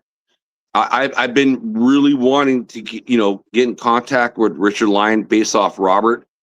So please tell Richard Lyon, get his phone number from you to send to me in IG so I can reach out to him. Please. Thank you, AR. I really appreciate that. Hey, Okay, I apologize. Sorry. Doppelganger, I'm hating on my own family. I'm hating on people who make the fan base retarded. I'm hating on people who make you dumb. I'm hating on people who give you false expectations and don't even explain the game to you. So yes, if I'm gonna sit here and say I'm not hating, I'm just telling the truth. If you don't know football, I'm gonna call you out. If you just giving content to be entertaining, but put it off as this is football content and this is facts and valid, then yes, I'm gonna call you out. I don't care Sorry if you about like that, it or AR. not. My bad. So yeah, if you want to sit here and be mad and sad that I'm talking about people who you watch, I'm not telling you to stop watching them, but I'm not going to sit here and say that they're giving you quality information that's educating you and making you smarter in the world of talking football with other organizations, other Well, fans. there's different levels of IQ with the Raider Nation too. So, I have no problems with any content creator that's out there, and I'll support whoever I can when I can, and I watch who I watch, and like whenever my thing, and AR knows this. Welcome aboard, AR. It's good to see you, my brother. And it's like when it pops up, I'm subscribed to everybody that are my friends, like this boy right here. And I'm subscribed to Black, and I'm subscribed to Ben. I'm subscribed to fucking Mitchell Rents. I'm subscribed to Nabman. It's like I'm subscribed to everyone. The way I always put it, it's like when I get off work and I got free time, then whatever pops up for me is where I go into. And you know what? I can respect that, and I salute you for it. That you don't get drawn into things. For me, on the other hand, it can sound to people like I'm bitter, but I'm not bitter. I just speak the truth, and I just don't like fake motherfuckers, and they know who they are. Well, yeah, And I think keep that to yourself. Doppelganger, you're one of them people who know exactly what the fuck I'm talking about. Because I never had any issue with anybody, but people kept running their mouth about me for some odd reason. I never said anything about anybody. I was supportive to everybody. I went on other people's shows. Like people, like I'll be honest. Hammer's house was the first person to actually let me come on the stage. But I've been on Hammer Show, and I got bounced from my boy Docs. So I have no problem saying this. Fuck, nigga. You want me to stop, AR? Yeah, I'm just waving at everyone in the chat. I'm waiting to get in, So, kind of deal. Docs is from my home city. Here is like when his dad passed. I'm like, I'm take you and your brother out to dinner. And I'm back in the day, because this is like way old school. Okay, way old school. And I had this conversation with 805, Chris 4, D Menace, up in Bakersfield. I'm like, when they didn't have sponsors, and then Woodson Whiskey had a sponsor for Graf, and I'm like, dude, what's up with all the Woodson Whiskey, commercials? It was a joke. So I got booted. I used to be a mod for like half of that show, and I got booted from all of them. So it's like, but that's what I'm saying. it is what it is. Sensitivity shit, and that's what we talk about. Like motherfuckers is sensitive over what? Like you can't do anything. Okay, so I probably should have brought that up. That's just stupid. But I just want to welcome AR. And AR, if you still talk to Robert Lyons, I don't even know what that is, to be honest with you. All right, guys, just time out, Jack. Time out. Salute to everyone in the chat. You're telling me to tell him to tell you to tell me to tell you. Well, no, I don't know, because he's again. I know he told me on a different show. Like he deleted his ID. All right, Jack. I'll tell you what. He's just told me he's got Discord. Richard, I do have Discord. If you can just forward to hang on, Jack. Let me sort this out. If you got Discord, you can find me there. Everything's all the same handle, Afakazi Raider. If you could just message me maybe a number or a contact that Jack can reach you on, because Jack's been trying to get a hold of you through me. Yeah, just do that. Anyways, hello. Yeah, I'm just trying to do that because, again, I've had 3 family members of the Peñas reaching out to me like friends, and I know me, you, and Robert, and had our conversation. I know he's a friend, of Robert Peña, so I'm trying to get his address to the family. So that's the whole purpose. Yeah, I got you. Well, I hope that can get situated through that way. So Richard, just send us your contacts, and if I get them through Discord, I will forward them to you, Jack. But anyways, gang, hello. I haven't had a chance. I mean, we can shift it. Like I said, we stuck on it, but like that wasn't a lot of my thing. Was just there's a lot of bad content out there, and a lot of people can't decipher it because it can be entertaining, or they think it's informational, and it's not. And then when I get out there in these streets, like I can't believe I actually ran into people still who recognize me. I was like, I wasn't even on that long for people to really recognize me. And when I first was getting it, I like ran from it. But like I would get out there and just listen to people, like just listen to people talk to me about football. And it's like who have you been watching to understand? Like what?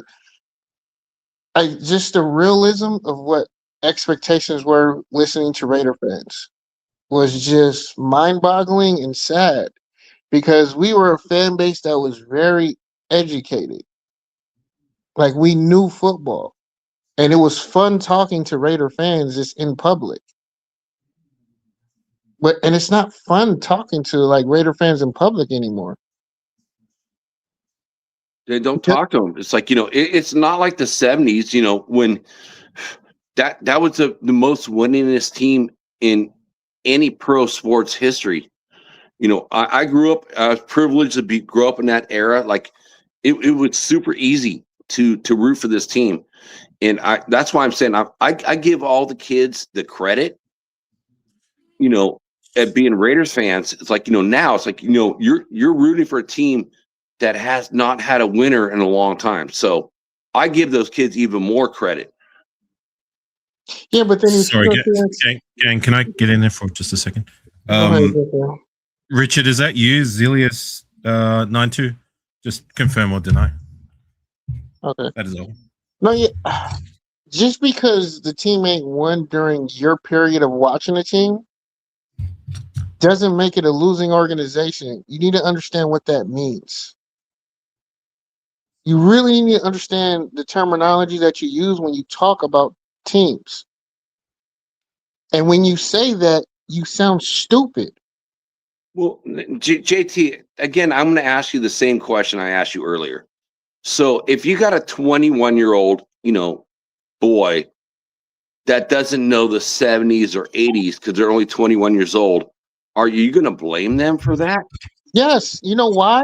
Because you have the information at your hand. We're in the information era. You can easily go back and look. But they're not going to know all the players. They may see the highlights. The same highlights that we all watch. We all watch the same highlights. We watched it again, like Willie Brown. when he caught that interception against the Vikings and running it back, and you could see him huffing and puffing and running. You see that type of stuff, but to say, man, who's the second stringer on that team? Most people, like even old heads may not even know that. So it's like, who is that safety who's got the he has the record for the most interception in the 80s? I'm drawing a blank now, but I brought it up on one of my shows. A name that not many people know about. Rod Martin. He was from that. No, Rod Martin. Rod Martin's Rod Martin linebacker. was like the 82, 83 Super Bowl, 3 interceptions. No, he's a safety. Matt McElroy. That's it. McElroy. Oh, Van McElroy, number 26. Mm-hmm. He's one of my favorites. Most regular season interceptions for a defensive back during the course of the 80s. Not many people knew that. I didn't know that. Yeah, like okay, for me, I need to do a better. I'm part of that. Like, I need to do a better job of knowing Raider history and more lore. Like, Alpha Kasi is younger than me, but he knows more Raider lore. And like, I know football, but he knows the team better than I know the team. He knows the history better than I know the history. So I don't really like when you'll have guys. 21 will talk about Raider lore and Raider history, but can't give you information like that. So we all start somewhere, JT. I right. mean, I mean, I can only credit someone. I can only credit someone for at least trying. You know what I mean? Like, I mean, to your point though, JT, I do. Hang on. To your point though, JT. I mean, if you're gonna go and do like content creating or whatever it is, and you're gonna start spewing from the mouth and coming across that what you're saying is a fact, then it better be a fact. So, right. To a point, get what you're trying to say. Like, look, we all get it wrong sometimes. I mean, a lot of our recollections aren't what they used to be, or they just aren't 100% accurate. Shit. I'm guilty of it myself, but I'm not going to knock anybody who's at least willing to learn. Just don't come on here, to your point, JT. Like some people who come across as know-it-alls and that their opinions are gospel because they've done this or I know that. We all know who I'm talking about. DSR. Excuse me. But I kind of, to a point, get what you're saying. But like I said, I agree with Jack as well. So anyways. Mm-hmm. No. I mean, I don't disagree. Like, I could probably fall into that boat too, you know. But it's for me. It's not preaching as gospel, but it's you're preaching it as education, and you're saying you're giving people information, but you don't. I'm not trying to like just be super like, because I'm not trying to. In a way, I am attacking people, but I don't want it to just feel like I'm just attacking just the chosen few, because it's not just them. Like, it's a bunch of just people who just don't understand ball. They don't understand it, and then they're the ones who set the expectations for what the season's supposed to be, and then you create anarchy within an organization. Like, when I say organization, I mean our fan base, where you have behavior that's never been Raider behavior. Like this whole, we want to sit here and say we understand it's a business, but then you want to go ahead and sit here and disrespect a man who's doing it. Okay, we're doing this as business. I'm gonna play the business game, and we're gonna ridicule him and say, "Oh, you've never been a Raider. You're not that. Get the fuck out of here!" Like with this whole Max shit. Like, I'm not gonna criticize or critique Max about, hey man, he's playing the game. If you're gonna play with me like that, I'm gonna play with you like that. I can't be mad at Max. I'm not gonna criticize or critique Max as much as he's given this organization when we're a losing organization. No, he put us on his back. So now that he's playing the business that you guys have been doing with him for the last 4 years, we as a fan base want to get mad at that? Nah, bro. Not when our motto is once a Raider, always a Raider. That shit don't fly. JT, we all know about Max. Like, one way or another, I'm glad it worked out the way it did. But one of the things I would really like to be the fly on the wall, like when John Gruden came over and Khalil Mack says, I'm not going to re-sign that contract, and we traded him, what that would be like one of the greatest stories to come out. Like, what happened with Khalil Mack? Hang on, Jack. Just on that, if I can get in there. According to Khalil Mack, he never had a conversation with No, I'll tell you. He never had a conversation, AR? They never had a conversation. No, he never had a conversation. According to Khalil Mack, he never had a conversation. When John Gruden came over, he said that's why he came over with two players, with Khalil Mack and Derek Carr. Yes. I remember the whole he came out and did like a kind of a presser with the fans, and he was getting them all hyped. He was I remember vividly, he was like, one of the things he said was, one of the first things I'm going to do is re-sign Khalil Mack, and everyone was cheering, and the rest is history. Right. And Derek Carr. They were in talks with his management. They were talking with his agent, but then teams started calling, and if you're going to offer me four picks, hey, I love you, Khalil, but hey, dog, this is a once in a lifetime opportunity where you can do that. Now, if it works, if it works, was nuts. It was nuts, but it only is nuts because it didn't work out. If it worked it's nuts. Period. It's nuts. But period. I mean, there's no conversation for defensive end. When have you heard that? Let me say something real quick. This is gonna be good. I'm loving this. Yeah. All right. So we're talking about Khalil Mack specifically, right?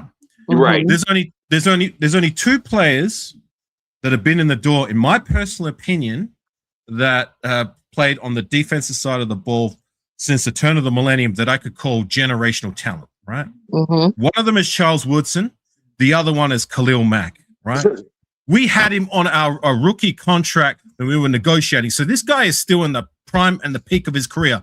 And I've said it before, and I'm going to say it again. You do not trade away generational talent in the prime of their career. You keep them in the door by whatever means necessary. I don't give a shit how many draft picks they gave us. They gave us what? 3 of them, 2 of them, whatever. What did we do with it? Nothing, nada. Well, we turned it into Josh Jacobs, and even that is not even worth it. I don't care how many draft picks a team is willing to give you. If you have generational talent, and I do not use that term lightly, you keep them in the door by whatever means necessary. All Khalil Mack asked for was to be paid what he rightfully earned and what he rightfully deserved. Instead, we traded him away, and the rest is history. And I agree 100% AR, but I'm going to add like 2 players, Howie Long and Greg Townsend on top of that. I said since the turn of the millennium. I said since the turn of the millennium. That's what I can say now. But go ahead, Black. Yeah, so the whole thing is this. Whenever a new regime come in, there's always going to be casualties in that war. And I hate to say this when it comes to Gruden, being that they say he was racist, which I don't necessarily believe, but he don't like a certain type of person. Like he got rid of more than just Khalil Mack. He got rid of Crabtree. He got rid of all the excitable people on our team because they were the nucleus of the team at the time, and he wanted to install his people there. So I mean, that's the business side of it. So I get it, and he made his choice, and he stood on it, which is whatever. I think it was dumb, but you want to go down with the ship and at least let it be your ship, which I can understand. That's what we was talking about ALC earlier. But and I just want to say this part real quick, and y'all can go right back at it. But to your point, though, JT, about these fans, is they are stupid because they're listening to the uninformed ones, the ones that's just entertaining. But the thing is, they're not, these younger fans, they're not listening to what the older fans listen to, like the player, like our age. We listen to our OGs when they told us about the stories. We listen to them. But these new ones, they don't listen because the very thing that you're talking about, I'm saying the very same thing in my content, but I don't see the old OGs in my chat. Not all of them, because I definitely see like Jack and there's a couple, but it ain't a whole bunch of. It's like, okay, Substance. well, Black know what he talking about because he lived it and he been in it. No, they rather argue me down and to the point where I'm like, y'all is talking like fans. Y'all talking hella emotional and everything. When did this become a thing? And I'm like, this is not how it's supposed to be. This is how it's been. This is what our history is. And I'm telling y'all, this is what it looked like. No, I don't want to say that because last year we did this and we found out with this. Jason. And I'm like, this is not nowhere near the same situation. But they don't want to listen.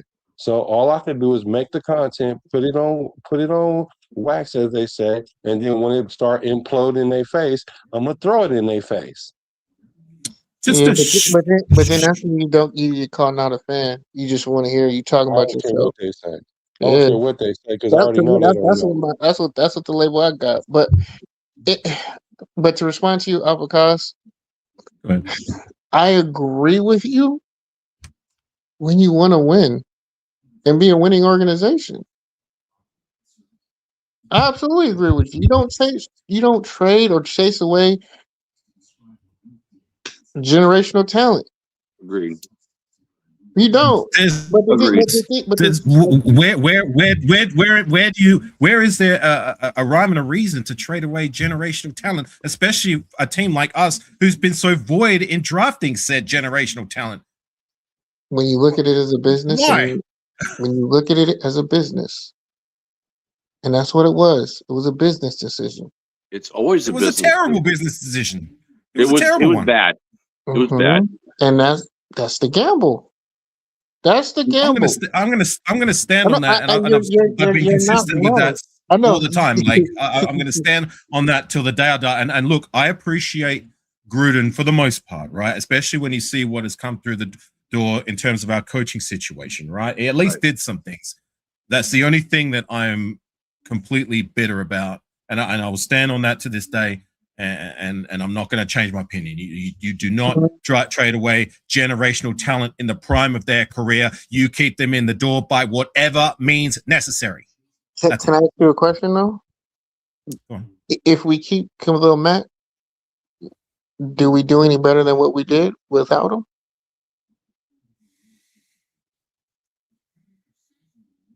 I think we'd be better. I think we'd be better with him. But at the same time, it's like we traded Mari Cooper at the same time when he got drafted from Ohio State at the number 4 pick overall, the same pick as like Khalil. Man, he was supposed to be generational. So yeah, but he wasn't. He wasn't. But he didn't turn out to be that. He was great, but he wasn't. He's not generational. I wouldn't say Max Crosby is generational. But we still traded him for what, the 15th pick and whatever else it was to Dallas. So it's like Mac turned out to be that guy. Murray wanted out. Remember, he stuck around for like the start of the season, and then he realized what it is, and he's just like, "No, I don't want to be here anymore." Yeah, because we weren't trying to win. We were just a business. It was just a business. We were in complete rebuild mode that particular year, and I can live with being in complete rebuild mode if that's what it is. And sure enough, it was what it was. That's what it was, even with. But that's what it was with Khalil too.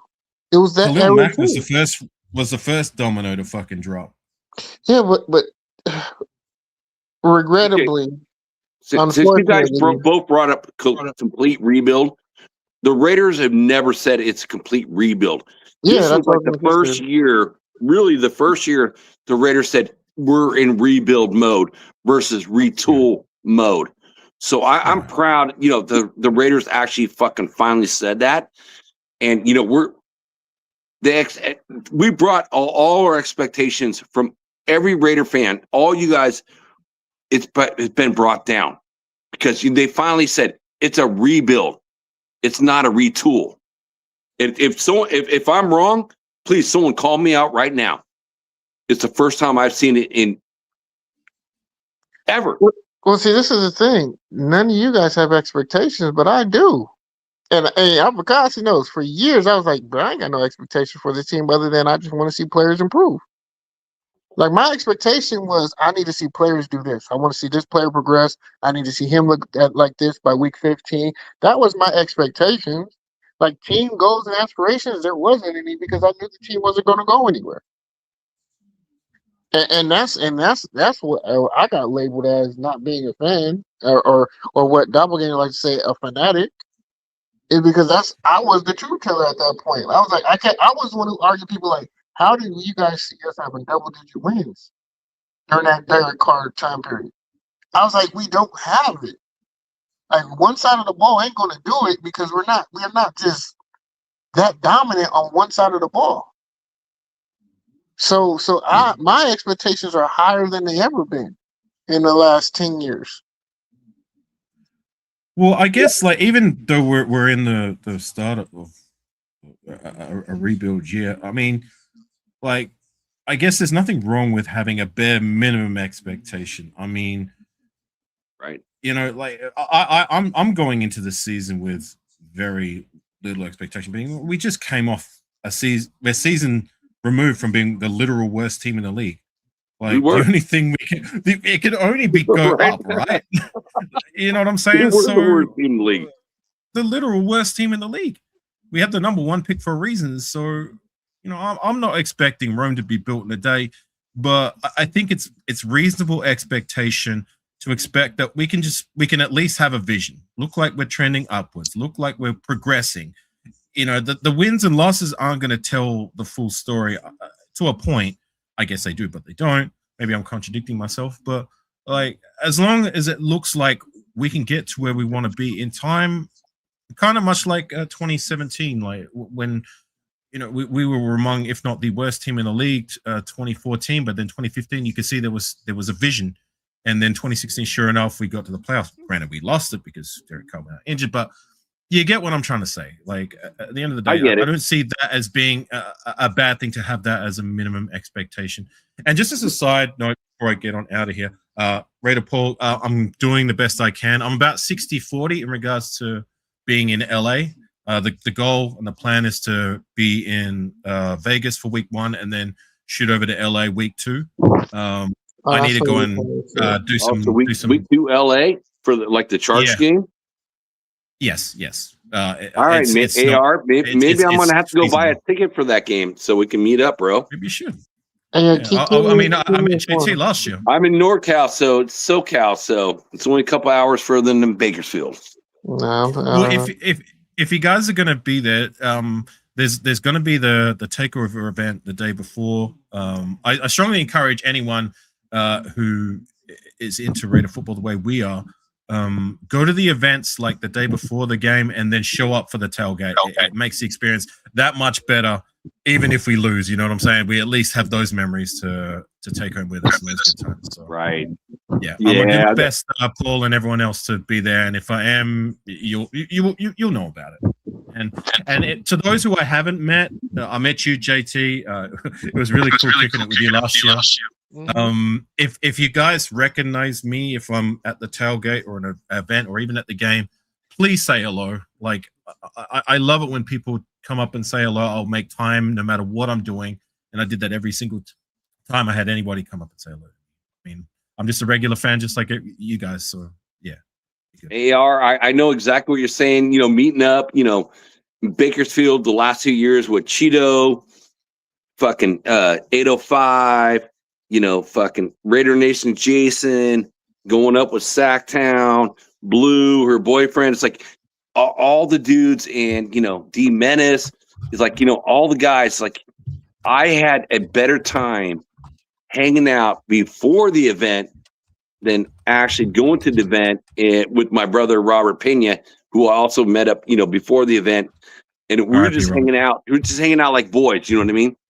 We're hanging out, boys, talking our stuff, like, you know, doing what we're doing right now, just bouncing our stuff off each other. What you think, what you don't think, you know, that's the best time. Yeah, so it's really cool being able to do that in person. Yeah, it's a different experience, and I appreciate it now. Like when it first happened, when people were just coming up to me randomly in Arizona, I was kind of standoffish. So like meeting y'all was actually a little bit better than just like random fans just like randomly walking up on me. But I will say, yes, I will definitely be more open, and I do appreciate it. Even though it was awkward, and I wasn't ready for it, I was still appreciative at the end after the whole me. You're not talking about when we met, JT. No. Before that, because I mean, I met you in person for the first time when we were kicking it at Roscoe's, and for me, like that's what was so cool is that I mean, you I've known a lot of you guys for the last 4 or 5 years on the YouTube scene, but I've never met anybody in real life. I met you one day, and it felt like it was just yesterday I was kicking it with you. There was no awkwardness. There was no Like, when you meet someone new, you're feeling each other at Paulus. Yeah, You know what I'm saying? Like, you kind of, yeah, we just you get left what I'm off trying where to we say. were last week. Yeah, it's like I ain't seen you Yeah. for a while, and it was like we just picked up right where we left off. I met you for the first time, but I hadn't met you. It's like we just were kicking it just yesterday, and that's what I think was one of the coolest things about my time in the States is getting that feeling of like, I'm in and amongst my brothers, even though I just met you for the first time. Yeah, it's like it's my first time meeting you, but it isn't my first time. No, it's like it's my first time meeting you, but I know you. Yeah, right. You know what I'm saying? It's like we were just kicking it just last week. Yeah, they're like people be like, "Yo, they got y'all family." Like, that's the first time meeting. They'd be like, "What?" It's like, yeah, technically it's the first time meeting, but I know him, So, but yeah, we definitely do more. I had people back home. They saw some of the pictures that I took, especially that one after the game with when we were in the car park. Yeah, and I had people from back home saying like, "Wow, you really blend in. Like it's like you're not even a tourist." You know what I mean? You don't look like an outsider. And I said, these guys are some of my best friends that I've known for years. You know what I'm saying? Like I have better friends in the States than I do at home because I just keep to myself at home, and nobody's passionate about Raider ball the way you guys are like me. So yeah, take that for what you will. But AAR, I totally agree 100%. That's like me and Robert. And it's like, and getting that live call with you and Robert and Richard Lyons, that was a really cool phone call for me. And I got to say, what is a cupper? I know what I know what a tip is from an Australian because my uncle married from World War II. He married a gal from Australia. It's like the tip. I know that means garbage, but what is a cupper? Hang on. Take care, doppelganger. So a cuppa is like if someone is asking if you want a cup of coffee, they just over here they say, "Oh, you want a cuppa?" CUPPA, cuppa. It can't. Hey, Doppler, man. Like I get it, bro. But if you're gonna base watching a channel off of 10 minutes off of like your first time meeting me, then you're not even really trying to look at the channel or even gain anything from it.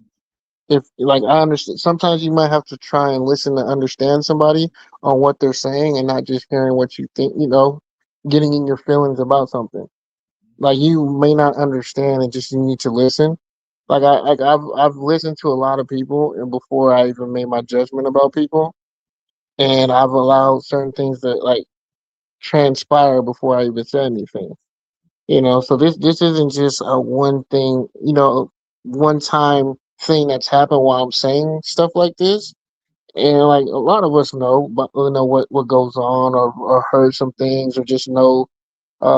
Like I'm not really into the beefs, like the beef era Raider content. Like that was a couple years ago. Oh, dude, I'm so glad that shit's done. Yeah, I'm so and glad. that's it. I wasn't even a part of it like that, but I got drawn into it, and it like for me, it ruined relationships for me when I wasn't even a part of it.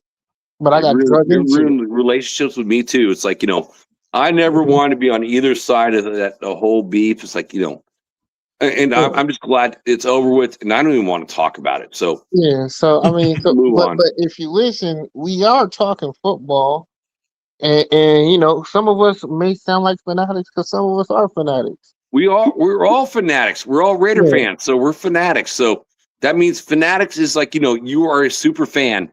I mean, you want to be a fan of the team. So we're all fanatics. So every person that's out there watching the show, and every Raiders fan is like in bed asleep, doing whatever they're doing. We're all fanatics because we all love our Raiders. Yeah, but at the end of the day, bro, I say you don't just give someone one listen and that's it. If that's you, you're not doing yourself due diligence or even trying to understand or learn anything. So have a good day, bro. It is what it is. If you listen to me again, I appreciate you. If not, I don't give a fuck. But it is what it is, bro. Don't just think this channel is all about bashing people because it's not. It's just was my opinion, and that's one person's opinion. That wasn't Jack's opinion. Jack, like I said, he was not approving of what I was saying, and he was, a lot of us have different opinions. A lot of us run in different circles or talk to other people, and that's your God given, You have the ability to talk to whoever you want to do or listen to whoever you want to. If I'm not one of them, cool. But there's other people in this channel or on this channel that talk and preach radio football that you should definitely listen to. If I'm not one of them, cool. But don't let what I say judge your decision making or not listen to a channel because of what I say. You know, if you don't want to listen to me, then don't listen to me. But definitely listen to Black. Definitely listen to Afakasi. You can listen to Jack and anybody else on this channel to speak. Don't listen to that Afakazi guy. He doesn't know what he's talking about. I'm just a fanatic who doesn't know anything. I don't have my own channel. You know, AR knows this, Black knows this. JT, I don't know if you know this. I don't have my own channel, but I've been doing this. I've been doing this for so long, like literally more than probably anyone. That's why I get invited on shows, because I've been doing this for a long time, and I make connections. I try to make connections with How long have you been doing it for, Jack? Well, I said this, when I talked to Robert's son tonight, and I had to think about it, bro. I think I've been, talking to Robert for like 10 years. At least 10 for me. And so I mean, so you've been doing this YouTube, communicating with other Raider fans for 10 years. So 2017. So I think the first show I ever went was Captain Jack, and then that's when Captain Jack used to do shows with OG Daniels, and then OG fucking reached out to me, and it's like, man, I want you to come on my show, and then I did a show with him for a year and a half. That's why you sound like him. And I did kind of hook up, like, Farrell and Raider Ray. I hooked them up, and they did like 174 shows together.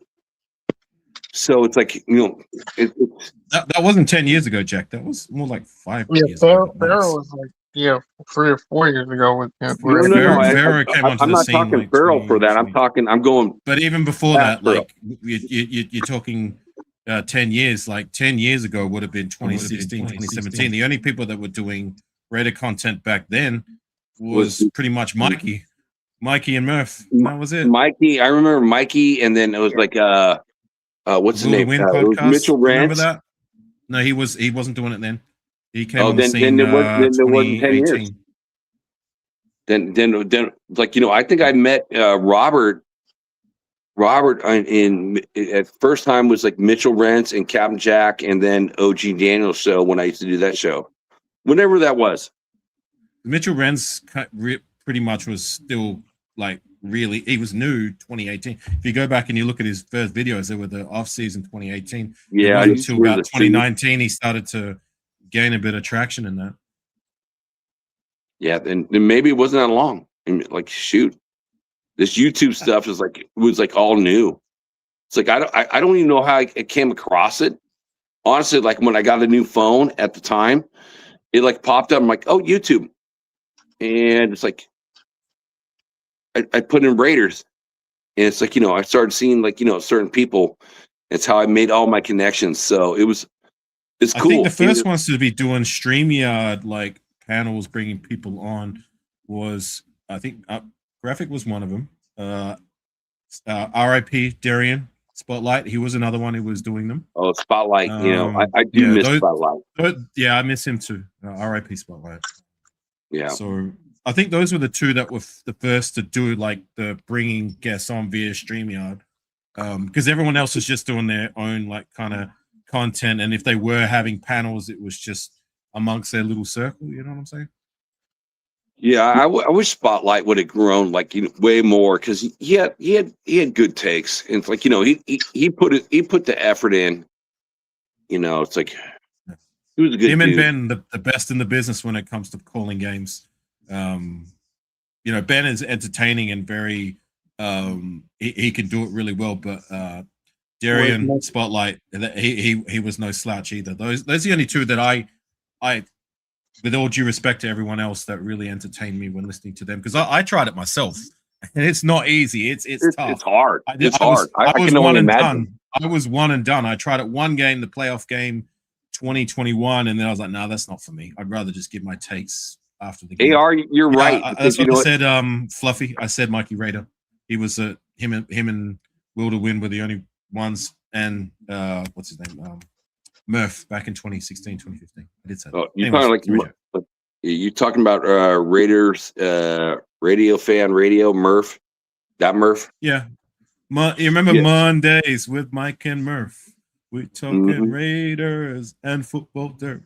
And I will admit, I did watch, again, normally Raider games, I keep it to myself. But there was times where I'm like, I like to smoke cigarettes. So I'd go out where I'm sitting right now in this same position, and I'd watch Ben do his takes, and watching him on a live show do Raider football games. So when I've been abroad in countries that don't allow me to stream, even though it makes no sense, like I purchase international Game Pass and you're not letting me use it. Like when I've been in Bali on holiday and they've had Raider games on, like I used to listen to Ben, just listen to him call the plays. And even when I've been working, sometimes like if the game's on early in the morning and I'm working, I'll just listen to Ben because it's more informative rather than trying to listen to an actual video stream where they're just kind of calling what they see and they're relying on you to visualize it. It's not like back in the days where we used to have Greg Popper and you know what I'm saying? Like I was able to access that via the internet streaming. Now I can't do that. It's a paid service now via, I think, Sirius XM or some shit like that. I don't know. For Papa, yeah. I watched several games, like or not watched, but listened to Ben's channel on in the chat and just again ask questions and listen to the game with him talking to. It's like, so it's great at the same time. What I got a great pleasure of doing this is like, then I get to talk to other people behind the scenes that guys I see in the chat tonight, like Paul. It's like just chit chat behind the scenes, or Raider Rebel, or Nabman, or whoever it is, like on whatever channel it is. I like talking kind of behind the scenes when you guys do your shows, and I can have my own one-on-one conversation with any other Raider fan that I want to chat with. So that is something I appreciate for yourself and Black and Ben and every other Raider content creator. I met great friends just being on someone else's listening to someone else's channel, and then you agree with something that someone says, and then you start bouncing your ideas off each other, which is amazing. And Paul, thank you for saying RIP, Spotlight, Pena, and Gord. Man, yeah, 100%, brother. 100%. Sail the Silver and Black Seas, those three for sure. But just to your point, Jack, sorry to cut in on you. One of my favorite shows, and you're probably going to remember this, JT, because it got we were both passionate about our opinions and views. Do you remember that show we did on whose was it? Twan's live? I think it was like a year ago when me and you. I think that one of the last times we shared a panel, that was pretty fun. Even though we had contrasting ideas about the team and specific players, and that, like I had a lot of fun with that, and I think JT did too. I mean, absolutely, that was fun for me. Sharing the difference of opinion and the reason why, and you can back it up with facts. And we both did that, so it was like, well, I can see where you were coming at and why you were coming at it, and it made sense. But I just felt the team could execute, and you felt the team could, and but that's just the best part of it, is when people who can speak the game support their position with facts, and still at the end of the day, even though it looked heated, it wasn't heated. No, JT, me and you, we're homies. The only thing that I do not like or appreciate is say you give your opinion and you try to give facts and all that to back up said opinion, and you're not trying to come across as a know-it-all, and someone's going to dismiss you as not knowing football or whatever it may be. I mean, like, I it's no secret I'm an Australian. I don't have coaching credentials. I don't know X's and O's. I can only go by what my eyes see and just try and connect the dots per se. Like I'm not the all-knowing, but sometimes some of the things I say can contrast to somebody who say has had coaching credentials, who has played the game, and sometimes I get it right and they get it wrong. Sometimes they get it wrong, I get it right. You get what I'm saying? Like, we all have an opinion at the end of the day. You know, I used to do it, but you can say it. I used to do that with certain people. I did. I was that person who would do it with certain people. Like but I wouldn't do it with you because I understood you're on the opposite side of the pond. But you would. Wait. Huh? Wait. You know. Oh, no, I was just looking at the chat. Sorry, go ahead. Yeah, but you're on the opposite side, so I wasn't overly. Some people I would overdo it for, like. You know, like I said, some people I might have been more contrarian with them than others, but they were wrong, and I wouldn't let it go. I wouldn't let it go. I'm like, no, I'm not going to relinquish this point. You're wrong. This is why you're wrong. I'm showing you why you're wrong. So either argue my point or just shut the fuck up.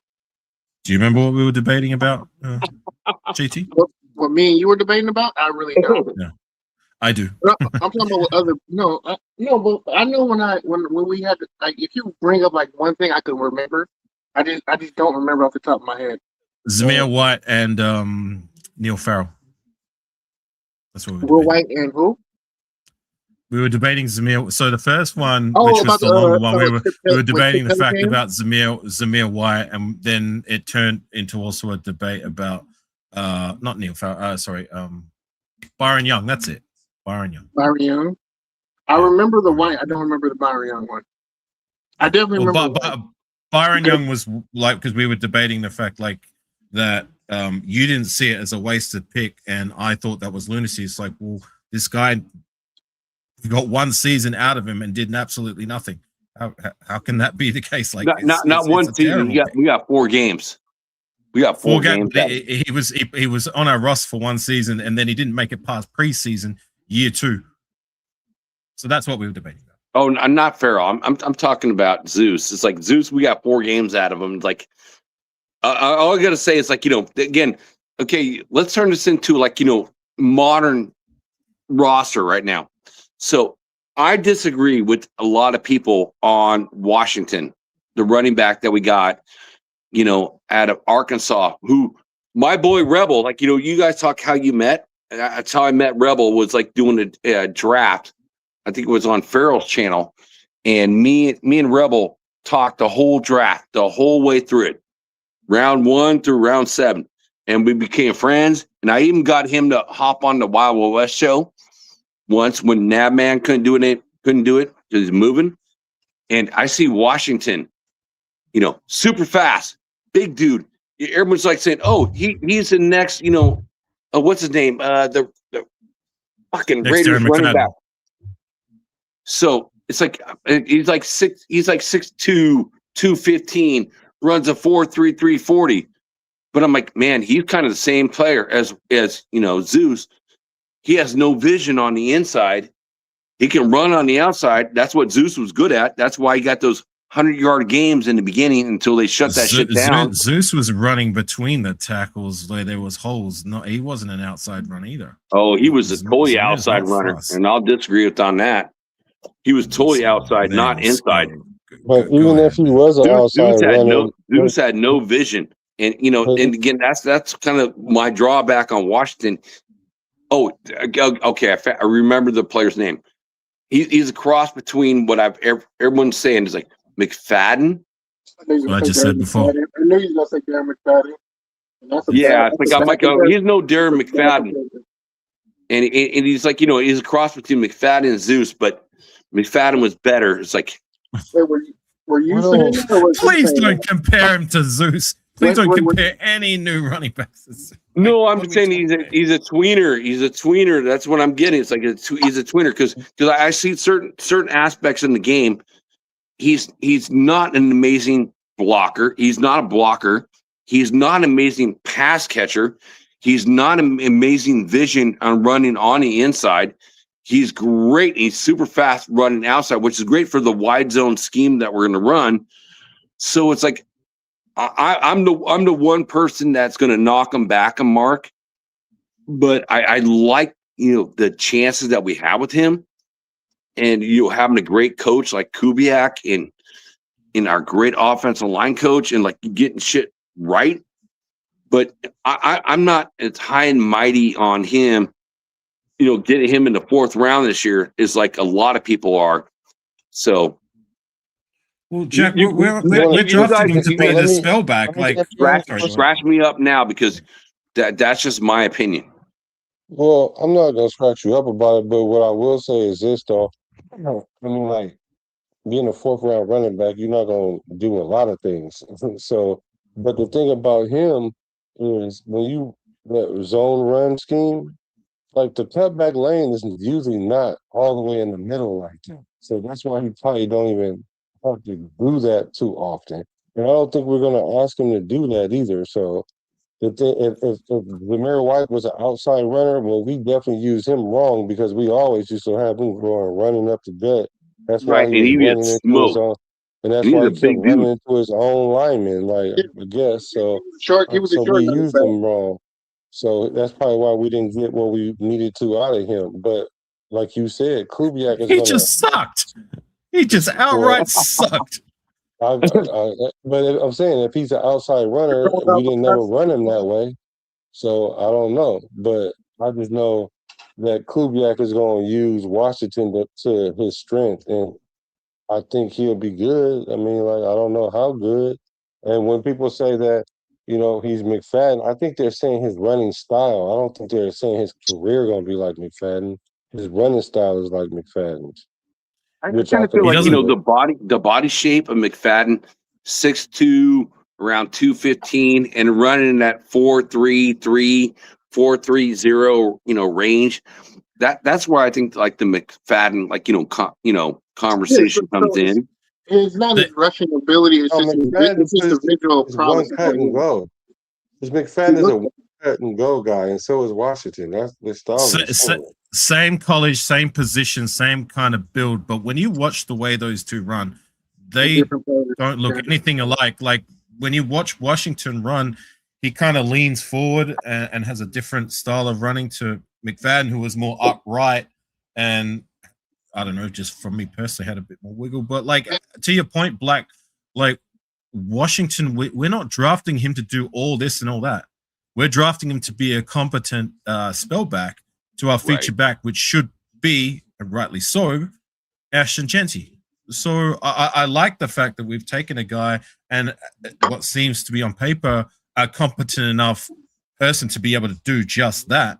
I mean, have more confidence in him than anyone else that we brought in the door for the last, since Josh Jacobs has been out of here. I mean, who have we drafted or who have we signed as a free agent that you could say you had some sort of confidence in? I didn't like any of them. None of them. Nobody. Garbage. Trash. You're right, AR. To add on to the topping on the cake, man, we got Hamby. Undrafted free agent. Yeah, JT. Who? What mean who? Come on, JT. Hamby. Man, all my mock drafts that I've ever done, I've taken Hamby in the 6th round. We got him at the UDFA. Man, he was a starting running back at Indiana until he got hurt. And then Black took over. And they said, like the coaching staff, when he came back, he's like, okay, we're on a run. We're not going to interrupt this stuff. The kid had over 1,000 yards. He runs a 4.5, 440. He can block. So, I mean, if you had to put a 3rd down running back and you're not going to put Genty in there, you're not putting Washington in there. You're putting Hemby in there. It depends on the situation. If it's third and short, then and it's a passing down, I probably would. I'm not going to. If you're going to play into the obvious, then you're going to lose when you ain't got the talent to back it up. We can't play. I'm gonna be honest with you. The Raiders can't play big boy football. Like, hey, we're running down your throat. You know what's coming. Stop it. Man up. We can't do that yet. So you gotta play the X's and O's game and be tricky and hide behind formations and players. You gotta be tricky. That's how you get the big plays. That's how you get the touchdowns. So JT, I got to ask you this. So, when have you ever had a better running back room than Genty, Washington, and Hemby? When do you feel like there was a better running back room than this? Hang on, time out, Jack. Sorry, you're including him. Yeah, right. And you're including Hemby. I mean, the dude's a UDFA. Let's not give him the sincere McCormick treatment on crowning these guys that are undrafted free agents when they go on and don't do squat. They're you know what I mean? Let this guy make the this guy's going to make the roster first. That's his first battle, and then he's got to do something after that. You know what I mean? Who was a better running back room? What team? What team? I think again. I feel Hemby is very valuable, in my opinion. Again, as a Raiders fan, all my mock drafts, I took Hemby. I really love the kid. Again, he was a starting running back in Indiana until he got hurt. Oh wait, okay. So stop right there. Show me where his value is if I can replace him with a player who was his backup. So, would you rather have him or Lobby? I'd rather have Lobby. And the reason why I have Lobby, he gives me more. He's a more dangerous player. Why? I can run him out on the slot. I can run him out on the Hemby. Huh? You can do that. You can do that. You can do it to Hemby too. Can I?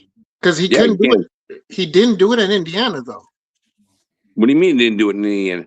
They didn't run him. They didn't run him at the slot in Indiana. Did you? I'm a college guy. I love college better than I love the pros. So did you watch the Raiders play Lobby in the slot whenever he got the opportunity to play, which was not much? Maybe 3 plays. He probably got 3 or 4 plays. So but I know, but here's the thing. He can. I mean, he's never going to do that again. So Lobby's not going to play the slot ever again.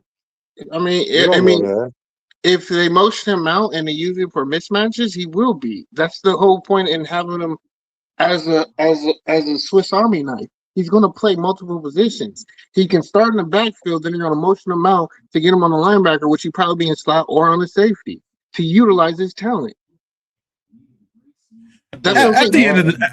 At the end of the day, gang, this is our third string running back we're talking about. Yeah, we're debating over the third string running back between a guy who we drafted. He's now 3 seasons as a Raider in the 5th, 6th round, who hasn't done pretty much nada, and a guy who's an undrafted free agent who literally hasn't done nada is going to be fighting for a roster spot. I mean, what are we expecting here from these guys? but to answer your question. What was our running back room when we went to the playoffs? When we played Josh Cincinnati? Jacobs. Pretty much Josh Jacobs. That's it.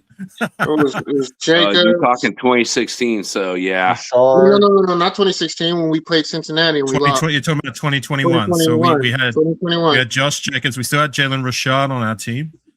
He was Rashad was good. Rashad was good at what he did, but there was it Mike Washington? Yeah, and the Washington kid. Yeah, not Mike Washington. No, it was Mike Washington was drafted in the 5th round. Was a fullback. No, you're talking about DeAndre Washington. He was long gone before then. Ingle. Ingle. Ingle was a fullback. DeAndre Washington was gone a long time ago, and Ingle is a fullback. But he's still in a running back room. That's a better running back room. You could put him as in that Marcel Reese kind of jack of all trades kind of fullback. If in recent years, I'm taking that running back room over the one you just gave us. Yeah, I'll give you that, JT. Like I know those guys can get it done. So let's talk about last year. So we got Genty on both squads. Is Zeus and Lobby or Yeah, but I'm not putting Or that. this year, it's like you got Genty, Washington, and Hemby. Well, to that, Jack, like our running back room hasn't done squat since Josh Jacobs was around for his best days. And to that point, like you were asking, the running back room in 2021, it was Peyton Barber and Sutton Smith to round off the other guys outside of Jacobs, Ingold, and Jenna Rashad. So it wasn't exactly star-studded there either. But yeah, well, it's only gotten worse since the days of Josh Jacobs. No, I think, do too. It's not a high bar, Jack. It really isn't at the moment. No, you're right about that. It's not a high bar, but I will say, I would dare say the lowest bar it's been in the last 30, 40 years. I mean, we haven't had a worse running back core since you think back to the early 90s and 80s. What was it worse than Marcus Allen and Bo Jackson? Was it worse than Napoleon Kaufman? Well, that's one of the best running back rooms ever. We had in the 90s, in the early 2000s, we had Charlie Gardner and Tyron Wheatley. There you go. Grant McFadden. Thunder and Lightning. Shit, I will take even like remember we had White Chocolate. Freaking before McFadden. What's his name? Oh, you talking about Justin Fargas? Your dude from USC. You know what I'm saying? Justin Fargas. Justin Fargas. I'd have Justin Fargas. I'd have Lamont Jordan before these scrubs that we've had in the door for the last couple of years before we drafted. Who was the guy who ran upright? Ashton Genty. No, yeah, Latavius Murray. The upright guy. You're talking about that we signed over from the Niners. What's his name? Charlie Gardner. No, what's his name? It's like the last really running back. It's like he ran straight up. God damn, he's from the Niners. Latavius Murray ran upright, but he was drafted by us. No, this is way before. Or Darren McFadden. He ran upright. It's way before McFadden too. Before McFadden? Yeah, you're not talking about Harvey Williams. You're not talking about Harvey Williams, are you? No, well, I think it might even be before that than Harvey Williams. He was from the Niners. Roger Craig. That's it. It's Roger Craig. That guy was super upright. Roger Craig. Well, Jason just dropped Nick Bell. That year we were in between. So check this out, because I've done my research. That particular year, when we were between Marcus Allen, Bo Jackson, and then moving on from those guys to Harvey Williams and Napoleon Kaufman, that was, I thought, was the worst year up until I did my research. That year in 2024, when we moved on from Josh Jacobs and we had the likes of Zamir White and the rest of those whatevers, you know what I'm saying? Like they rushed for less yards in more games than that running back room did back in I think it was 92 or 93. So make of that what you will. But my point is that it's been a low bar in the last couple of years. But we've at least made strides to address that with I believe it was the right move getting Ashton Genty, and then we've made another move in drafting Mike Washington to be the spellback. You know what? See, this is the problem with the Raiders, is that it's a problem. When you in a rebuild, you want to be able to put in new pieces to replace old pieces, right? When you put in the old pieces that we were trying to replace, there is no new pieces that you can fill it in. And that's what the issue has been. Like at quarterback, it's always been Rich Gannon. Some people will put in Derek Carr, some people won't. At running back, it was the last great running back before Josh Jacobs. Who was it? Charlie Gardner. Latavius Murray. Great running back? I'd say Charlie Gardner. I think Charlie Gardner did everything that 2002 Raider team needed to do to get to the Super Bowl. Darren McFadden in his best days was one of the most dangerous players, most elite players in the league. Yeah. Yes, he was injured. Yes, for the most part. He wasn't better than Charlie Gardner, though. Darren McFadden? No. Wasn't better than Charlie Gardner? No. In his best years? Are you kidding me? Show me a statistical category that will tell me that Charlie Gardner in his Raider years was better than Darren McFadden in Darren McFadden's prime. Because I guarantee you there isn't one. Well, I'm not about again, I'm not about the stats, because we look at Genty last year, who almost got 1,000 yards, but was hit, 40% of the time behind the line of scrimmage and then like yards after the first contact. So I'm just not about pure stats. I'm just looking at, eye contact, your heart contact, and the player that you see. Yeah, but stats matter. You just got to know how to read them. He didn't say they don't matter, but that's what I was about to say. You can look at the stats, but the stats don't tell the whole story. entire picture, right? Because what happened is I feel you, Black. You watch the games. You got the eye test. I've watched both of them. Player to player, McFadden is probably the better player, maybe, right? But with Charlie Gardner, that defenses schemed for Charlie Gardner. They didn't scheme really for McFadden like that. Are you kidding? Sorry, I respect you, but I gotta strongly disagree with that. McFadden's best years with us, he was the only thing we had on offense, pretty much. So teams were most definitely scheming against him. No, well, come on. By default, I'm talking about like being a really whole weapon. He wasn't a more effective weapon than Charlie Gardner, because Charlie Gardner had way more facets of the game than McFadden. McFadden can only hurt you in one part of the game, is if you give him the ball and he get wide open, because he will get tackled if you just touch his feet. Charlie Gardner was getting third downs with first downs with catches.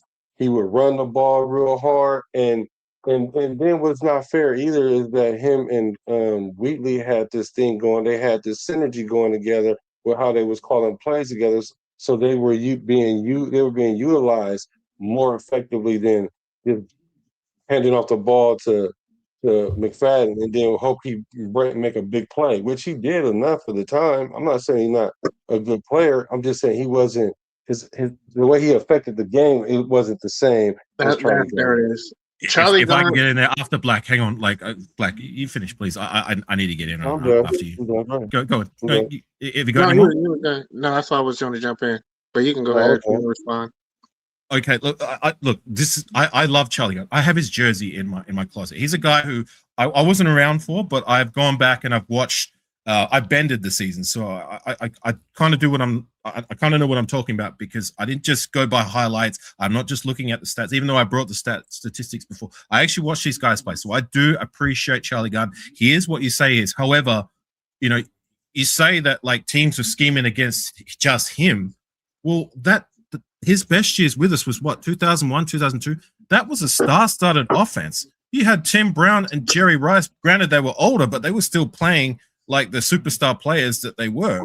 You know what I'm saying? They had a lot more pieces than, say, Darren McFadden in his Raider prime. Like, yeah, we had some guys who were nice for a minute, guys who I appreciate, but they were not Jerry Rice. They were not Tim Brown. They were not the offensive line that, Charlie Gardner was blessed with. They weren't the QB at the time. Like, Darren McFadden was playing with what? Like, Jason Campbell, who I appreciated, and Jerry Porter, Jerry. They both had a Jerry.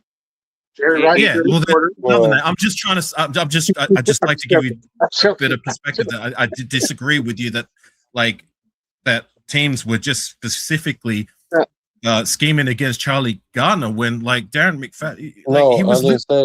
I'm not saying they schemed only against Charlie Gardner. What I'm saying is on Monday when they say we're scheming against certain players, I'm not saying that they don't ever scheme against McFadden. What I'm saying is he wasn't a higher priority than Charlie Gardner was. I'm gonna disagree with you on that one. Like, I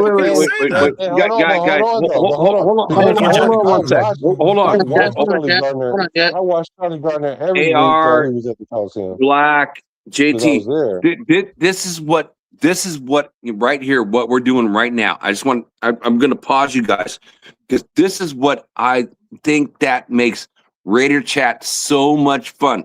We're talking about different eras, different teams. And we're all talking, what we love to talk about. And put players in certain positions in in that time and era. This is what makes every Raider Chat the funnest thing you can ever do, what we're doing right now. So, okay, my pause is done.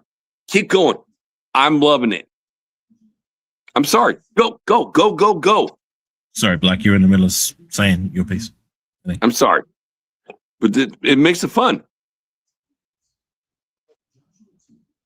No, go ahead. All I was saying is, like, I watched Charlie Gardner because that's when I had season tickets with the Raiders, and I just know his impact on the offense versus when Darren McFadden was in the offense.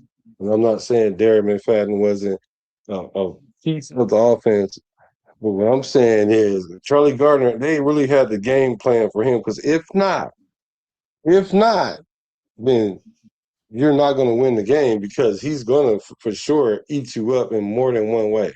And you highlight Jason Downs, like Raiders first downs, his fucking take. I love it, dude. Yeah.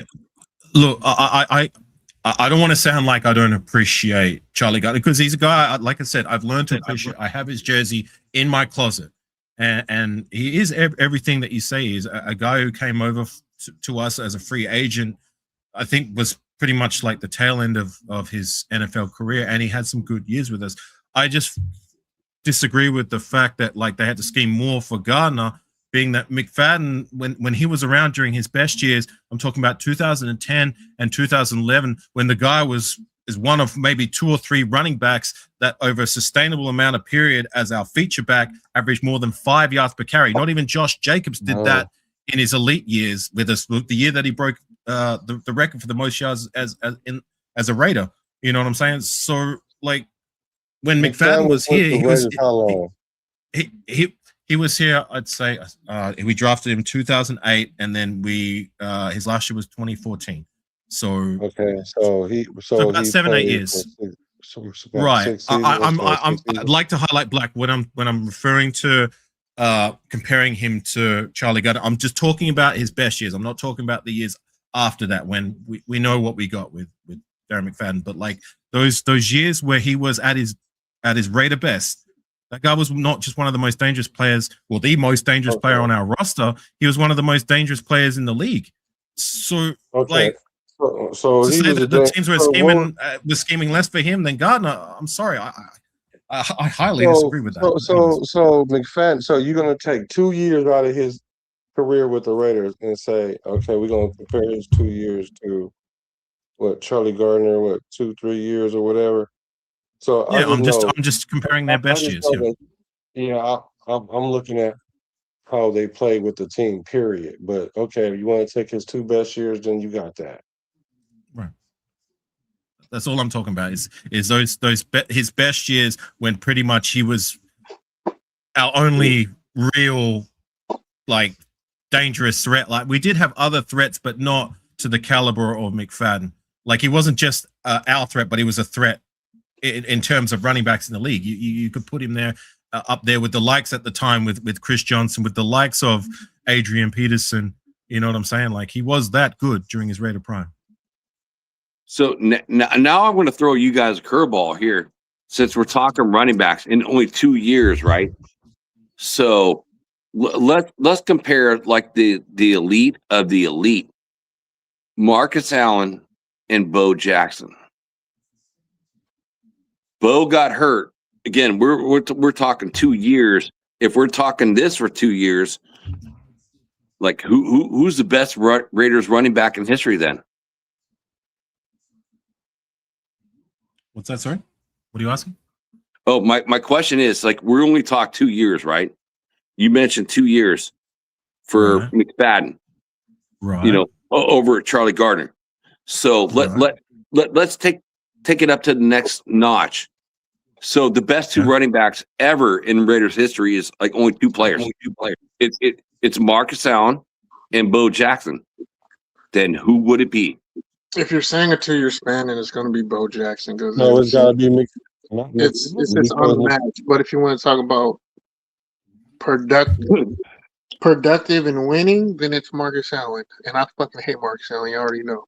No, Marcus Allen only averaged 4 yards a carry. McFadden averaged like 5 yards a carry. So based on talking about McFadden, McFadden doesn't compare to Bo. No, but it has to be sustainability as well. on how long you did it, and that's what Well, takes we the just said McFadden out 2 the game. years. No, we just said 2 years. Oh, okay. So you're talking about 2 years. Okay, you're talking about. So you're talking about a 2-year stretch, like the best so years Marcus of Allen any. never had Okay, 5 yards of carry. He And never had 5 yards McFadden never of carry. played a 16 game season. Yes. Like what? 2010. 2010. Yeah. I only think like maybe once. So like that was probably his best season, wasn't it? 2010. 2011 would have statistically been his best year. That was when he was averaging over 5 yards per carry, but then he got hurt. Yeah, that was his biggest thing. His biggest thing was just he couldn't stay on the field because he just anytime he got hit a certain way, he just was hurt. So like for me, I agree with Afakasi that team schemed more against McFadden because McFadden was the only home run hitter that we had on that team, really. But the effectiveness in Charlie Garner being the win con for that team is why Charlie Garner was a better back. Because even though you schemed to try and stop Charlie Garner, even when we had an older Jerry Rice who was still productive, an older Tim Brown, it was all about Charlie Garner establishing the offense. So teams were scheming for him, and they still couldn't stop him, even with they were scheming. And then that's what opened up the play action pass for Rich Gannon to be immaculate and do everything he did with our wide receivers and tight ends. But I would forget say Rice and Tim Brown both had 1,000-yard seasons. Yeah, I mean our offense was just fucking amazing. Like we were the top of the crown at that time with offense. People were trying to emulate. 2002 was the best offense the Raiders ever had. So, Jack, so if I can clarify, what you're trying to ask is not in terms of overall productivity. You're talking about, like, say their best.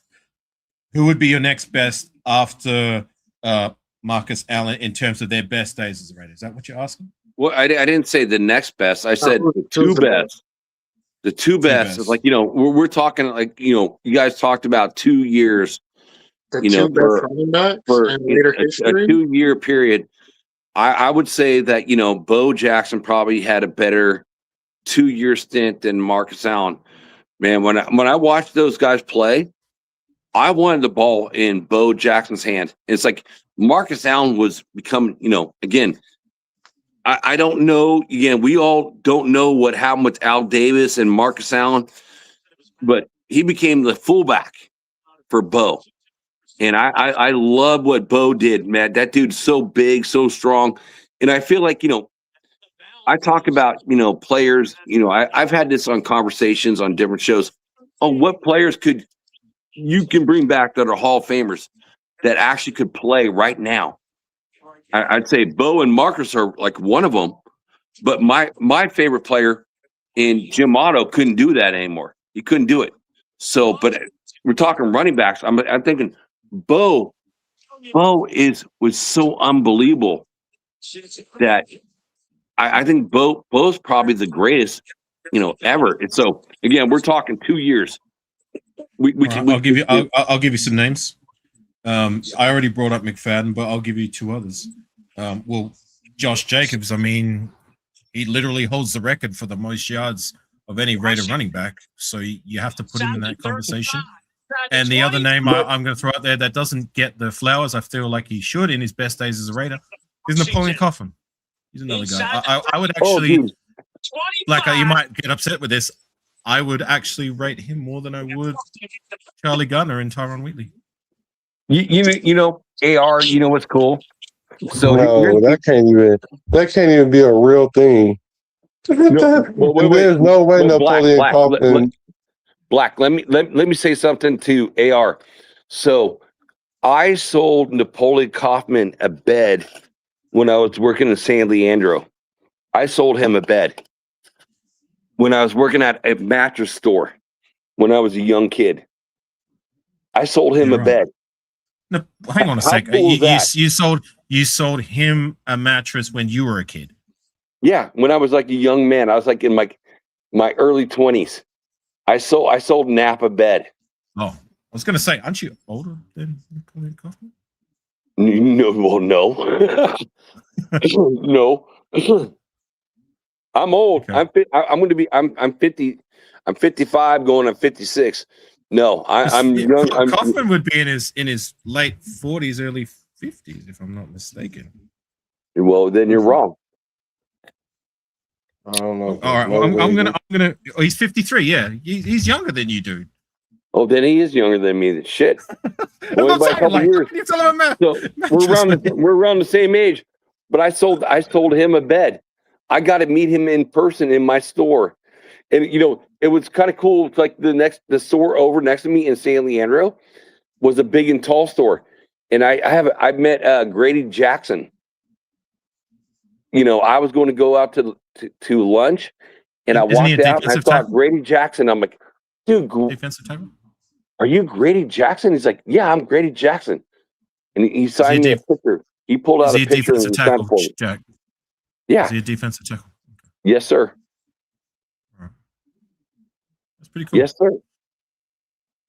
But yeah, look, Black Lake. I would. The reason I would say Napoleon Kaufman is 97. That dude was rushing for over 5 yards per carry, and that team was like, I think the third worst team, even though they had a high-powered offense. But Napoleon Kaufman, I remember because I bended that season too, and yeah, I again, I'm not taking away from Charlie Gardner. I just personally, I would take Napoleon Kaufman. It's crazy because even as much as I say, look, who's the better running back? I asked Jim and I, whatever, who's the better running back? He was very versatile. Charlie Gardner was so versatile. Charlie Gardner or Napoleon Kaufman. Like, it's like saying Charlie Gardner, like, that's a hard call, Black. It's not that hard. It's really not. It's a definitive edge with that. Even when I got, and he averaged over 4.9 yards versus Kaufman 4.6. Whatever. Gardner name. It's not just a number. It's what you have to do.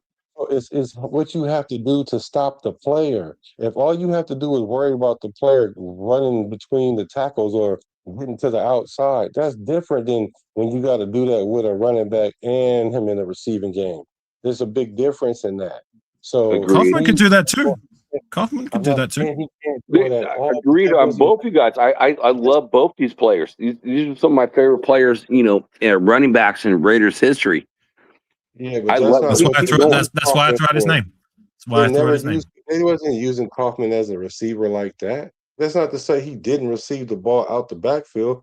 I mean, he was lights out when he was getting the ball thrown to him. Like yeah, well, I don't know.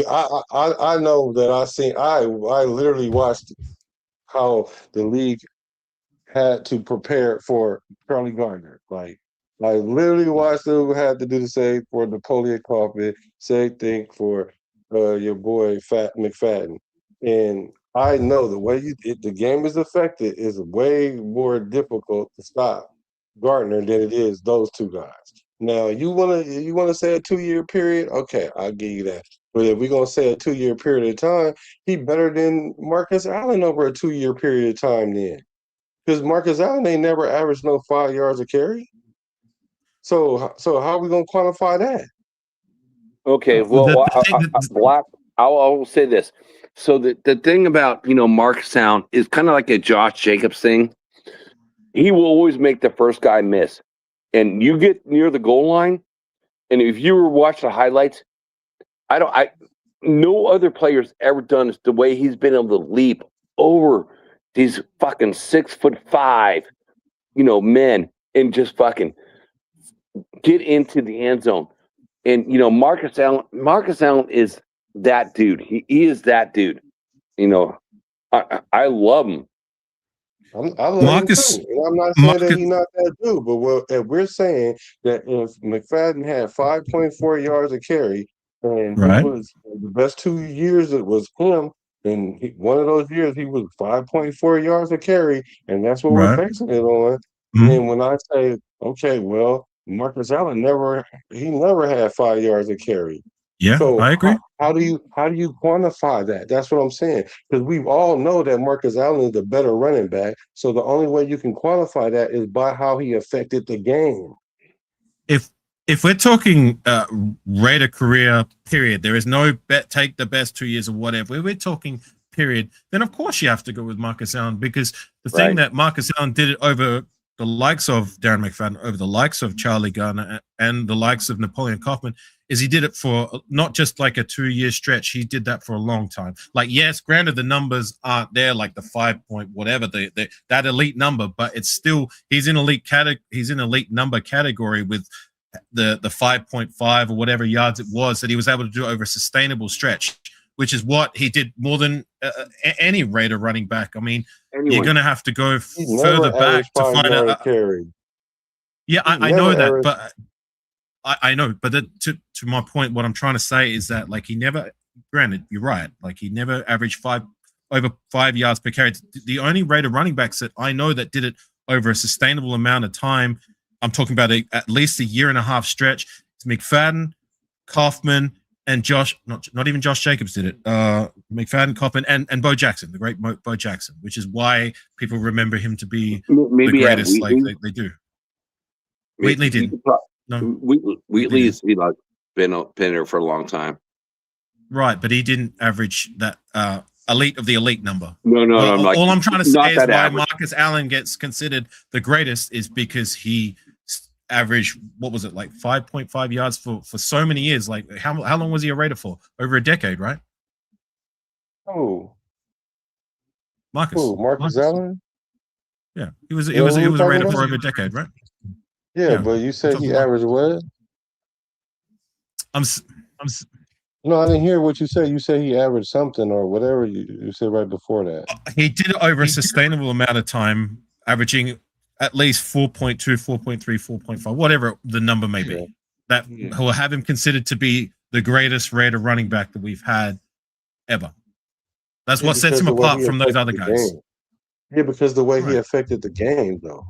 It wasn't because of the stats so much. Right. And he was able to do it for such a long time, more than those other guys. Yeah. I could go with that too. No, I'm not even saying it's not even arguable, because I could be very wrong. I mean, I just, that's why I was like, well, let me ask this AI which way they would think. And I asked it for both of them. They both said Charlie Gardner for both of them. But I could see your argument. Really, I do see it. Well, I see the argument for Charlie Gardner because he's probably the best. I think Charlie Gardner is probably the best receiving running back all around that the Raiders have ever had. Best receiving running back.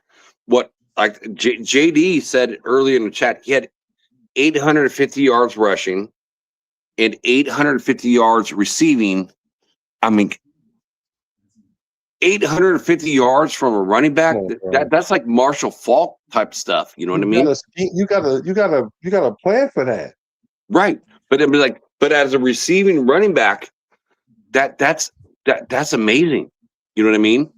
You again, like I said, please do not take this that I'm disrespecting Charlie Gardner, because I do appreciate Charlie Gardner. I do love me Charlie Gardner. Absolutely not. I know you like him, but I'm just saying, it's like, to have a running back that gets 850 yards, that's like a McCaffrey or something like that right now. Like, in today's age, it's like, I think that's pretty flipping amazing. And I love the fact that you guys are all entertaining me on this conversation on running backs, how we got started off, like, our top three, like, and over the years, it went into this deep dive conversation of this. This is absolutely what I love, because we're going into history, we're fucking pulling players, and it's like, this is good conversation. Right. Look, like I said, I'm not trying to discredit. No. I do love Charlie Gardner. I just, when we were asking the question before, I personally feel McFadden was better. And just to the point of McFadden, like, yes, Charlie Gardner, he was great in the passing game. Like, McFadden was great too. I mean, dude, like, had, I think, 500 yards and 5 touchdowns receiving back in 2011. That's to go alongside, what was it, like 1,200 yards rushing? And how many touchdowns? I mean, yeah. So I'm gonna say this: if I had to choose, it's like this, and this is why I'm gonna choose. Napoleon, everything you said about Napoleon Kaufman is accurate. Was he the best player on that offense? Yes. Was he the focal point? Yes. And he was a great returner too. He was a great returner too. Yeah, and he was dual threat. I couldn't stand him because I'm a Bruin, and he did that at UW as well. The reason why Charlie Honor gets the nod is because Napoleon Kaufman was pretty much the offense. Charlie Garner did that with all the other weapons around him and still produced like that in a very similar category. But he had also Tim Brown was getting the ball a lot. Jerry Rice was getting the ball a lot. The tight ends were getting, Ricky Dudley and all of them were getting the ball. Wasn't Doug Jolly back then? There was a lot. I think Doug Jolly was just a little bit after. Yeah. So I'm saying like that whole era, Charlie Garner still produced at the same clip as Napoleon Kaufman, even with all that on the team. Now it just shows how dynamic that offense was. But with the dynamic of the offense being like that, it didn't go without Charlie Garner. It Exactly, didn't. because you know who you had the scheme for first was Charlie Gardner. He made the offense go. He opened up everybody else's kit to be because Jerry Rice lost a step. Tim Brown had lost a step. They weren't the receivers that they were, but they still were top-notch receivers. But they got enhanced because the team said, "Okay, we can leave our corners on the island with Tim Brown or Jerry Rice at times. We can't do that with Charlie." So he was that's why he gets the nod and why he was a better back is because he had so much more to deal with, not just with the defense, but also in producing when he got the chance to get the ball.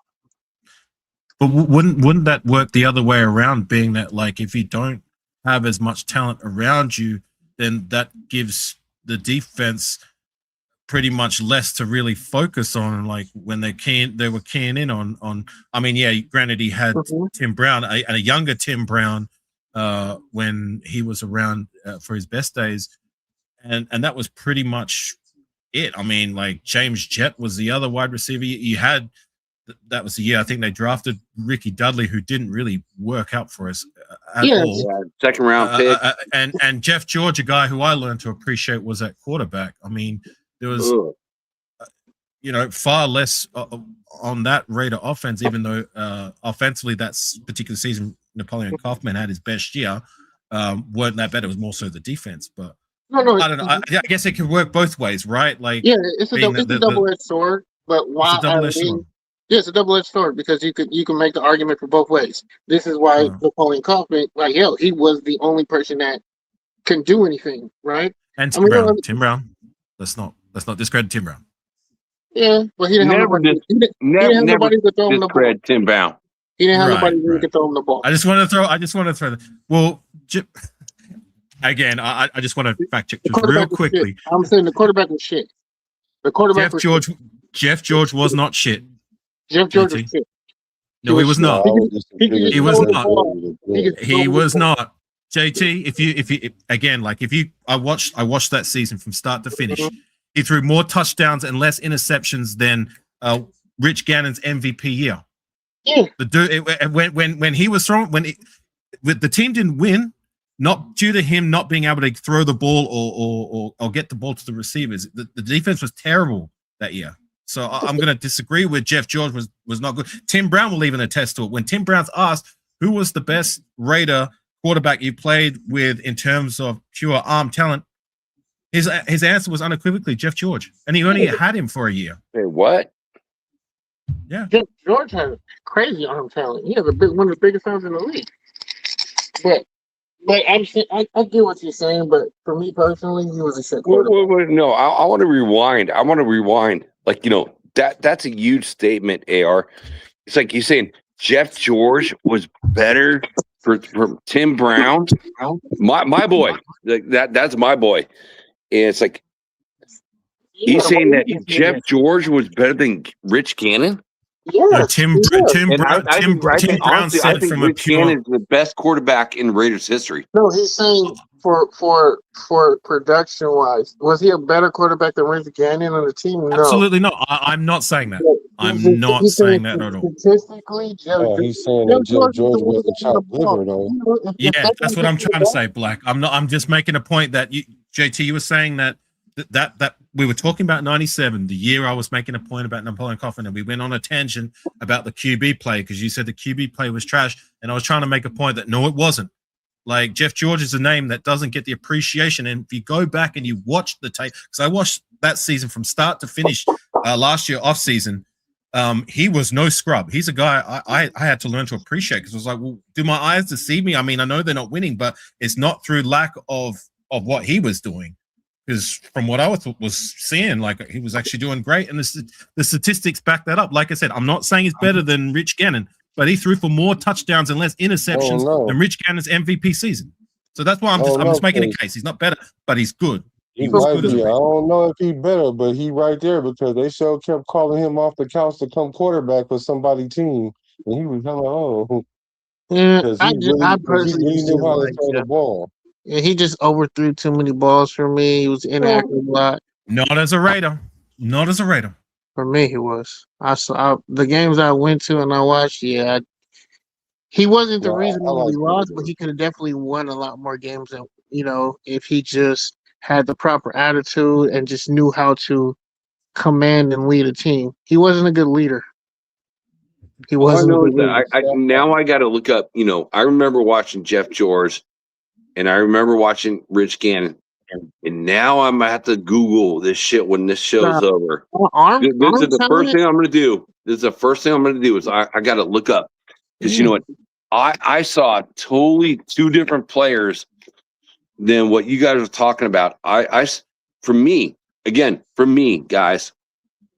If you want to look up statistics, Jack, look at 97 specifically, Jeff George. 97 specifically, and then go and look at whatever Raider quarterback you want to compare him to. 2002 Rich Gannon. So 97 Jeff George to 2002 Rich Gannon. It's like, Go ahead. I'll do it right now. I'll share the statistic with you. Wait, let me finish. Let me finish. JT, stop, please. Let me just finish. I've seen everyone from the snake to every single quarterback that's ever played this game. And, my favorite quarterback, if I'm like picking a dynasty team, I can pick one. For me, it's Rich Gannon. We talked about running backs. So you already heard my opinion on that. So now I'm so curious. 2002 Rich Gannon versus the 97. You want the stats, Jack? Yeah, dude, you want the stats me, right now? I'll tell you right now because I was the one who brought this up as a point in the first place. And again, chat and Jack and everyone else, I am not saying I think I'm not saying Jeff George is a better quarterback than Rich Gannon. I will take Rich Gannon in a heartbeat. All I'm saying is my point was the whole time is that he wasn't a scrub. But anyways, this is Rich Gannon. So don't trick you, chat. So 2002, Jeff George, 1997. Yes, 4,689 yards, 26 touchdowns, and 10 interceptions. Right? That's Rich Gannon. Now we're going to go back to Jeff George because I've looked at this statistic myself when I watched Jeff play. 4,600 and something yards. Now this is Jeff George. All right. So Jeff George, so Rich Gannon had more yards because Jeff George has 3,917, but Jeff George has 29 touchdowns and 9 interceptions. Here you go. So here's a side note. Here's a side note real quick while you digest that. Hold on. So AR, it's funny. So I asked what was the top? Say it again. Say it again, please. Say what again? Both stats. So let's start off with yards. Hold on. I'm gonna go back to it because I want to hear it too. But this is gonna be quick.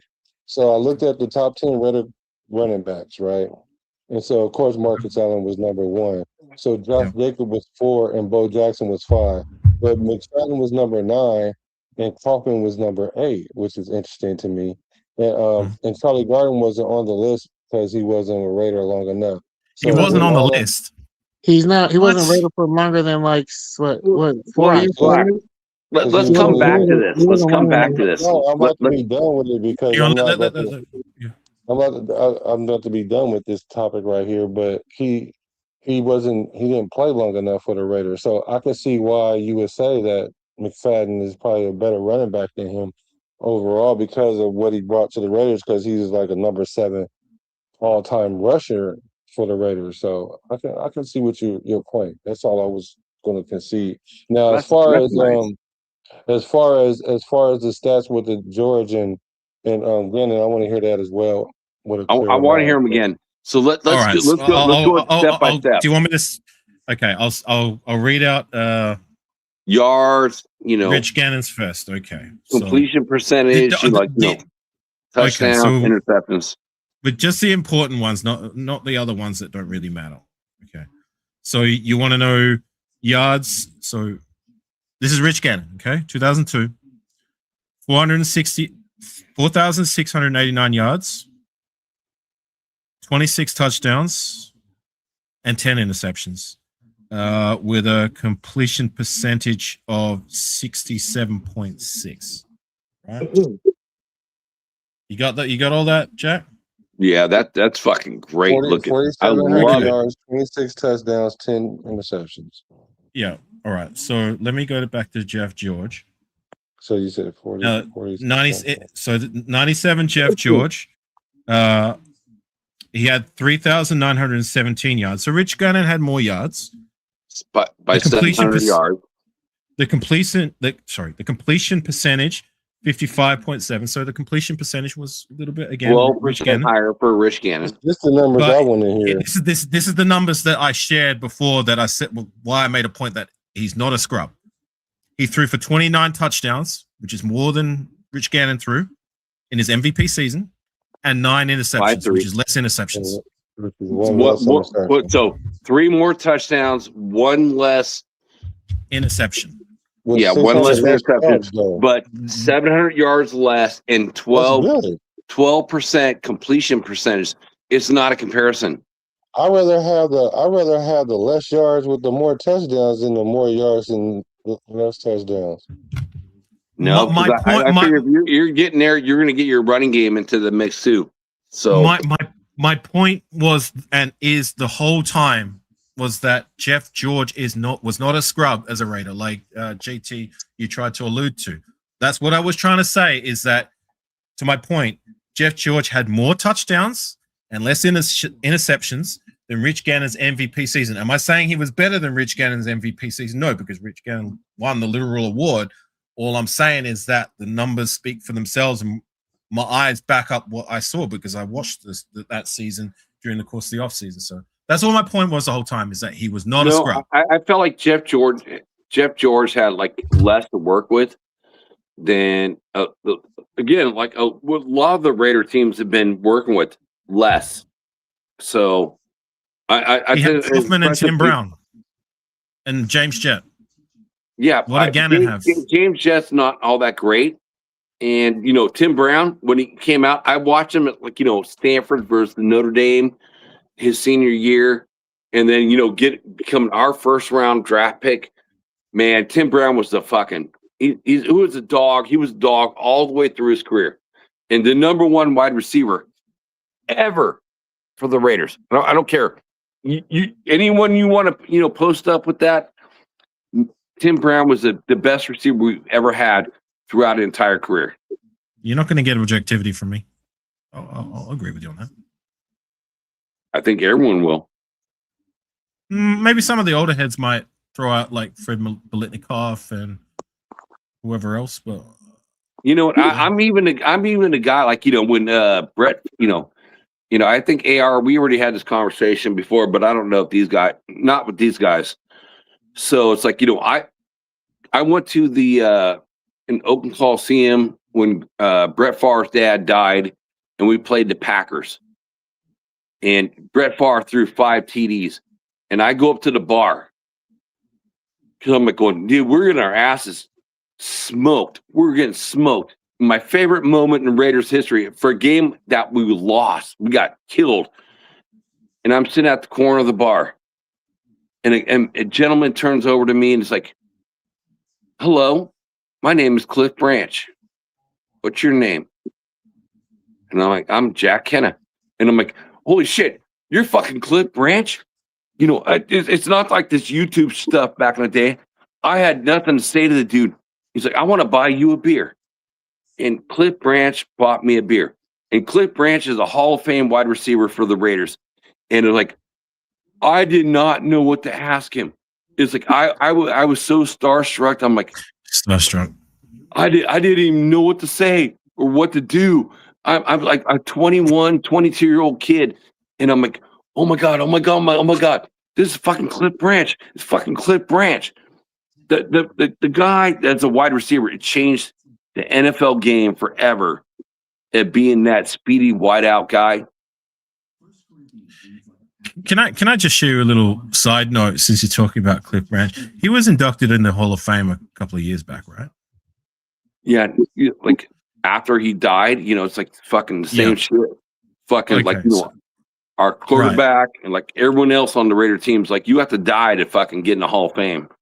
Right. RIP to Cliff Branch. Once a Raider, always a Raider. A great Raider. But what I wanted to say was when he was inducted to the Hall of Fame, in order to celebrate that, the Raiders at halftime for one of the games early in that season, I think it was either 2021 or 2022, they had somebody reenact, Cliff Branch taking that 100-yard touchdown and running to the other side of the field.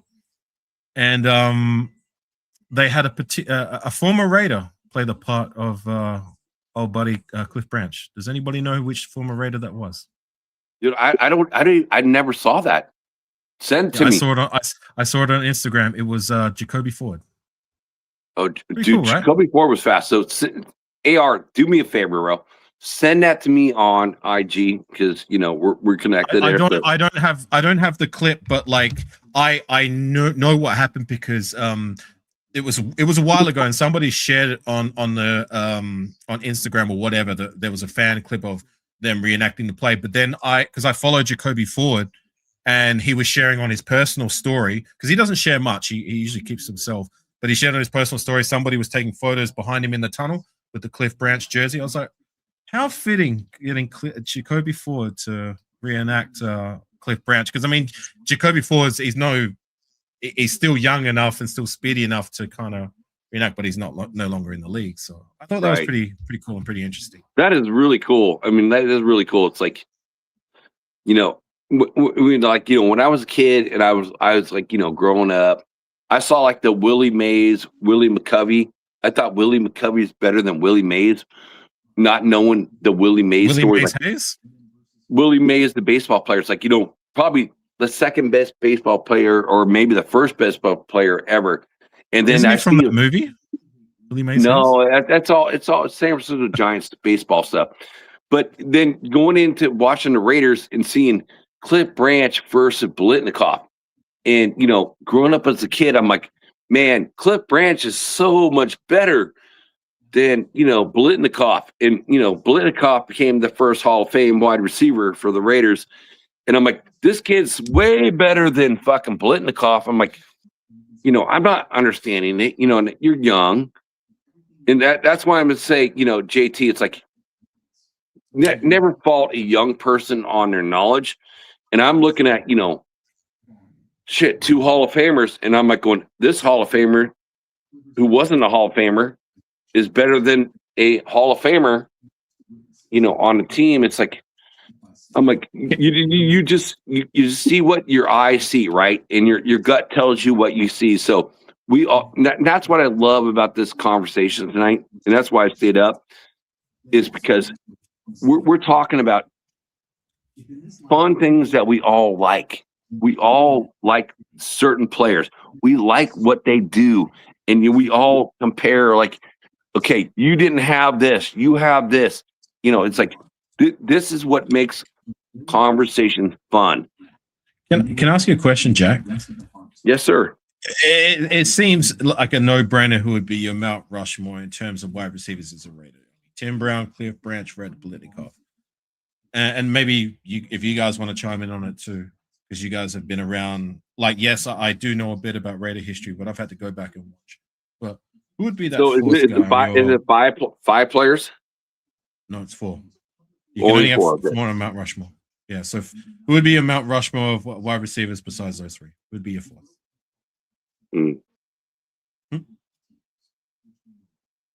All right, you got to give me a moment because you said 4, and I don't even know. Those 3, but who would be your 4th? So Tim Brown, definitely number 1.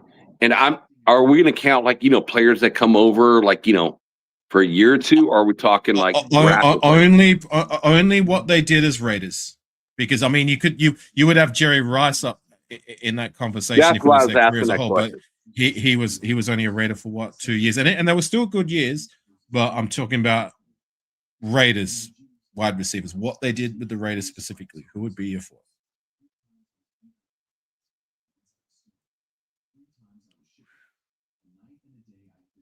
All right, I'm going to think about this for a moment. I want to make my JT, you got a name?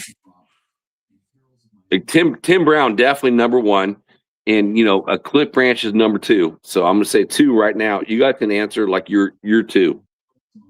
And then I said that originally, Jack. I said, look, it seems pretty unequivocal. The first 3 names would be on your Mount Rushmore: Branch, Bolitnikoff, and Tim Brown. But the 4th is disputable. Frank Weber, he said Warren Wells. He's a guy I'm not too educated on. Maybe you might know about him. Warren. Sorry. Hey, Weber, salute, brother. Love you, but no Warren Wells. I'm sorry, not on my list. What about James Jett? James Jett's not on there either. Yeah, I know. I was just fucking with you. You got any names, JT, you would throw in that conversation?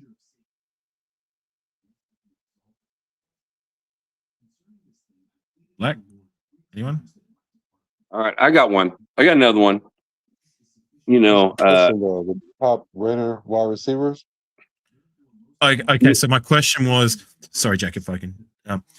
I asked Jack, who would be your Mount Rushmore of Raider wide receivers for their time specifically as Raiders? So I said the first 3 names are unequivocal and undisputed with Tim Brown, Cliff Branch, and Fred Bolitnikoff. But who would be that 4th on your Mount Rushmore of wide receivers? James Lofton. Who? Sorry? James Lofton. Oh, James Lofton. Okay. Swervin Mervin, Willie Galt. Let me think. I mean, I'll throw out some names just during my James time. Lofton, if I'm correct, I think he's got a gold jacket too. Does he? I could be wrong, but when they got him from the Packers,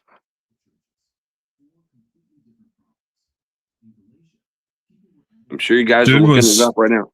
Dude was only a Raider for 2 years, man. Well, how many years do we need to have play on the team? So you're telling me those 2 years he was with the Raiders, you would take over every other wide receiver we've had in the door? Not well, I can't pick Jerry Rice, right? You're not letting me pick Jerry Rice, so. Well, you can pick him, but you're talking specifically for what he did as a Raider. He had a lot of yards as a Raider. Would those 2 seasons he had as a Raider be better than every other wide receiver we've had since our inception, not named those 3 guys? Would you say yes? Well, he had like 1,200 yards in the season one of those years. So, I mean, I don't know how many times I don't know who. Amari Cooper, maybe? I don't know. I don't want Amari Cooper. Porter. I'm like, all these guys. I don't want Porter either. No, I'm just saying those guys haven't had 1,200 yard seasons. I don't know who could be better than him. James Jett, Art Powell, Warren Wells.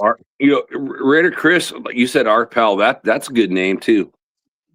Old school. Cliff Branch. Well, of course, Cliff Branch. Yeah, that's why I said the 3: Tim Brown, Cliff Branch, and well, then I'd say just add Jerry Rice to that. That's an easy pick. Then I would say James Lofton after that. are probably the top wide receivers we ever had.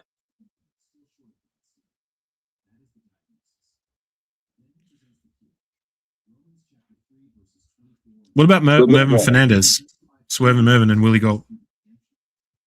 I think Willie Galt was like a toy player. Like, after we got him from the Bears, when they won their Super Bowl, he was like super fast, but he had no hands. His hands were like, crappy. And the other guy you said was better, I think, than Willie Galt. But Willie Galt was fun. He was a fun toy to have because he was just so fast. He was like, I don't know if you guys knew this, but he ran in like the Olympics and stuff like that. It's like, he was just so fast. That's why we went and got him, because he was in the Olympics. Right. He was fast. Bobby Chandler. Oh my God. I haven't heard that name in a long time. Weber. Yeah, that dude was not fast. He's kind of more like in my mind, he's like a Renfro without the better moves in his, cuts. It's the way. But I'm glad that you brought him up because, I did like him as a player. Guys, I know most people are going to be sour on him, but where would you say Jerry Rice's time as a Raider was more productive than, say, Davante Adams' time as a Raider? Absolutely. Yes. No, don't be sour. I agree. I agree with Black. I think Ruggs could have been that phenomenal player if he didn't do what he did. Yeah, but he did what he did. He did what he did. So he did what he did. But I'm saying if he didn't, it's like if Bo Jackson didn't get hurt. You know what I mean? It's like if he didn't do what he did, he could have been phenomenal. And you know what? I when he gets out, whenever he gets out, I wish him, as a father to a son, I wish him the best of luck ever. But he can't ever come back here. He can't. He just can't. I don't want to go down on the Ruggs rabbit hole. You just can't.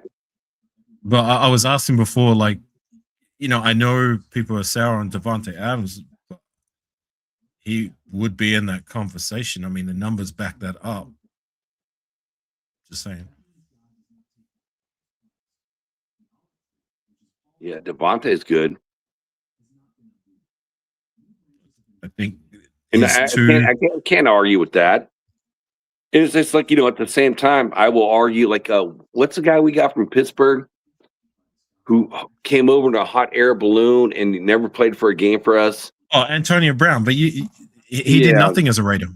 Oh, it's like, okay, that puts him in the same position, getting kicked off, Stuart Swagger show a couple times, fucking Randy Moss. So I will never consider Randy Moss ever. Randy Moss was okay as a Raider, but his numbers don't compare to, say, Jerry Rice and Davante Adams' time as Raiders. Yeah, but they're not even close. But Randy Moss is like one of the best wide receivers that's ever played the game. I know that, Jack. I know that. But I'm talking what they. I'm not. I don't care what they did, because if you're talking about as careers as a whole, then you've got to put Jerry Rice in there, because Jerry Rice is the literal greatest wide receiver of all time. And we got Jerry Rice out of there. Randy Moss is out of there, dude. You could almost make a case for Randy. And don't get me wrong, I do not like him as much as anyone, but you could almost make a case that Randy Moss was greater than, say, Fred Litnikoff and Khalif Branch. Oh, absolutely. If you take their careers, he's absolutely better, but I'm not going to put him in there. That's why I'm saying Raider career specifically, not what they do anywhere else. Then I'm going to stick with my number 4. It's like your last pick is Lofton. Okay. I mean, I'm not looking up stats. I'm just going off my gut. What about you, JT or QB? Black? It would be your fourth. I probably would go with the 3 that we mentioned, and the 4th one would be Jerry Rice. We can't take Jerry. I'm talking about the years that he was with the Raiders. The years he was with the Raider, he was still great. Yeah, I think He just wasn't all time great, like you know, Right. if you consider like the normally rest of his see, career. yeah. What about you, JT? Do you have a name? JT over there in Raider land sleep. I think he's passing out. Yeah, it's about that time. My brain's wide awake because it's like 6 p.m. over here. Sorry, you were saying? Oh yeah, you wired up. Oh yeah, it's 3 a.m. here. Yeah, I know. You're on Cali time.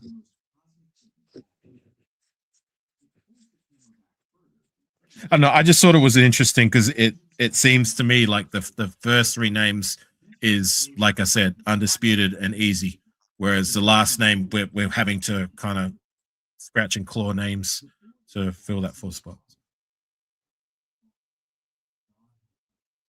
We didn't really have that many great wide receivers look like.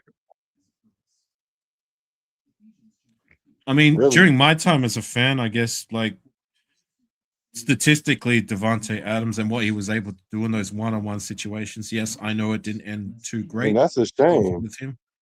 You know, it's a That's shame. a shame he was able to come in here and do all that fast. He could have been the greatest wide receiver we had if he played 5 years with us. Yeah, he would have. To your point, Jerry Rice would be the next name. Well, Tim Brown's definitely number one. You're really having to scratch the surface for like guys who you would consider elite wide receivers since Jerry Rice and Tim Brown. I mean, like there's been guys that have been good, like your Hunter Renfro's and that, but you wouldn't really put them in that Mount Rushmore category, would you? No. Let me ask you guys this. That brings up a great question. You know, I've seen some videos, again, watching Raider YouTube stuff. What do you think about the Raiders? You know, like, again, we know what our record is going to be. We're going to probably get the top wide receiver next year, potentially, or trade, you know, like a 1st and a 3rd and go after Jefferson from Minnesota, who right now, in my mind, he's the best wide receiver in the entire league.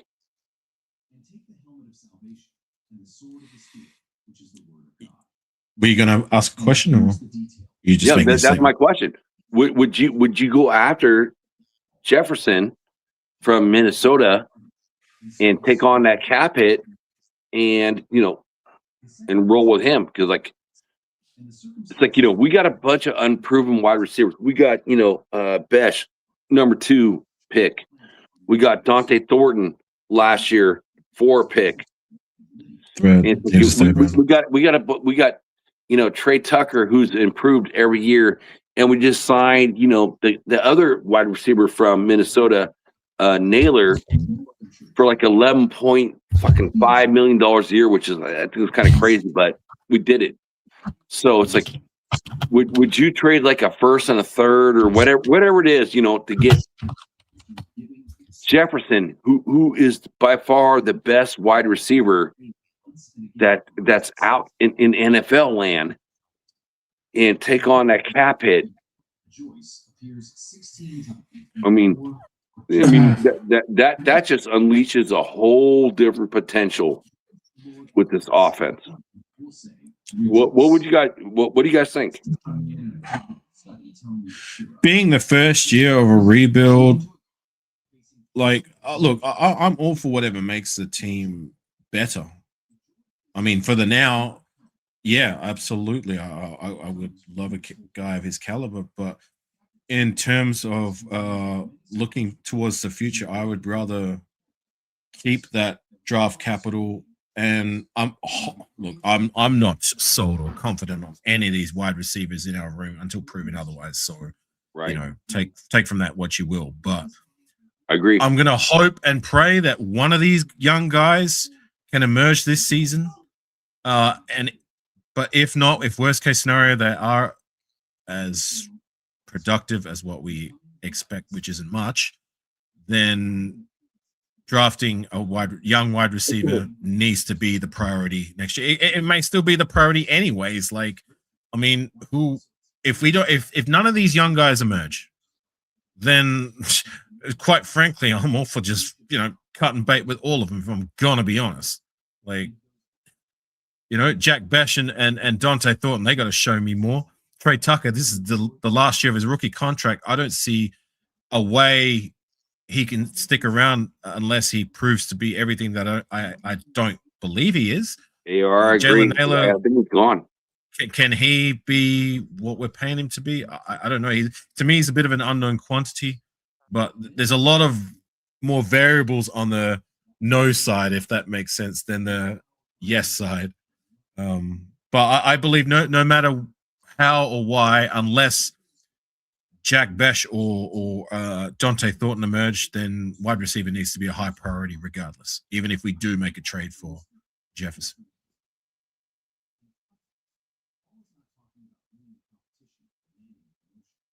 So, Black, what do you think? If you have a chance to get a wide receiver like that, you really gonna get him, especially for Raiders, because we're usually not in that position to get somebody like that. It's only a first and a third, because if we prioritize a wide receiver next year, it was gonna be first round pick. It's nobody who will get Jeremiah Smith, Jeremiah Wright, Jeremiah Nehemiah. It don't matter. He's not gonna be better than Justin Jefferson. So a first and a third would be a steal for me. I think that'd be good. I'll take that, because we don't have nobody in the wide receiver room. Like the best wide receiver we have is Trey Tucker. Trey Tucker until other proven, like you said, like otherwise proven. And he's not even that great. He's a 700-yard receiver. Like, yeah. So we relying on him to be the leader of this whole thing. So I don't know. Justin Jefferson come over here. That's going to make it hard to stop us, because you got Brock Bowers and Justin Jefferson out there. Then you can have that. Then that's what makes the Tuckers better. That's what makes the Nailers open. That's what gives time for Besh and Dante Thornton to grow into the role, instead of having to turn around in year 2 and have to really, really prove themselves after being dicked around for 1 year. But at least they got some time, so it was better than no time. But we wouldn't have to rely on them to turn the corner, because right now we're relying on them to turn the corner now. They have to turn the corner. We're relying on these guys to be more than what we should expect them to be. Because Tucker, for me, like he to your point, like he's good as a complimentary guy. I like him as that. I like him when he's open in space. I like what he can do with the ball in hand. I like his speed. There's a lot to like about Trey Tucker. What I don't like is having him as the guy, because I don't know what you guys see, but when I see, I was highlighting Davante Adams before, and the one thing I appreciate about him is that when it was a 50-50 ball, he would come down with it maybe 7 times out of 10, which is great. You know what I mean? Like when it's a true contest. When you got Trey Tucker in a contest, he loses every single time. If he's open, he'll catch it, he'll make plays. But if he's not, if you throw a true 50-50 ball with him, did you guys see what I saw? He lost not just like some of the time, all the time. And that's you make a great point. It's like, with Devontae, he's a great wide receiver. He made, what's his name? It's just one thing that I appreciated about Devontae. I'm not trying to compare the two, even though no. I know. I'm just saying that's what I appreciate about Devontae. But with Trey Tucker, it's just glaringly a weakness with the guy. And to your point, his size. But whatever way you cook it or you cut it, his size, his lack of jumping, or whatever it is, he just can't win the 50-50 balls. He never does, ever. Well, he made Jacoby Myers look amazing. I think that's why Spytech, it's like it went after, Jack Bash. Man, he drops no balls. Like both guys, they don't drop any balls. But I would say Devontae, helped Jacoby go from that, $12 million player a year, $11 million player, like what we signed him for per year, to like a $20 million player per year, like with the Jags. It's like, and that's why I think, Spytech was looking at Jack Bash going, man, he's got like the same hands. They're both similar in speed. If he can be the same player, then we can get him on a rookie contract versus paying a player like that for $20 million. But I don't think Jack Bash is ever going to be that type player. I just don't see it. Player. Like just being a Jacoby Myers. I don't think he's going to be a Jacoby Myers, in my opinion. How good do you think Jacoby Myers is? Although he did play good last year with Jacksonville, how good do you think he is? I think Jacoby Myers. It's like I feel like we saw some of the best work he's ever going to have when you have Devontae, like AR was saying, on the other side, and again they're fucking putting two people on him, and then he's getting open up the middle, the slot, whatever you're doing. I think that's his best work he's ever going to have. I don't think he's ever going to get any better than that. So again, thank you, Jacksonville. Again, it sucks that we have to lose him because I really like him as a person, a player, his mentality as a football player and working. And I'm sad we lost him, but I don't think it's ever going to get any better than having Devontae on the other side. I think but the thing about it is, we were saying he wasn't even a true number one. When he was here, he was never a number one. He's number two. No, so that's what I'm saying. He wouldn't have been doing us no good right now either. He just would have been a half step upgrade from Trey Tucker. Well, not half. But step, even he's better than every guy on our current roster until proven otherwise. Agreed. AR, I agree. I 100%. We don't know about the rookie guys yet, because we got we don't. Well, I think Besh gonna be better than what people think, though, because you know what I've noticed about Besh on the slick, and I want you to get your point that I did just put in front of you. I just see he blocks very well, and that's gonna be important in this offense. So I see Besh playing in this offense a lot. Hey, look, if he can block very well. One thing.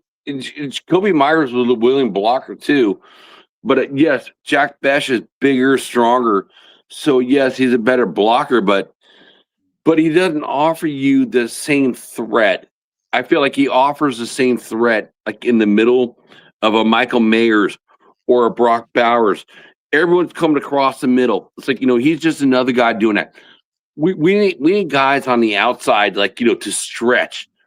Stretch. Well, I really like Dante Thornton. Everyone wants to fucking trash on Dante Thornton. Yes, that kid needs to learn a lot. I mean, he needs a lot of help. Give you the fucking handbook to play wide receiver to fucking separate defense. He needs that because Tennessee did not do that for him. And you know what?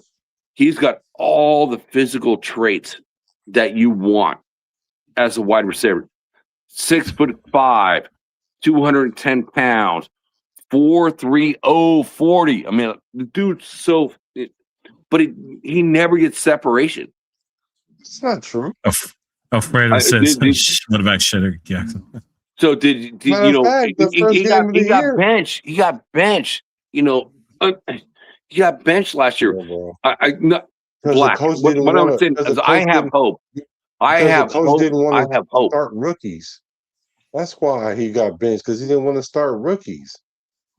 And I understand that. Remember the first game? But they did start him in the beginning, though. They did start him in the beginning. Yeah, he was the week one starter. You know why? Because he stretches the field. You don't have to teach. You don't have to teach stretching the field when you run 4.3, 4.4, and you 6'5". Like, all you gotta do is run a post or a 9 or a post pointer. That's the only 3 routes he needs to run. Really. But he never got separation. That was the problem. That's why he got benched. That's not why he got benched. The first did you not see him run by that corner, and then he had to stop and come back and get the ball to secure the game? Like, that's how we literally won the game. Because really, if Geno Smith would have threw the ball any further down the field, he would have been still running. Like, you don't remember? Hold on, I'm about to show you right now. Although to that point, when you were talking about like the guy can run block. Look, for me, like, yes, that's a good thing to be able to to have is a wide receiver that can block. But to me, that's complementary, not primary. I want a wide receiver who can catch and can receive, and is going to put up like numbers that are competent or good enough to be that. What's that? Number one wide receiver. No, I'm not saying he should be the number one wide receiver. We don't have I'm a not saying number one wide receiver. I'm not saying you said that. I'm just saying that I'm just speaking out loud that I feel that run blocking for a wide to have that trait in a wide receiver is more complementary, more rather than being a primary thing Not that in you this look for in a offense. wide receiver. Not in this new offense we brought to run. Not in this new offense. We got just like Brock Bowers. Watch and see how much Brock Bowers blocked this year. Watch how everybody blocks. That's why they all bulked up, because they got a block in this offense. And the thing is about Besh is he blocks already, and he averages over 10 yards a catch. That's really that's really ideal for a receiver that's his stature. Like, he can get like a first down on every catch, or any catch. I won't say every catch, or any catch, and then he blocks. I mean, you can stay in the game. Look, I hear you. All I'm saying is that, like, I would love to have a Devontae Adams type player who Devontae Adams can block, but what's your primary job? To catch the goddamn ball when the ball's thrown to you. I would rather have that as the primary trait in my wide receiver one. Like all those other traits, like being able to run, like you can have guys on your roster that can do that. But in terms of what I want in my wide receiver one, if he's a great run blocker, then fantastic. But I want him to be elite at catching the ball or making a contest of it. Well, yeah, but check. So, hey, quick question for you guys. Can you guys cancel this fucking Nightbot? No, that's Ben's. Yeah, can't touch that. I don't think he'd appreciate it either if we tinkered with that. Well, we can't because we're not connected. If I could, I would. Right, but I'm just saying, like, even if we could tinker with it, like, I don't think Ben would appreciate it. This is still his. Yeah. Well, I could just cut his string, but he's not here anyway. Like, I'm sitting here only because you guys are here, because I'm not connected to the stream. Yeah, see, what Weber likes that shit too. It's like, fucking get rid of that shit. I get that. We all love Ben. Ben's a good dude, but the Nightbot is like dominating the chat. Well, that's what keeps the stream in the algorithm. Right. Well, don't end the late. stream. It is late, Jack. Like, you're going to be getting bare bones in terms of audience at this time of night for you. Yeah, but it's cool though. Man, it's like, I do think we're gonna stick with, like, the wide receivers we have, because I think Spytech. Of course we are. We have to. well, he trusts his picks. You know what I mean? He trusts what he does. So I do agree with that. I feel like he's going to trust what he does, and then, like, if it doesn't work out with any of these wide receivers, fucking Tucker's going to walk maybe, or these other guys are are going to move back on the depth chart. And then we're gonna have I'm gonna say I'm probably gonna have a top 10 pick next year, which sucks, but cool at the same time. And then we'll get a wide receiver then. It's like who knows? It's like all I know is go on, sorry, Jim. Go ahead. Oh no, go finish it. Finish up, bro. Look, I just want one of these young guys to emerge. Like that's a bare minimum. Like, our offense would be in a much better place if one of these young guys proves to be not just a little bit better, but much better than what we anticipate them to be. Because none of them outside of Trey Tucker has proven squat. Nobody. But if we go 0.00 across the board, like none of these guys take that next step or emerge to be a competent enough number two guy, then they can all bounce next year, if I'm going to be honest.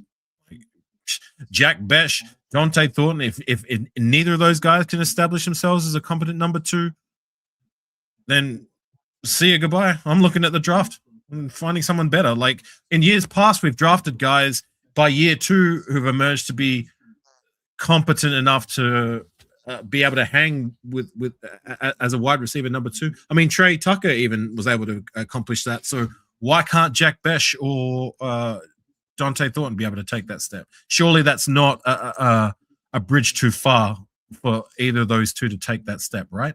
By year 2. Right. Surely not. Again, I think Spytech looked at Jacoby Myers like, it's like Jack Bash can be that player to replace him and do the same type of things. Not super fast, great hands, drops like no balls, but his route running has not been there, and they don't use him like that. Again, that's on Pete Carroll and fucking Brendan Carroll and like the whole thing. That's why I said, like, we got 9 rookies last year never played. We got right now 10 rookies who've never played. So it's like we don't know what we got. It's like it's a fucking crapshoot. So I hope you guys, work out. We'll find out what's going on.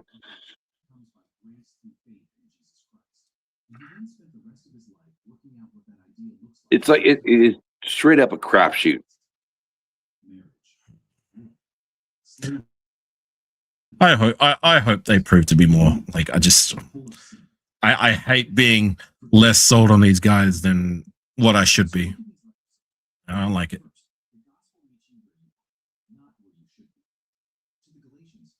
Alfredo, I hope that's not I hope that doesn't work out that way. So they're counting on Jack Besh and Tucker. Well, they are. I see Tucker. I see Tucker, but I don't know about Besh. Besh hasn't proved me shit. They count on every single wide receiver in that room. They're counting on them, literally. Right.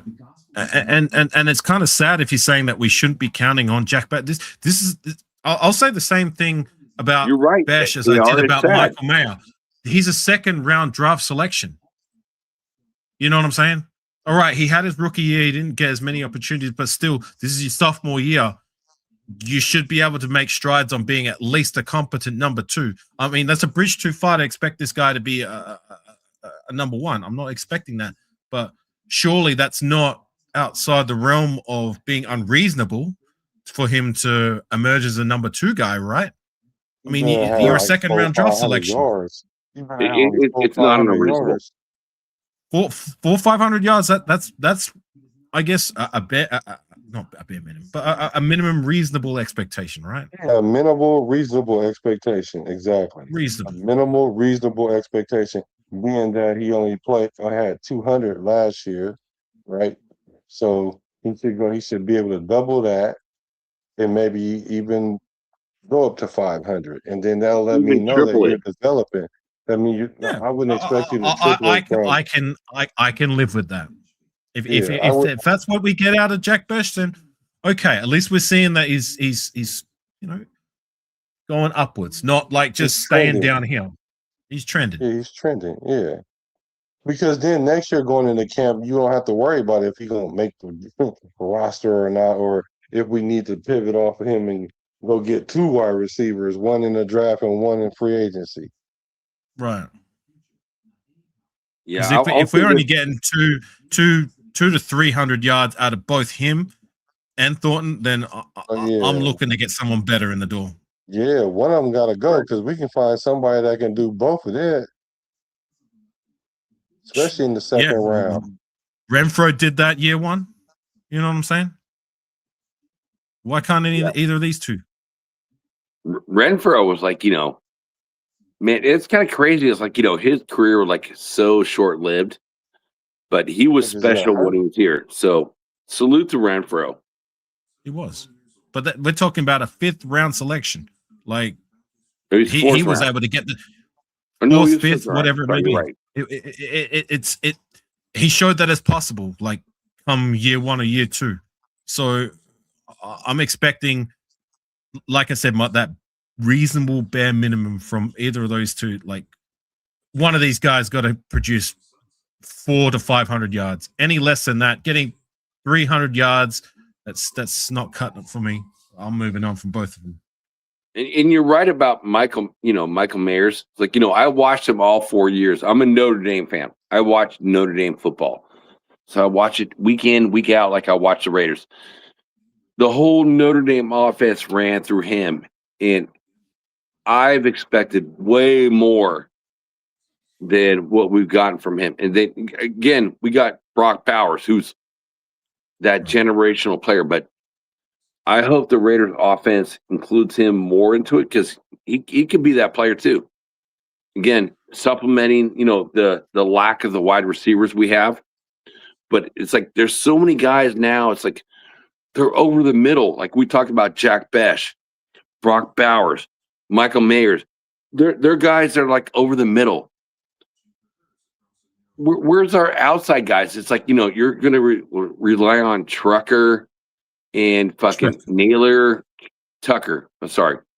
So it's like, those are the two guys we're relying on the outside. It's like, and Thornton, it's like, it doesn't seem, that's where we're lacking, is on the outside. Do you consider Brock Bowers already? Would you classify him as generational? I mean, I think he's elite, but generational, you're talking about Gronkowski here. Well, this is the way I look at it. Just, based on the work he's done, AR. Generational. Did he not break every single record since 1963 in Mike Ditka's records? Gronk never did that. Gronk never did that. We're talking once in a generation. Yeah, that's what I'm saying. I do. I see he's that type of player. And what's kind of crazy that the NFL now is like, we're all going to the 12 personnel, 13 personnel. So now we're throwing out 2-3 wide receiver or tight ends. And yes, and he broke almost, except for touchdowns, he broke every record. He wasn't doing that for the most part with Michael Mayer on. I mean, to your point, like how many people were talking about this? I'm not talking about Michael Mayer doing that. Yeah, I know that. I'm talking about. I'm just saying, like, he didn't do that playing 2 tie-in sets. Like, how much did we talk about? Not just you, but like in the last couple of years, how much was people talking about? We're going to be running 2 tight-end sets. How many times did we actually see that on the field? How many times did you see Brock Bowers and Michael Mayer on the field at the same time? Because I don't recall seeing it being as much as what people were saying was going to be the case. Right, and I agree with you on that. It's like I agree with that, but when you ask the questions, like, is Brock Bowers that potential type person? Oh yes, I see it with them. It's like I think he can be, but I don't think he's there. I don't think we can classify as that yet. I mean, how many records did he break? How many records did he break as a tight end his rookie year? Yeah, but Justin Herbert broke records too when he in his first 2 or 3 years, and he's not generational. Well, we're not talking quarterback, Black. We're talking tight end. No, but that don't make it generational because he break a record. But I do think he's generational, though. I do think that, but it's hard to say that because he only been in the league 2 years and he was injured one of them. So I can't call him generational yet. Yeah, not yet. I think if he sustains the path that he's on, then okay, I'll be right there with you. But like 2 years, and one was elite numbers. I will give you that, breaking records. But it's just not enough body of work to put him in that generation. For me, is once in a generation. You're talking about the greatest of all time. And I can't say that about Brock Bowers yet. It's just way too early. Well, only because if he had a season like he did last year, similar this year, then I'll be like, yeah, he about to be generational because he's obviously good. Like he does things that we haven't seen before, like Gronk was doing essentially. But Gronk didn't break all these records, and he was generational. So I don't use but that. He did it over a sustained amount of time. Like that's where I draw the line. Is like you've got. I mean, yes, like Brock Bowers may have had more reception or whatever the statistic may be, but like you can't just do it 1 year. You've got to be able to do it like 3, 4, 5 years to be considered generational. Generational is the greatest of all time. You're talking about the handful, the cream of the crop, and I just don't believe Brock Bowers is there yet. Well, that's why earlier, gentlemen, it's like I brought up Bo Jackson and Marcus Allen. So it's like it's kind of the same topic. It's like Bo or Marcus. But what I see in Brock and what he's done, he's got that potential. But no, he does. I will agree with you there. But no tight end is really had less to work with as wide receivers around him right now as Brock, and he's still leading the charge.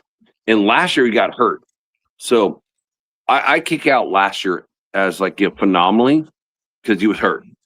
But you look at that rookie season, he broke every single record except for touchdowns. So I feel like this year, then what? Huh? And I don't wish that on him, but what if he got injured this year?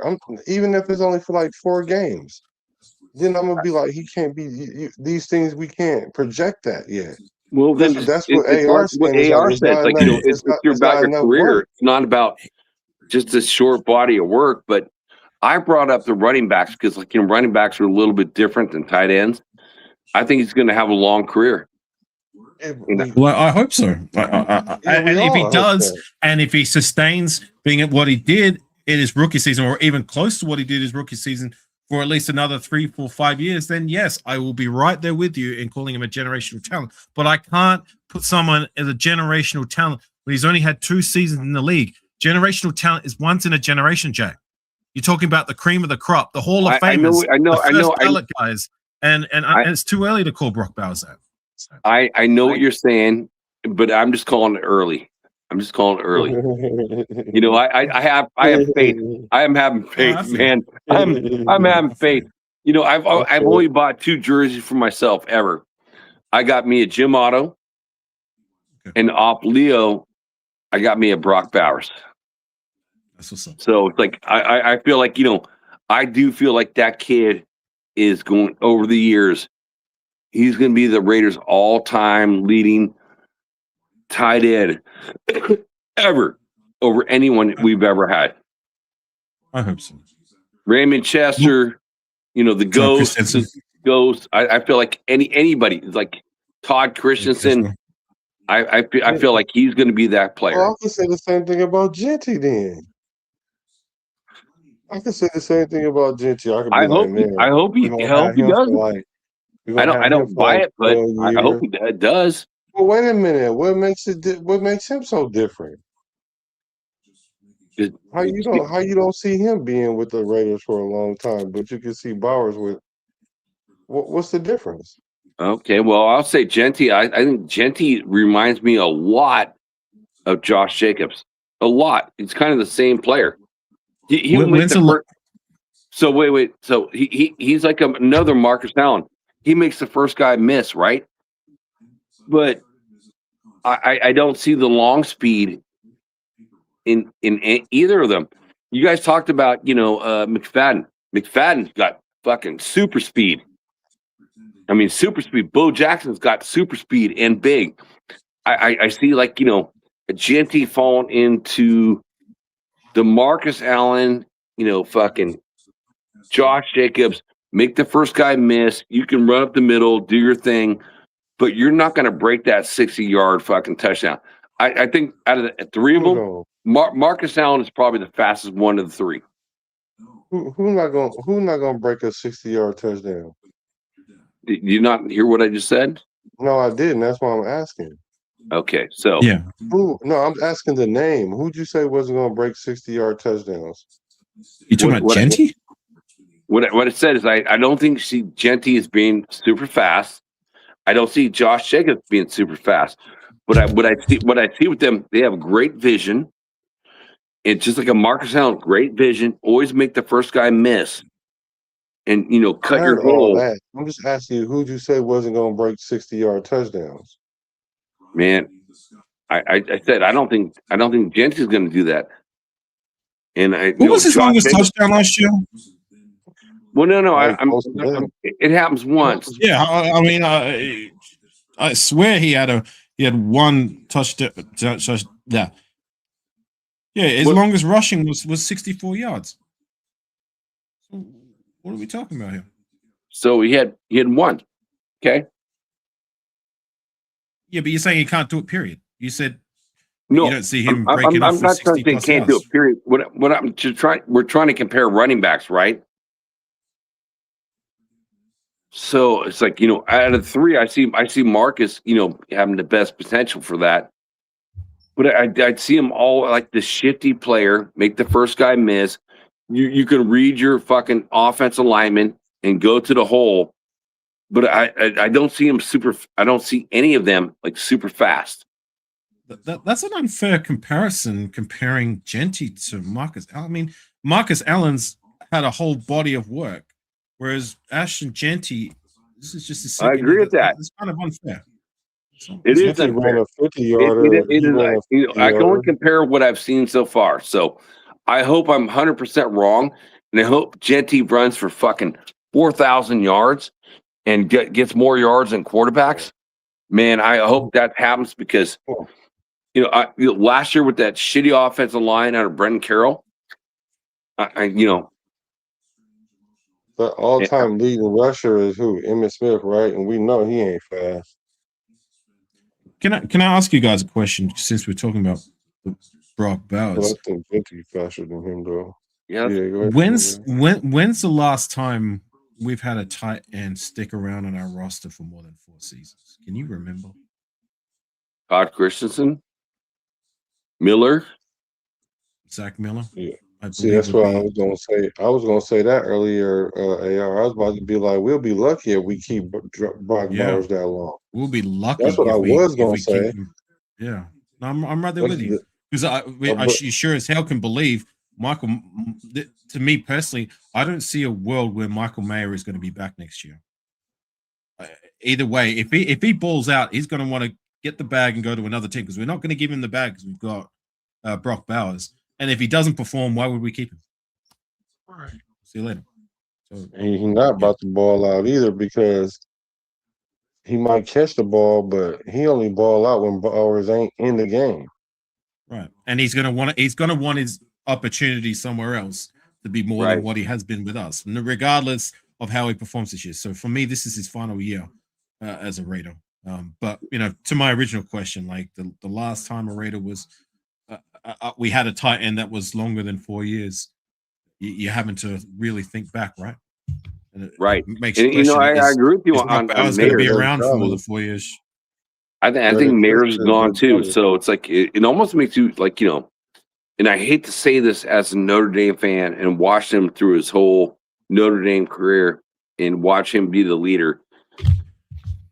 He's always going to be second fiddle to Bowers. He's always going to be second fiddle. So, I agree. It's like, he's going to want to go somewhere else where he's going to get that opportunity. So, it's like halfway through the season, a trade will probably need to happen. Doug Jolly or Zach Miller. Neither of those guys did it. Doug Jolly was a Raider 3 seasons. Zach Miller was a Raider 4 seasons. Wow. So I don't think that we had any elite tight ends in the 90s. So you're probably right. You're probably going back to the likes of Christensen and Waller was a Raider for 2018, 19, 20, 21. So that's 4 seasons. Oh wait, no. Waller had 5 seasons because he was a Raider for parts of 2022. So Waller would be the only one. But have we had anybody else? The only one I can think is Ricky Dudley for I can only think 4 seasons. Dudley was 4 seasons, yeah. So I think Waller is the only one. Damn. And even that was like 4.5 because we got him at the tail end of 2018. Yeah, crazy. Yeah, and the only one before him was oh shit, what was the name? Mr. Mustache. No, that's going 70s. So that was Raymond Chester and Christensen. Go to the post. There you go. Thank Dave you. Casper. Christensen was the last one. Right. Mr. Mustache. So one guy in that time since then, that's over like 30. That's 30 what 30 something years. That's 40 years. Damn. 40 years. Waller being the only tight end we've had on our roster for an accrued 5 season. Wow, that's crazy. That is crazy. And it makes it even more crazy that we drafted 2 tight ends back to back in a first round and a second round. And we even trade up for the second round. That's why I get so disappointed with Michael Mayer. Sorry.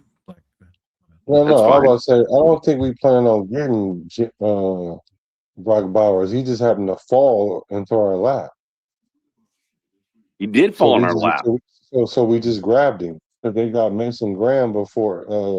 Cleveland got Mason Graham before Brock Bowers, and we was like, oh shucks, we was probably gonna go with another player, but then we went with Brock Bowers because we didn't really need a tight end allegedly at that point.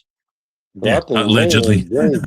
Well, we were allegedly. At that point. It was very basic to me. I think he's basic tight end. He doesn't give me any frills or thrills. Because even when he was starting, they was slapping him. He was getting slapped. So here's a good story. AR, I know you know Jeff. So Jeff, me and Jeff were all about Mason Graham that year. Me and Jeff were like the two. We're like pumping for Mason Graham, and we go to Bakersfield, and then 805, and I'm sure both you guys know 805, and the chat knows 805. I've met him before, Jack. I know 805. And it's like we did the after party. It's like I'm hanging out with 805, and he's showing me all the videos on Mason Graham. And it looked fucking horrible. Like it was bad, dude. It was like so bad. I'm like, dude, you're breaking me down, dude, because like this is the guy I want the Raiders to draft. And then it's like we end up getting Brock Bowers. I'm like, oh, I don't even like the pick at the time. And then Brock Bowers does what he does. I'm like, dude, I'm fucking dumb.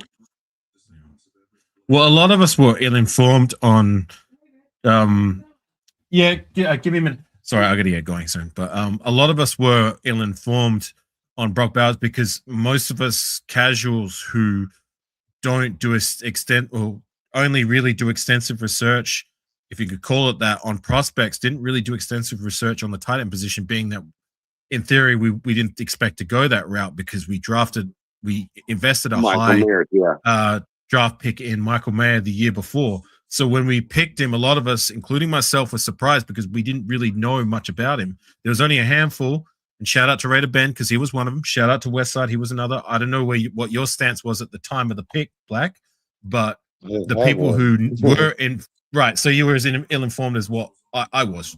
I was uninformed because I didn't. So you were on the other side of the coin. But my point being is that like there were a lot of us that were ill-informed, but were made believers soon thereafter. And I guess my stance was I wasn't so much shitting on the pick. I was surprised with it, but then real quickly when I was reacting live to it, I put it together in my head as like, well, there has to be a reason that they invested a first round draft pick in this guy. If we invested a second round last year, he must be good. And sure enough, he proved to be just that. Right, he had to be. I got to get going, gang. Thanks for having me on, Black and Jack. Yeah, I think it's about time anyway. I gotta go. Salute, bro. It's like it is almost 4 a.m. here in California. All right, my brothers. I appreciate y'all. All right, Jack. Have a good one. Hey, Black. It was good. Thank you for having me on. I appreciate it. It's good to hang out with you live. Yeah, and I hope to see you again, bro. And Nathan, salute. Alfredo, thank you. Hey, Alfredo, I've been doing this a long time already today. And y'all gonna see me again later tonight too, so this evening. So I'm just trying to How long you been doing this show? I've been on for like 4+ hours. So I've been on here for probably like 4+ hours, but before that I did 2 hours, 2.5 hours. Damn. And then yesterday I did 3 shows, I think, yesterday. I'm just trying to get out there because I'm new in the circle, so I got to put my bid in. So when the season Yeah. comes, everybody, enough people being caught on. That's one thing I will say to all the fans in the nation, man. When you see a new show, that's where before it gets too big, fucking go on those shows so the hosts know you, because that's honestly the best part. It's like you meet a new Raiders fan and they're doing a show, not only you're supporting them, but you can have that one-on-one conversation. You can have that conversation. When the show gets too large, then it's like they may or may not read what you say on their show. But that's what I've always loved about new content creators, is because I can just sit there and talk to the host in the chat. Man, it could just be me and the host and nobody else. But I can just have that conversation. And, I think that's what, a lot of Raider Nation likes. It's like, man, my voice is heard. So your voice is going to be heard. And you can have that conversation with anybody, you know what I mean? Which is cool. Because, everyone's got their different opinions. We talked about a lot of different opinions tonight, which I always find fun, because if everyone agreed on the same thing, then it's boring. So I thank you again, sir, for having me on. Yes, sir. And I will see you. Cross trap again. Yeah, dude, I'll see you again, dude. It's been fun. It's like I have a good time. This is what I do. Oh yeah. All right, chat. Thank you guys. Have a good one. See you guys later today. Salute. Good night. Salute. I'm a Raider from the Bay to LA to Las Vegas. Rest in peace to Al Davis.